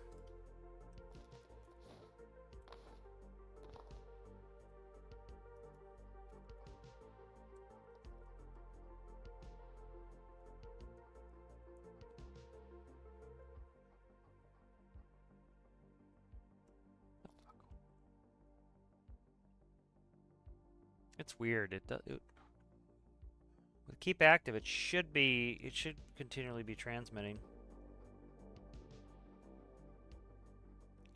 I wonder if it doesn't like it because the red section is the bottom section.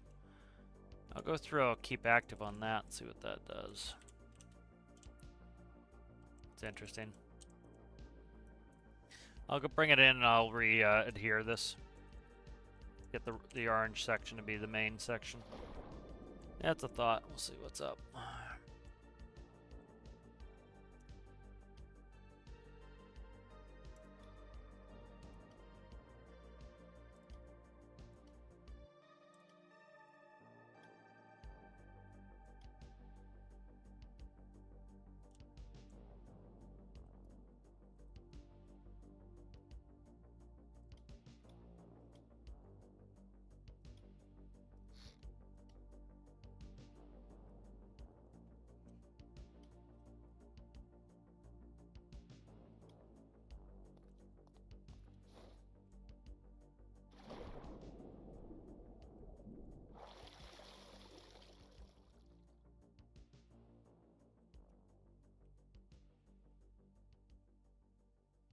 I'd like to turn you on at some point today. Thanks. There we go. Fish counter's on.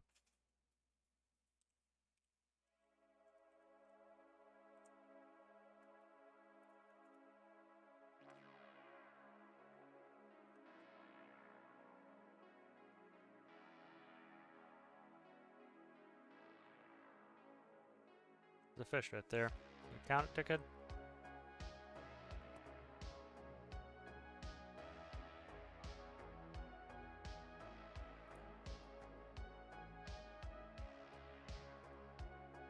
The other thing, too, is I don't think this needs to be on a rope. I may screw that off because the thought process was... Because it's already reading 1,000 meters. It's reading, well, theoretically 1,000 meters. It doesn't really need... It can just be a buoy. That's going to really take down some complexity and some bullshit, frankly. Let's do that, I think. Yeah, let's do that. I think I'm going to be more content with that. That, I can actually add some features to it as well. Let's do this. Let's grab you. I think that's what I'm going to do, is because I don't need the rope hanging down. It adds a bunch of complexity that could add a bunch of pain in the ass, frankly. I don't need all that noise, really, frankly. Let's put that there. Let's go like this.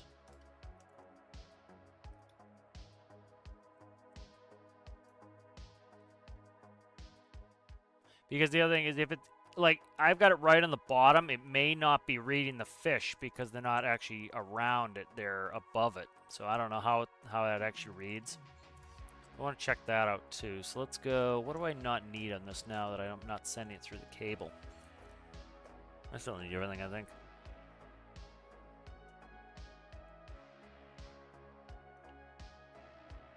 Let's just hook everything out back up, and I'll see if I can get rid of anything. I don't think I can anyway. Panel right there. Panel right there. Panel also goes to the antenna. Okay. This is going to be too much if I weigh it like that. Actually, you know what? Let's not do that. Let's do this.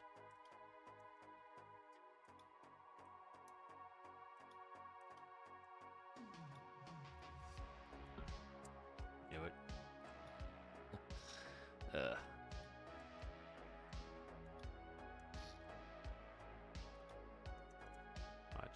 bottom on this one. No, I didn't. We're good.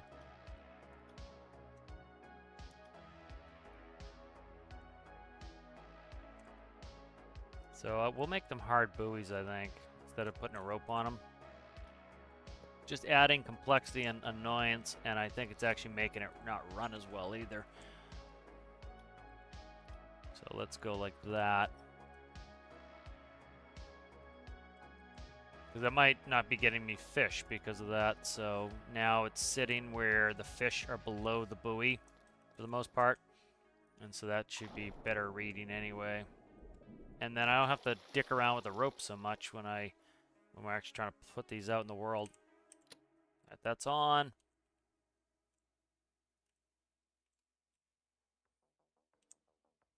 That's the buzzer. I haven't heard a beep yet.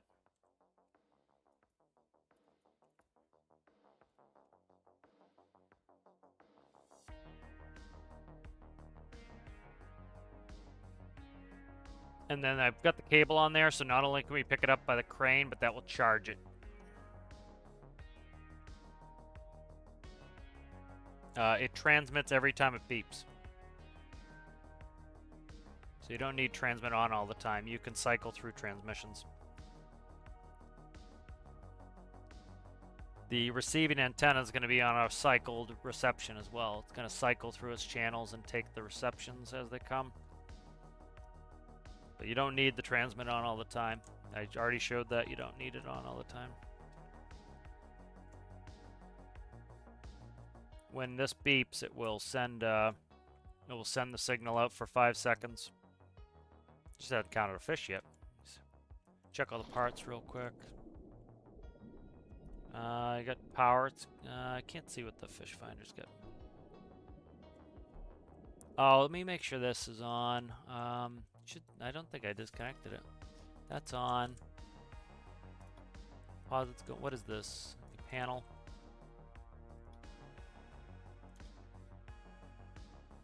Just flip it so it's not. Oh, fuck! I gotta do the battery again because it's like this. All right. Yeah, but especially like, let's say you have 10 of these on your boat, and each part is 2 different subgrids. That starts to really get nuts. If they're single subgrids, they're going to behave better and have more utility. Let's see. What is that? Buzzer. Okay, the buzzer's off. That's not helpful. That's what happened. This got disconnected because when I did it. So let's do that. Where's the buzzer there? Electricity. All right, we're good. All right, yeah, I think this is gonna be better doing it as a pedestal buoy instead of trying to do a cable on it, because it's just gonna potentially lag it out as we have multiples. It's just not worth it. I think this is better. It's gonna be easier to handle on board too.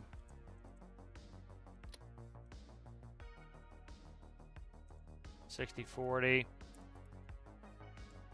Probably gonna need, definitely gonna need keep active on there. I'll put it on there at some point. Any fish? There's a fish there. Okay, let's see. Can't see where the thing is. It's over here. No fish count yet.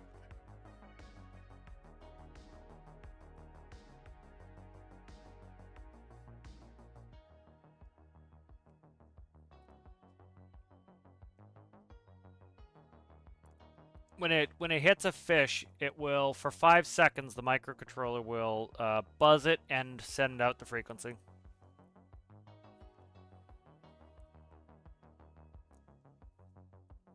And so say, for example, that my buoy frequency is going to be 60-40. So buoy 1 will be 60-40, buoy 2 will be 60-41, buoy 3 60-42, and on up until, say, 60-49. And then what will happen is there will be an up-down counter that will count from 60-40 to 60-49 and then reset. There we go. We just counted a fish. And so the receiving antenna, instead of having, like, say we want to launch 10 buoys or 9 buoys. Let's say that we don't want to have 9 antennas on the boat.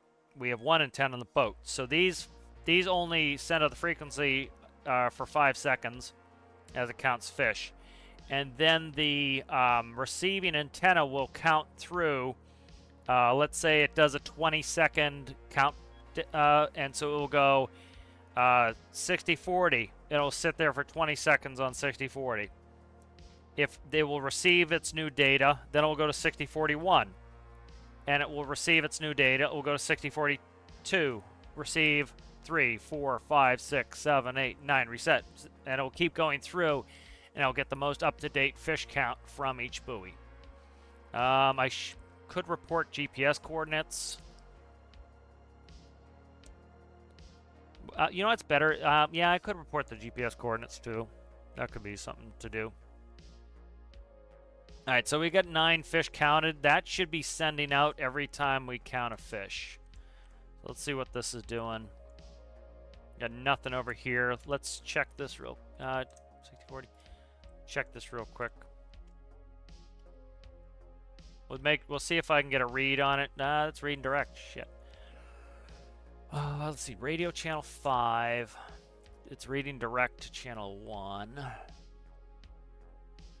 I don't know why this is not receiving.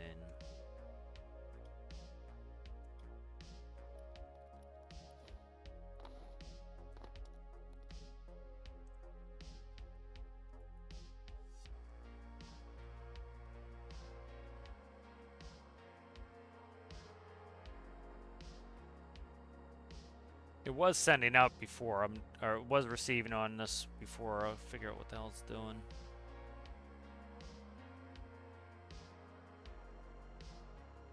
Make sure I didn't screw something up on here, electrical or something. That's reading freak up to there. This is not transmitting. This is a reception node. This is going to the panel there for readout. This is going from the radio to there. This should all work. Check in here, make sure I didn't screw something up. Channel 5 is the channel that we read the fish count on. That's going to then convert out to channel 1, which will be the on the panel. I could just do is this. Oh, I'm putting it through the memory register anyway, so I might as well change the channel. Doesn't matter. Stop, just do that, sucker.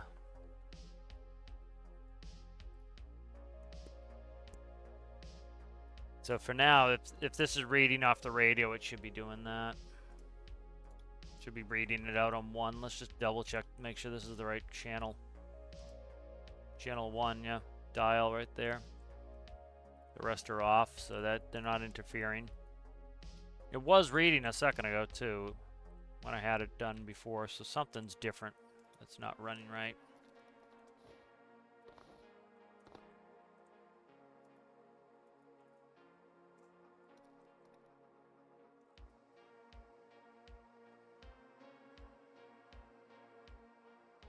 So let's see if this will get a reception when I go over the buoy, because I might need to keep active on the buoy. If the buoy is going inactive when I'm away, put the keep active on it.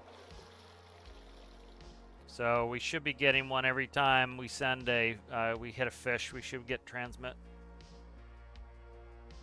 Just wait for a fish to ping. And the battery's going down slow enough, we should have a long time. And then it will recharge when we bring it back up.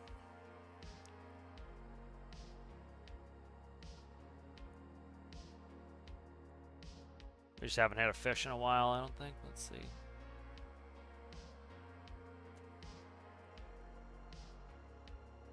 Okay, yeah, we were on 9 before. Let's, I'm thinking we're going to have to put a keep active on here. I just think that's going to have to happen.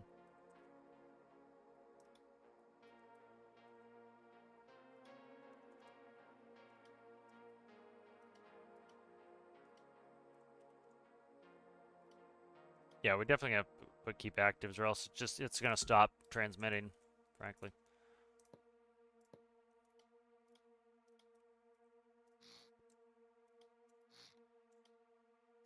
Ah, meant to leave that on until I finished merging it. Alright, let's check all the connections here again. So we got composite, the fish data going up into here, fish finder. We have the panel goes up. Panel sends information to both the antenna and it sends information to the panel. We've got panel coming back. That's good. And then we'll go through datas. We have the buzzer. Will go up and it will both turn on the frequency for the transmit for 5 seconds. And it will also turn on the buzzer. 5 seconds was enough. I was getting the signal through last time. Fish finder turn on is right there. That's all good. Electricity. That's plumbed to the battery. That's going up to the center. Center spokes attached to everything. So that should be good. Save this real quick.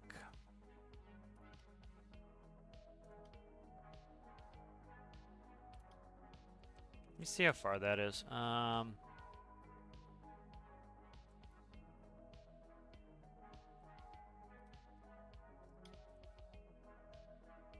See, I could even put one over there at the fish hotspot, and I could leave it over there and receive.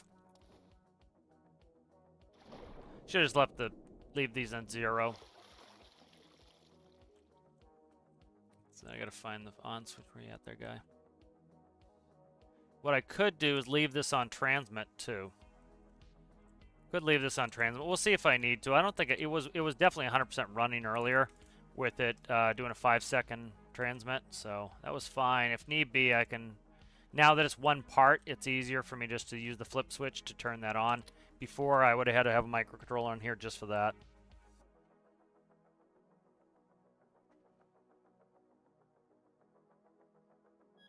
All right, we got 1 fish, 2 fish, red fish, blue fish. All right.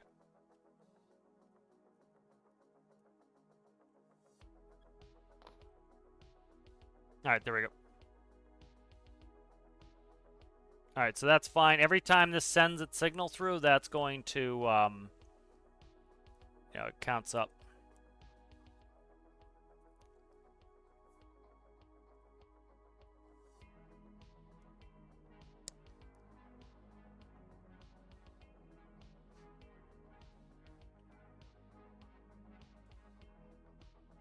All right, I'm gonna go use the facility real quick. I'll be right back.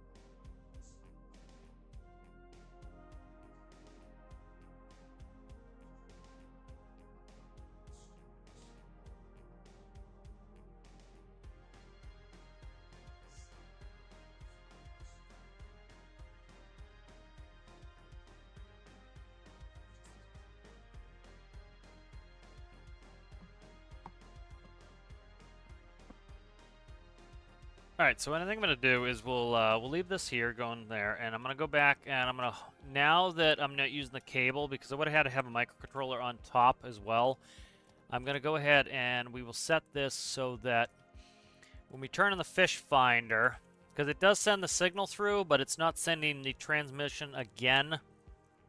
Well, so let's test this. Instead of the buzzer, when the fish finder goes on, we'll set it to transmit. But you can have a periodic transmission. It's just not working well. Like literally, it might not be counting more fish either. But I'm trying to get this to just run without the bullshit. Let's see.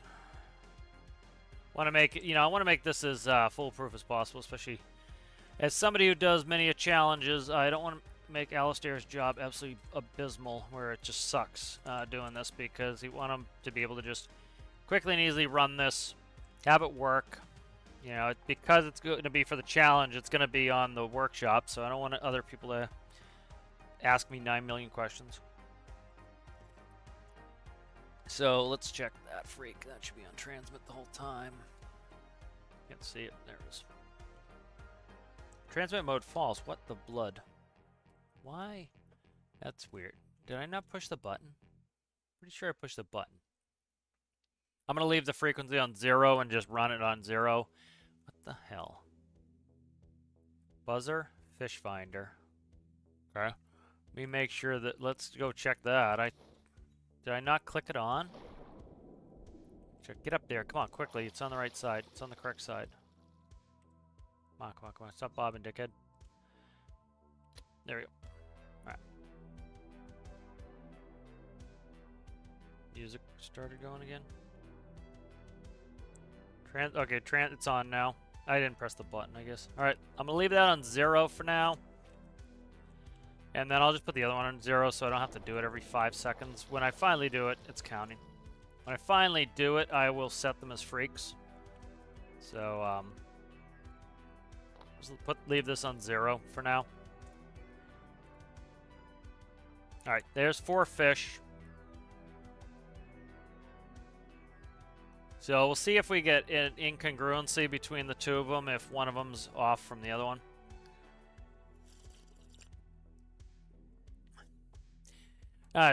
Make it so that it's foolproof for the workshop mainly, but also, I know that how much it sucks when you gotta spend 40 minutes trying to do one build on a challenge, so make it so it's easy for you to be able to use. Alright, let's make sure they're equal. So this one should be reading 4, the other one's reading 4. Alright, they're both on 4. Okay, good. There's 5. Let's go check it.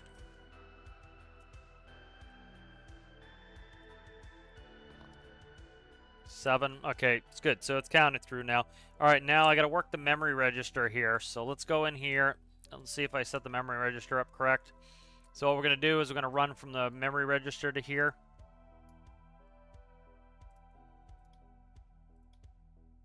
Alright.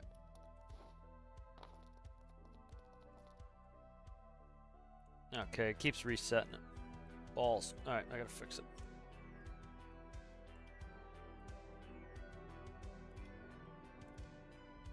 Alright, let's see.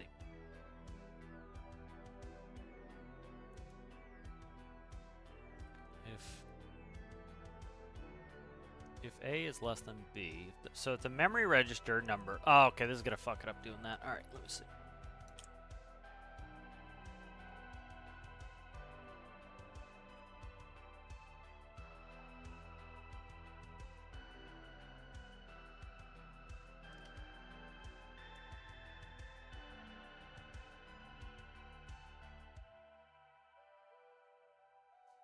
I gotta put a reset standoff on this, I think.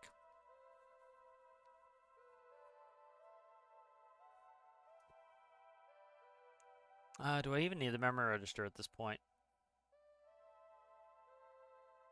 Yeah, I do.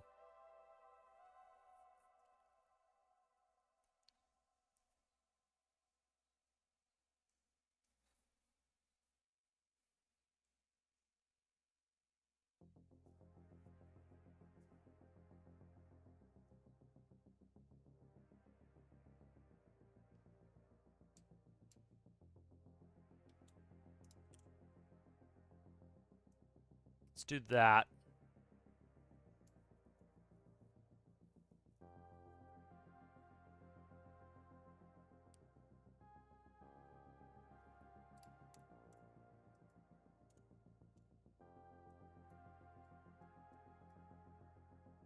Try that for now.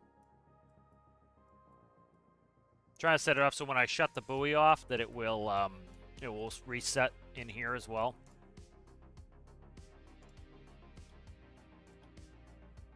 I will leave this on 0. That way I don't have to go dick with it. There's 7. Okay, good. So that's good. This is gonna work. All right, 7. I'll go check over there. So if I shut that off, this should go to 0. So let's go check, see if it's at 7. It might gain 1 while I'm flying over, but it'll match it. Make sure it's just like this isn't huge or 7. Okay, good. Let's shut it off. All right. So fish counter resets to 0. Let's go back. This one should be reading 0. 0. Okay, good. Let's go back.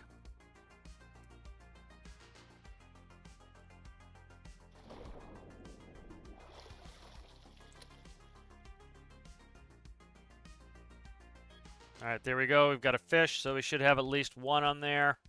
Let me head over. I didn't hear another beep, so... And there's 3 now. Okay, good. So, yep, this is working for... Yep, so this is working well. So this will be the 2 templates for what I need.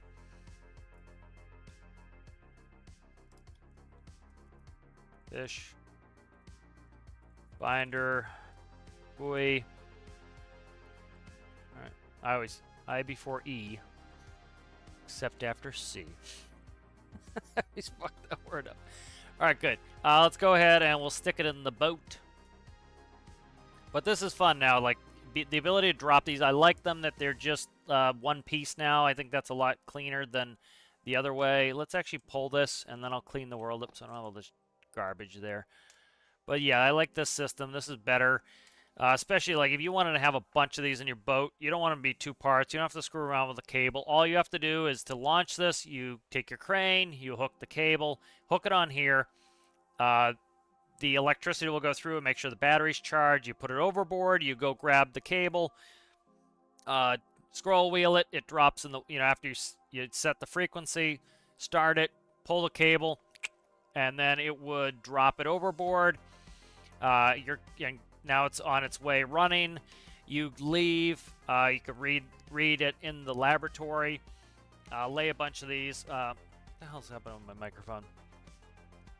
Let's see. It's all right. Okay, I can see it. It's fine now. The microphone was feedback was being a little funky. The only thing I could think to send here as well is GPS coordinates. I think that's probably pretty important to send GPS coordinates. I don't want this microcontroller to swell too much. It's already friggin' big. See if there's something I can do to... Probably not. A buzzer, fish finder, panel, fish finder. Why is my mic's even weird? I don't know. Yeah. That's why. Okay, I put the mute on. It's just muted on my ears. Let's see.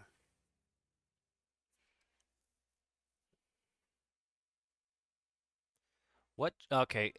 Shit, that's not gonna work. God damn it. Let's see. Actually, I should, let's see, panel.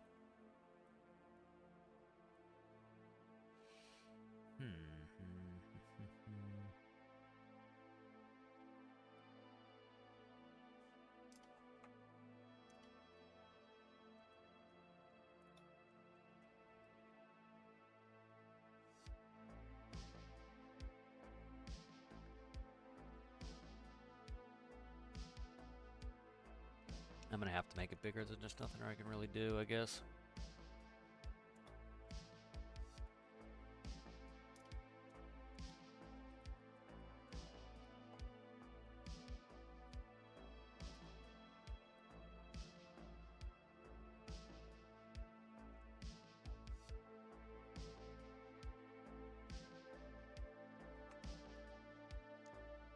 Like, it's getting tall at this point. Let's see.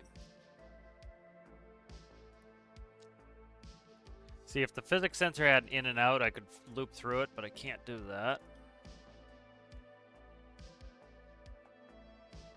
Because I really should probably report the GPS coordinates.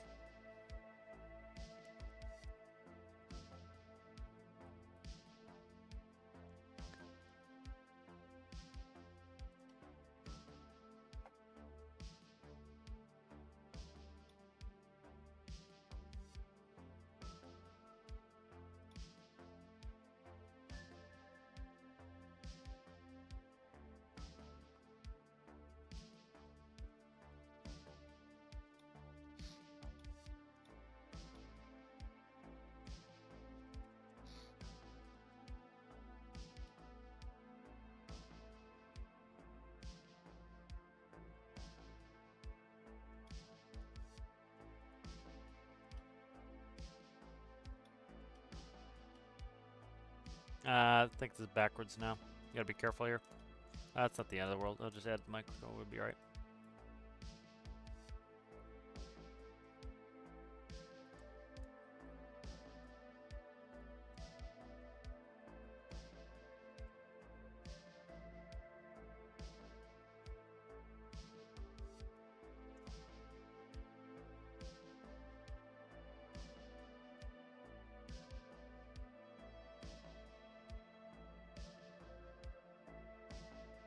Yeah, I don't need the fish finder to send its signal out.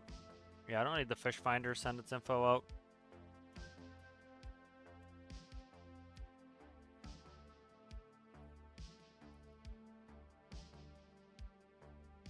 What I could do is send the... I could put all this microcontroller on the ship.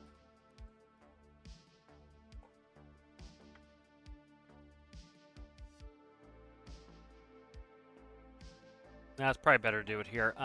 Physics sensor out through there. That's what we'll do. Okay.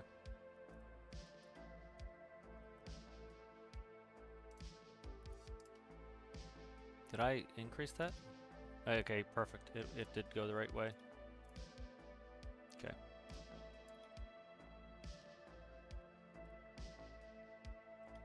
Alright, so we have physics sensor here. And I gotta add that in somewhere.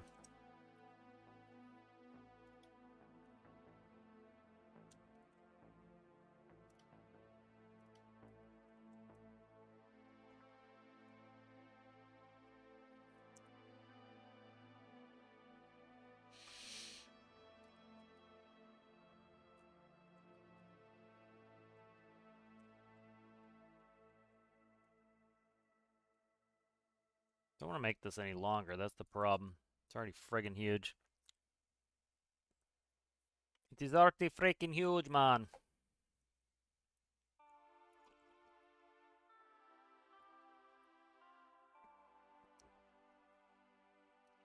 It is already huge. Let's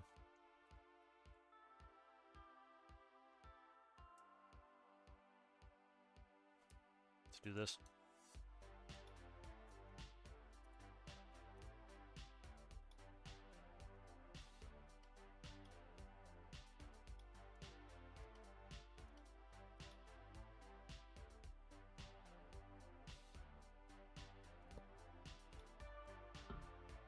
Why would you not join? Let's do that.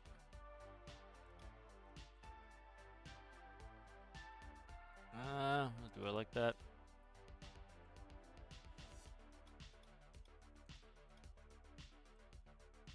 Which way do I like it better?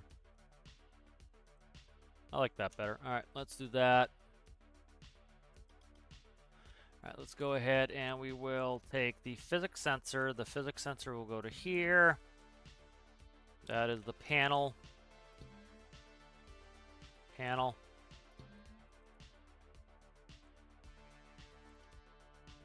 Fish finder. The buzzer. Okay.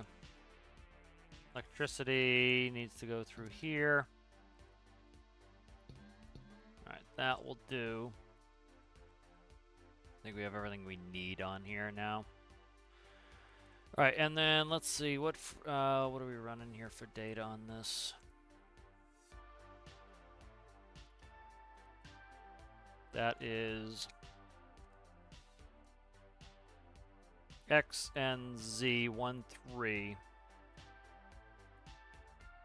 1 and 3 is the GPS coordinates, so that'll be channels 1 and 3. We'll read that out. Alright. And then that's gonna go, I believe panel. Yeah, should be panel there up to here. That looks good. Anything else got screwed up? I don't think so.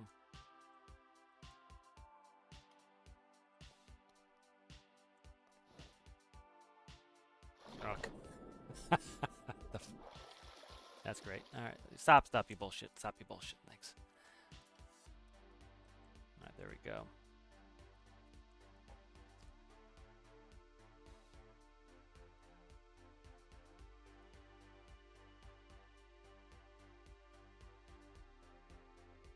Mass is only 32, which is good.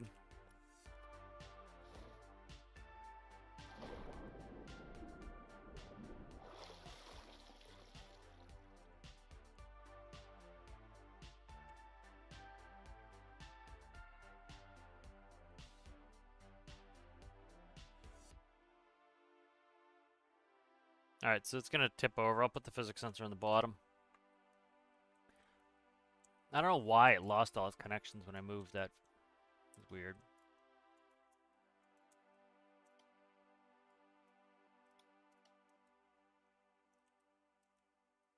This will keep the weight and balance a little bit better.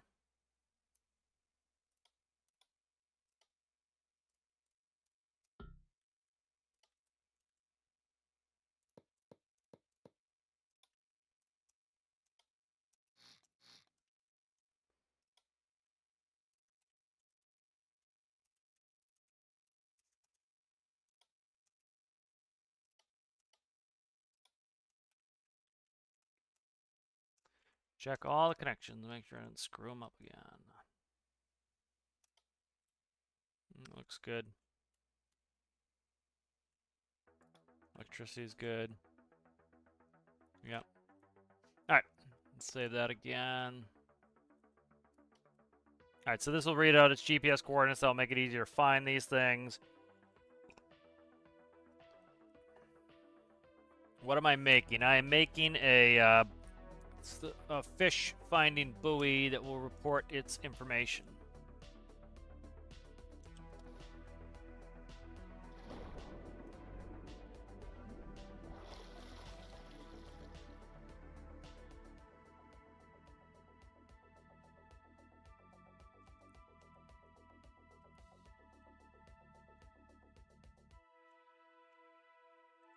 All right, that's on. Let's let it count a fish first.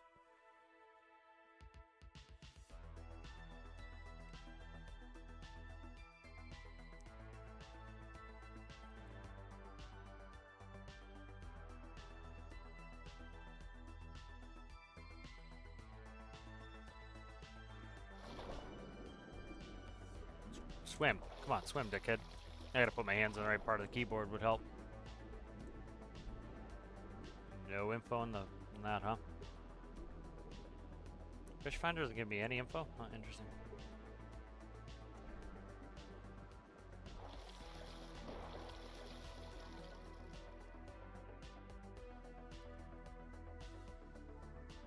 Counted no fish so far. We got any fish around me? There's one there. See if it sees it.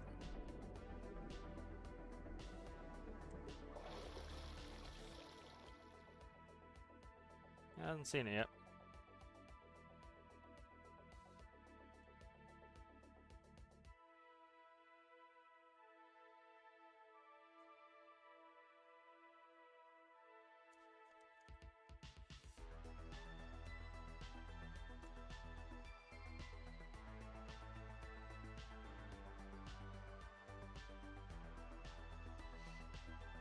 Custom air tank is going to be way too much weight.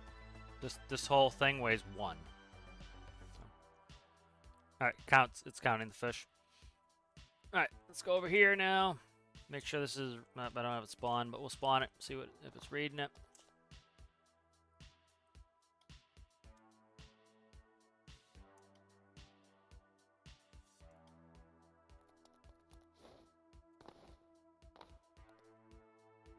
All right, it's counted 5 fish. Good.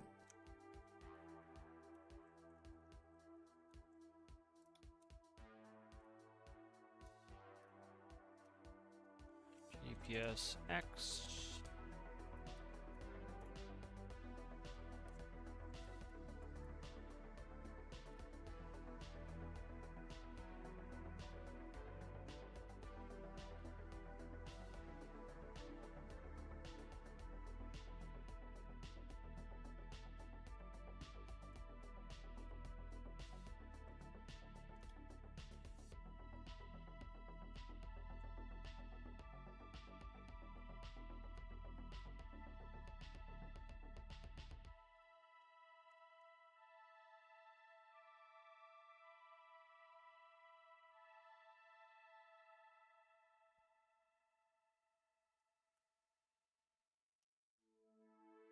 Let's see. Make it 2 actually. Oh, stop. 1. Start channel 2. Make that 2, and then that will go like that. That will be 1 and 3. That will work. All right. Will be cleaner. That's gonna be channel 2. All right. Let's run that. That will give us the GPS coordinates, so we know where to find the buoy. All right. 5 fish. There's X and Y, Z. So that will help us find the find it. And what I think, let's see. Yeah, so that's going to tell us its coordinates, so we know how to go get to it, and then that can be entered into the navigation system to get there. So again, I'll have this read out.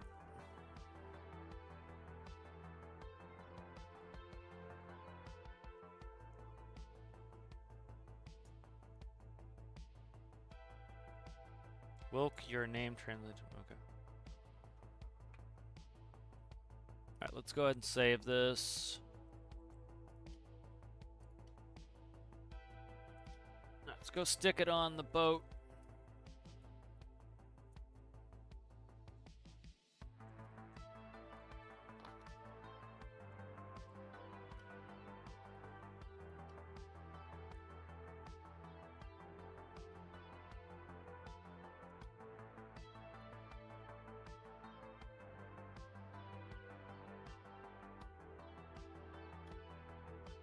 Yeah, this will be fun to be able to like drop these buoys and check it out. Let's see.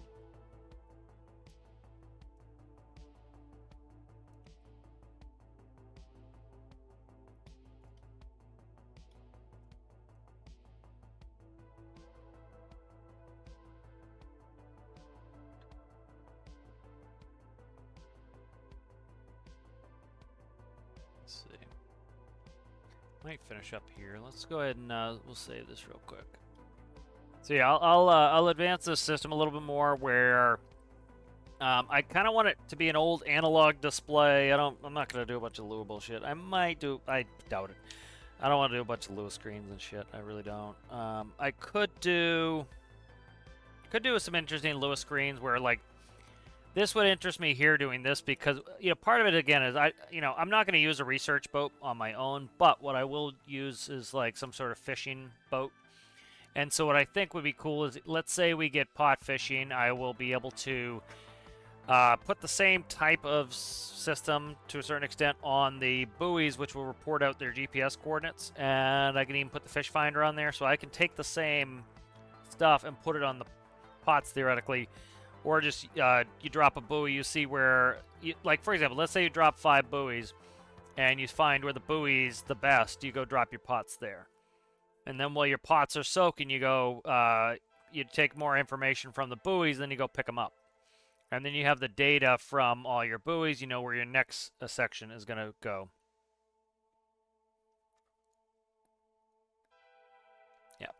Yeah, so that's likely what I'm going to do. I'm thinking maybe, like, so if I do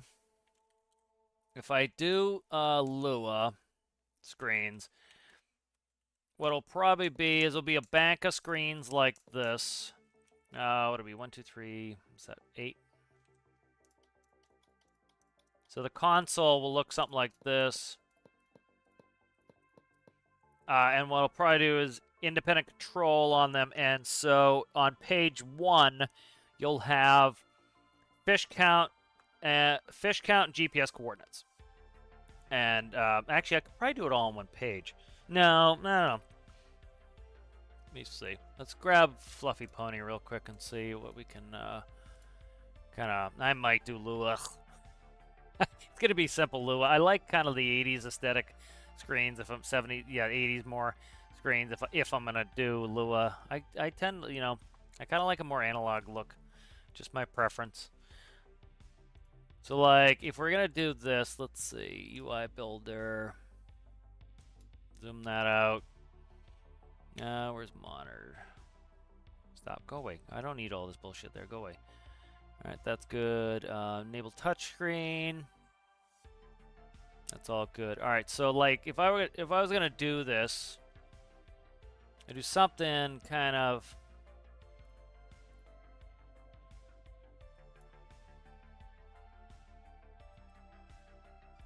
I hate this. This WYSIWYG's such a pain in the ass. It really is. Like, I don't care for it at all.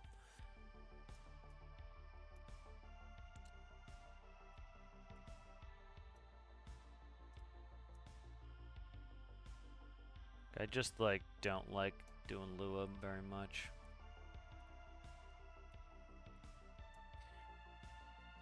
The colors are not going to be these, but essentially something like that. You would have, we'd say fish. So let's see, where's text?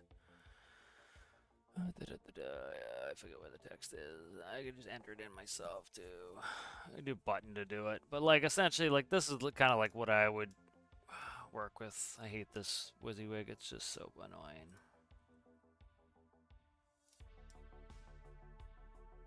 See, like I wish I could copy both these, drag them down. It would just be easier that way, and it's kind of a pain in the ass, frankly.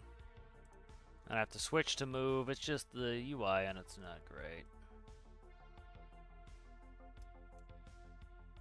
So like be fish, GPS X and Y, and then you would enter in the frequency. So I probably do 2 pages. Let's actually just go look at my, let's go look at my bearing. I think that's probably what I'm gonna do, is let's take the bearing micro, the bearing Lua.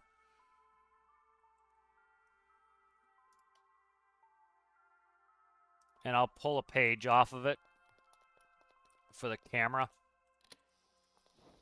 So like if we look at this, so like, yeah, let's get in the seat. So this is this would be fish.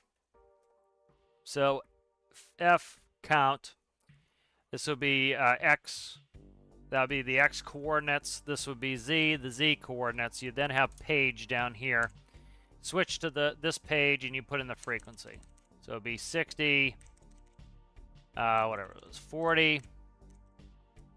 And so that would be receiving on 6040. You'd go back. And so that would read out your fish, your X, and your Z coordinates for the GPS. And you'd have 9 of these screens if we have 9 buoys. Yeah. We'd have 10 buoys, whatever. However many screens I want to have in there. And so then you could program each screen for whatever you want it to be. You'd have the information there. So I think that's likely what I'm going to do. And then just do a bank of monitors. Yeah, because I can use the Lua that's already here, and then so I have a 3rd page on here, which is just a camera. The only thing one thing I'd like to change at some point is this one here flashes. These do not. So I don't like the flash. I want to get rid of the flash, but that's kind of what I'm thinking. Actually, I might, if I have space, I might be able to enter in the code here so that you don't have multiple pages. But I don't know. Let's see how I end up doing it. Like, here, let's get. Now let's go to the bearing here. It's this one.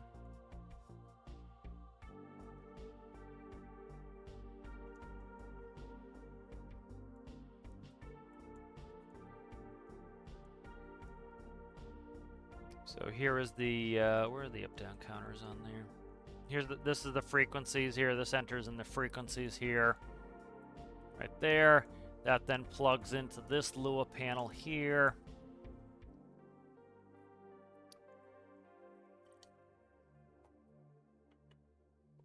Yeah, so I could do something like that. I think what it would be better is to do, yeah, something. Yeah, I think that's gonna be the easiest thing to do because I don't want to get in too deep with Lua either. This is a backup, but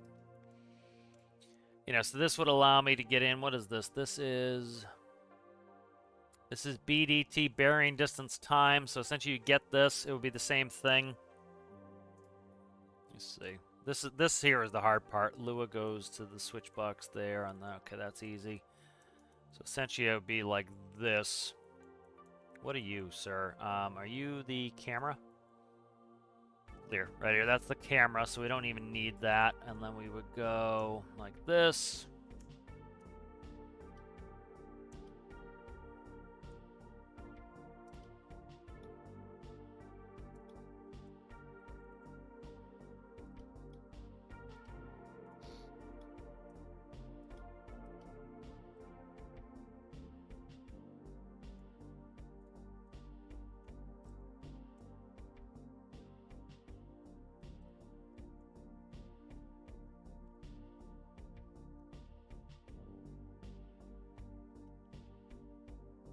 And then let's see, we would need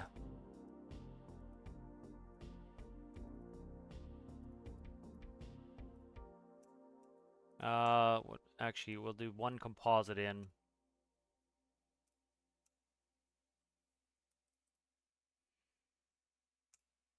So that will come in. Where the hell did I put them all? There we go, right there. All right.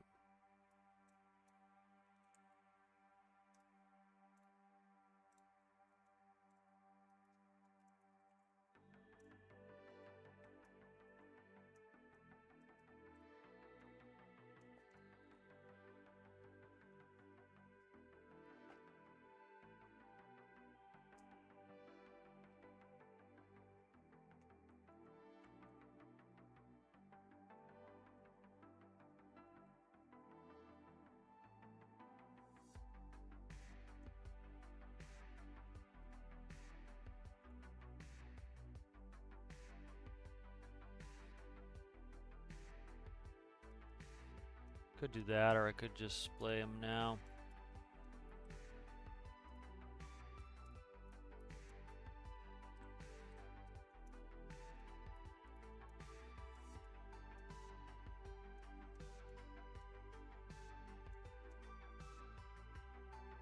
I should be. How the fuck do I read those out?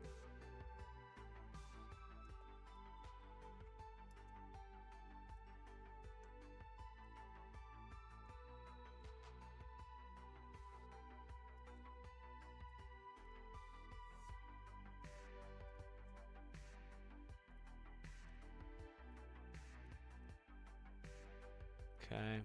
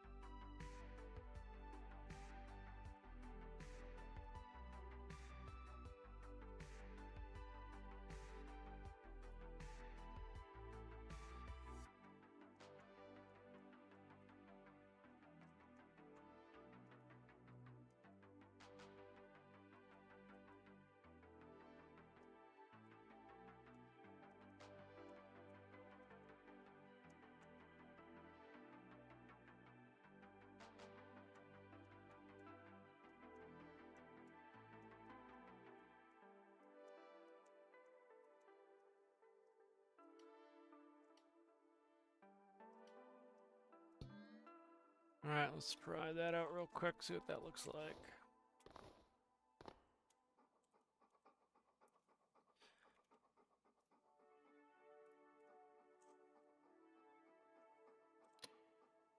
Alright, so fish, that's all fucked up. Let's see. How did that get screwy? Fish is 2 is why, okay. That's what it is.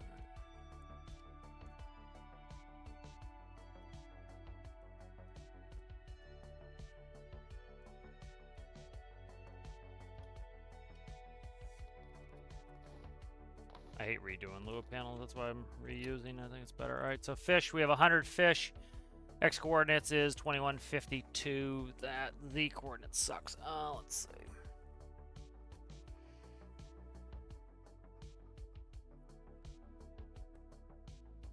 Any way I can shrink that negative? I don't know, man.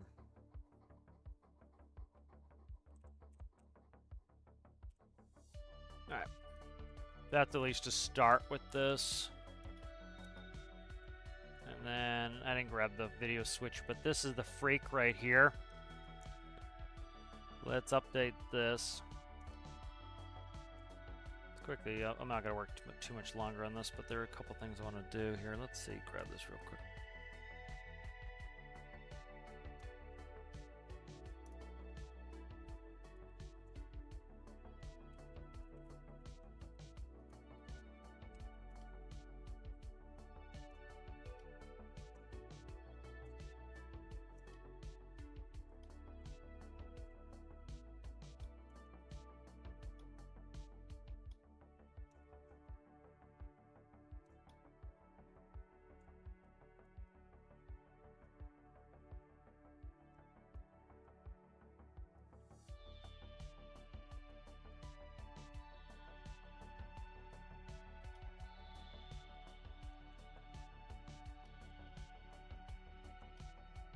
Alright, let's see. We want to do...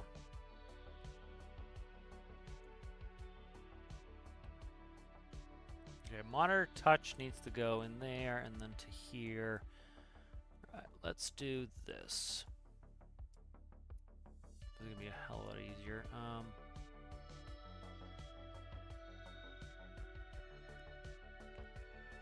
Okay, that I don't need. Monitor touch can go there. Monitor touch in here. Grab. That's the Lua block 1. Get there. 2. And then we have the FLIR here. I don't need the FLIR. So where's the FLIR? It's the FLIR. Okay. So here's the video switch box going into the bearing monitor. That can go like that. This can go. That can go over there. That can go. Those can go. That can go. This is a backup I don't need there. That can go down. Monitor touch can go here, so I pretty much need this shit here. Okay. Should have done that from the start.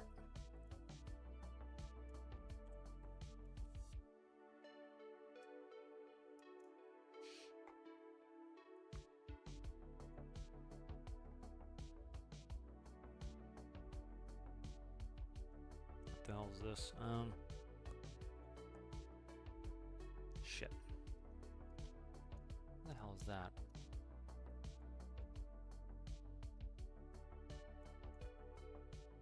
Oh, okay. Okay, those. Okay, I got those. What the hell is the switch box being governed by? This segment here. Okay.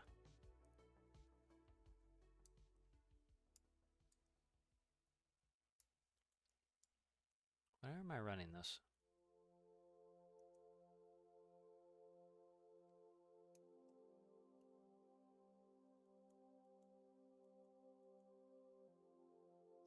Okay. I'll work on this later. I got a bunch of shit I gotta do. But that's kind of what I want to do, is take that. I'll do a bunch of those screens. You'll be able to go on the second page, enter in the frequency for the radio frequency. And then the first page will show you how many fish and the GPS coordinates. And then that way, you'll know where the buoy is. You can mark it on the map, and then you know how many fish you're receiving in that area. So you go out, dump off buoys, see where the fish are. You know, that system will be useful. Like, I don't see much utility. Like, if it's on a boat, for example, fish finder telling you the fish are right in front of you, that you know, has some utility to it. But for this, it's mostly like, are there a lot of fish here? If the answer is yes, within a kilometer of the buoy, you know that is a good place to fish, or that is not a great place to fish. I think that's useful and interesting. All right, so I think we'll finish up there. Let me quickly just save this. Yeah, so that's good progress on everything. Kind of go over what everything it did. Kind of, but not wanting to play, mostly because, like, the orange helicopter was a pain in the ass to get going. That's good. The VTOL cargo was a pain in the ass. Finally got that up. Increased the pumping rig. Started the new save. The new pumping rig is going there. I'll probably even leave the game on AFK while I go for a walk. Worked on Alistair's, the boat for Alistair's challenge a little bit. Got that going. We've now got the buoys, so we now have the actual research and science component done. That's going to give me some motivation to get that done. I think this is a cool and interesting way to do it. It's you know, engaging where you're using the crane, dumping buoys, same kind of thing you'd be doing with pots. And then you have your little laboratory or whatnot, your research area, where you're going to be sitting there reading all your results. So you'll have however many monitors you want to put out there and however many buoys, and you'll get an idea of how many fish are in each area, and that will be kind of an interesting way to do it. So thank you guys for watching. If you liked the video, make sure you like the video. That helps me out. If you guys are on Twitch and you have an Amazon Prime subscription, you don't want to watch ads, you get 1 free subscription per month. You can go ahead and use that on me if you'd like to not watch ads. So that's also available to you. But thank you guys for watching. If you liked the video, and we'll see you later.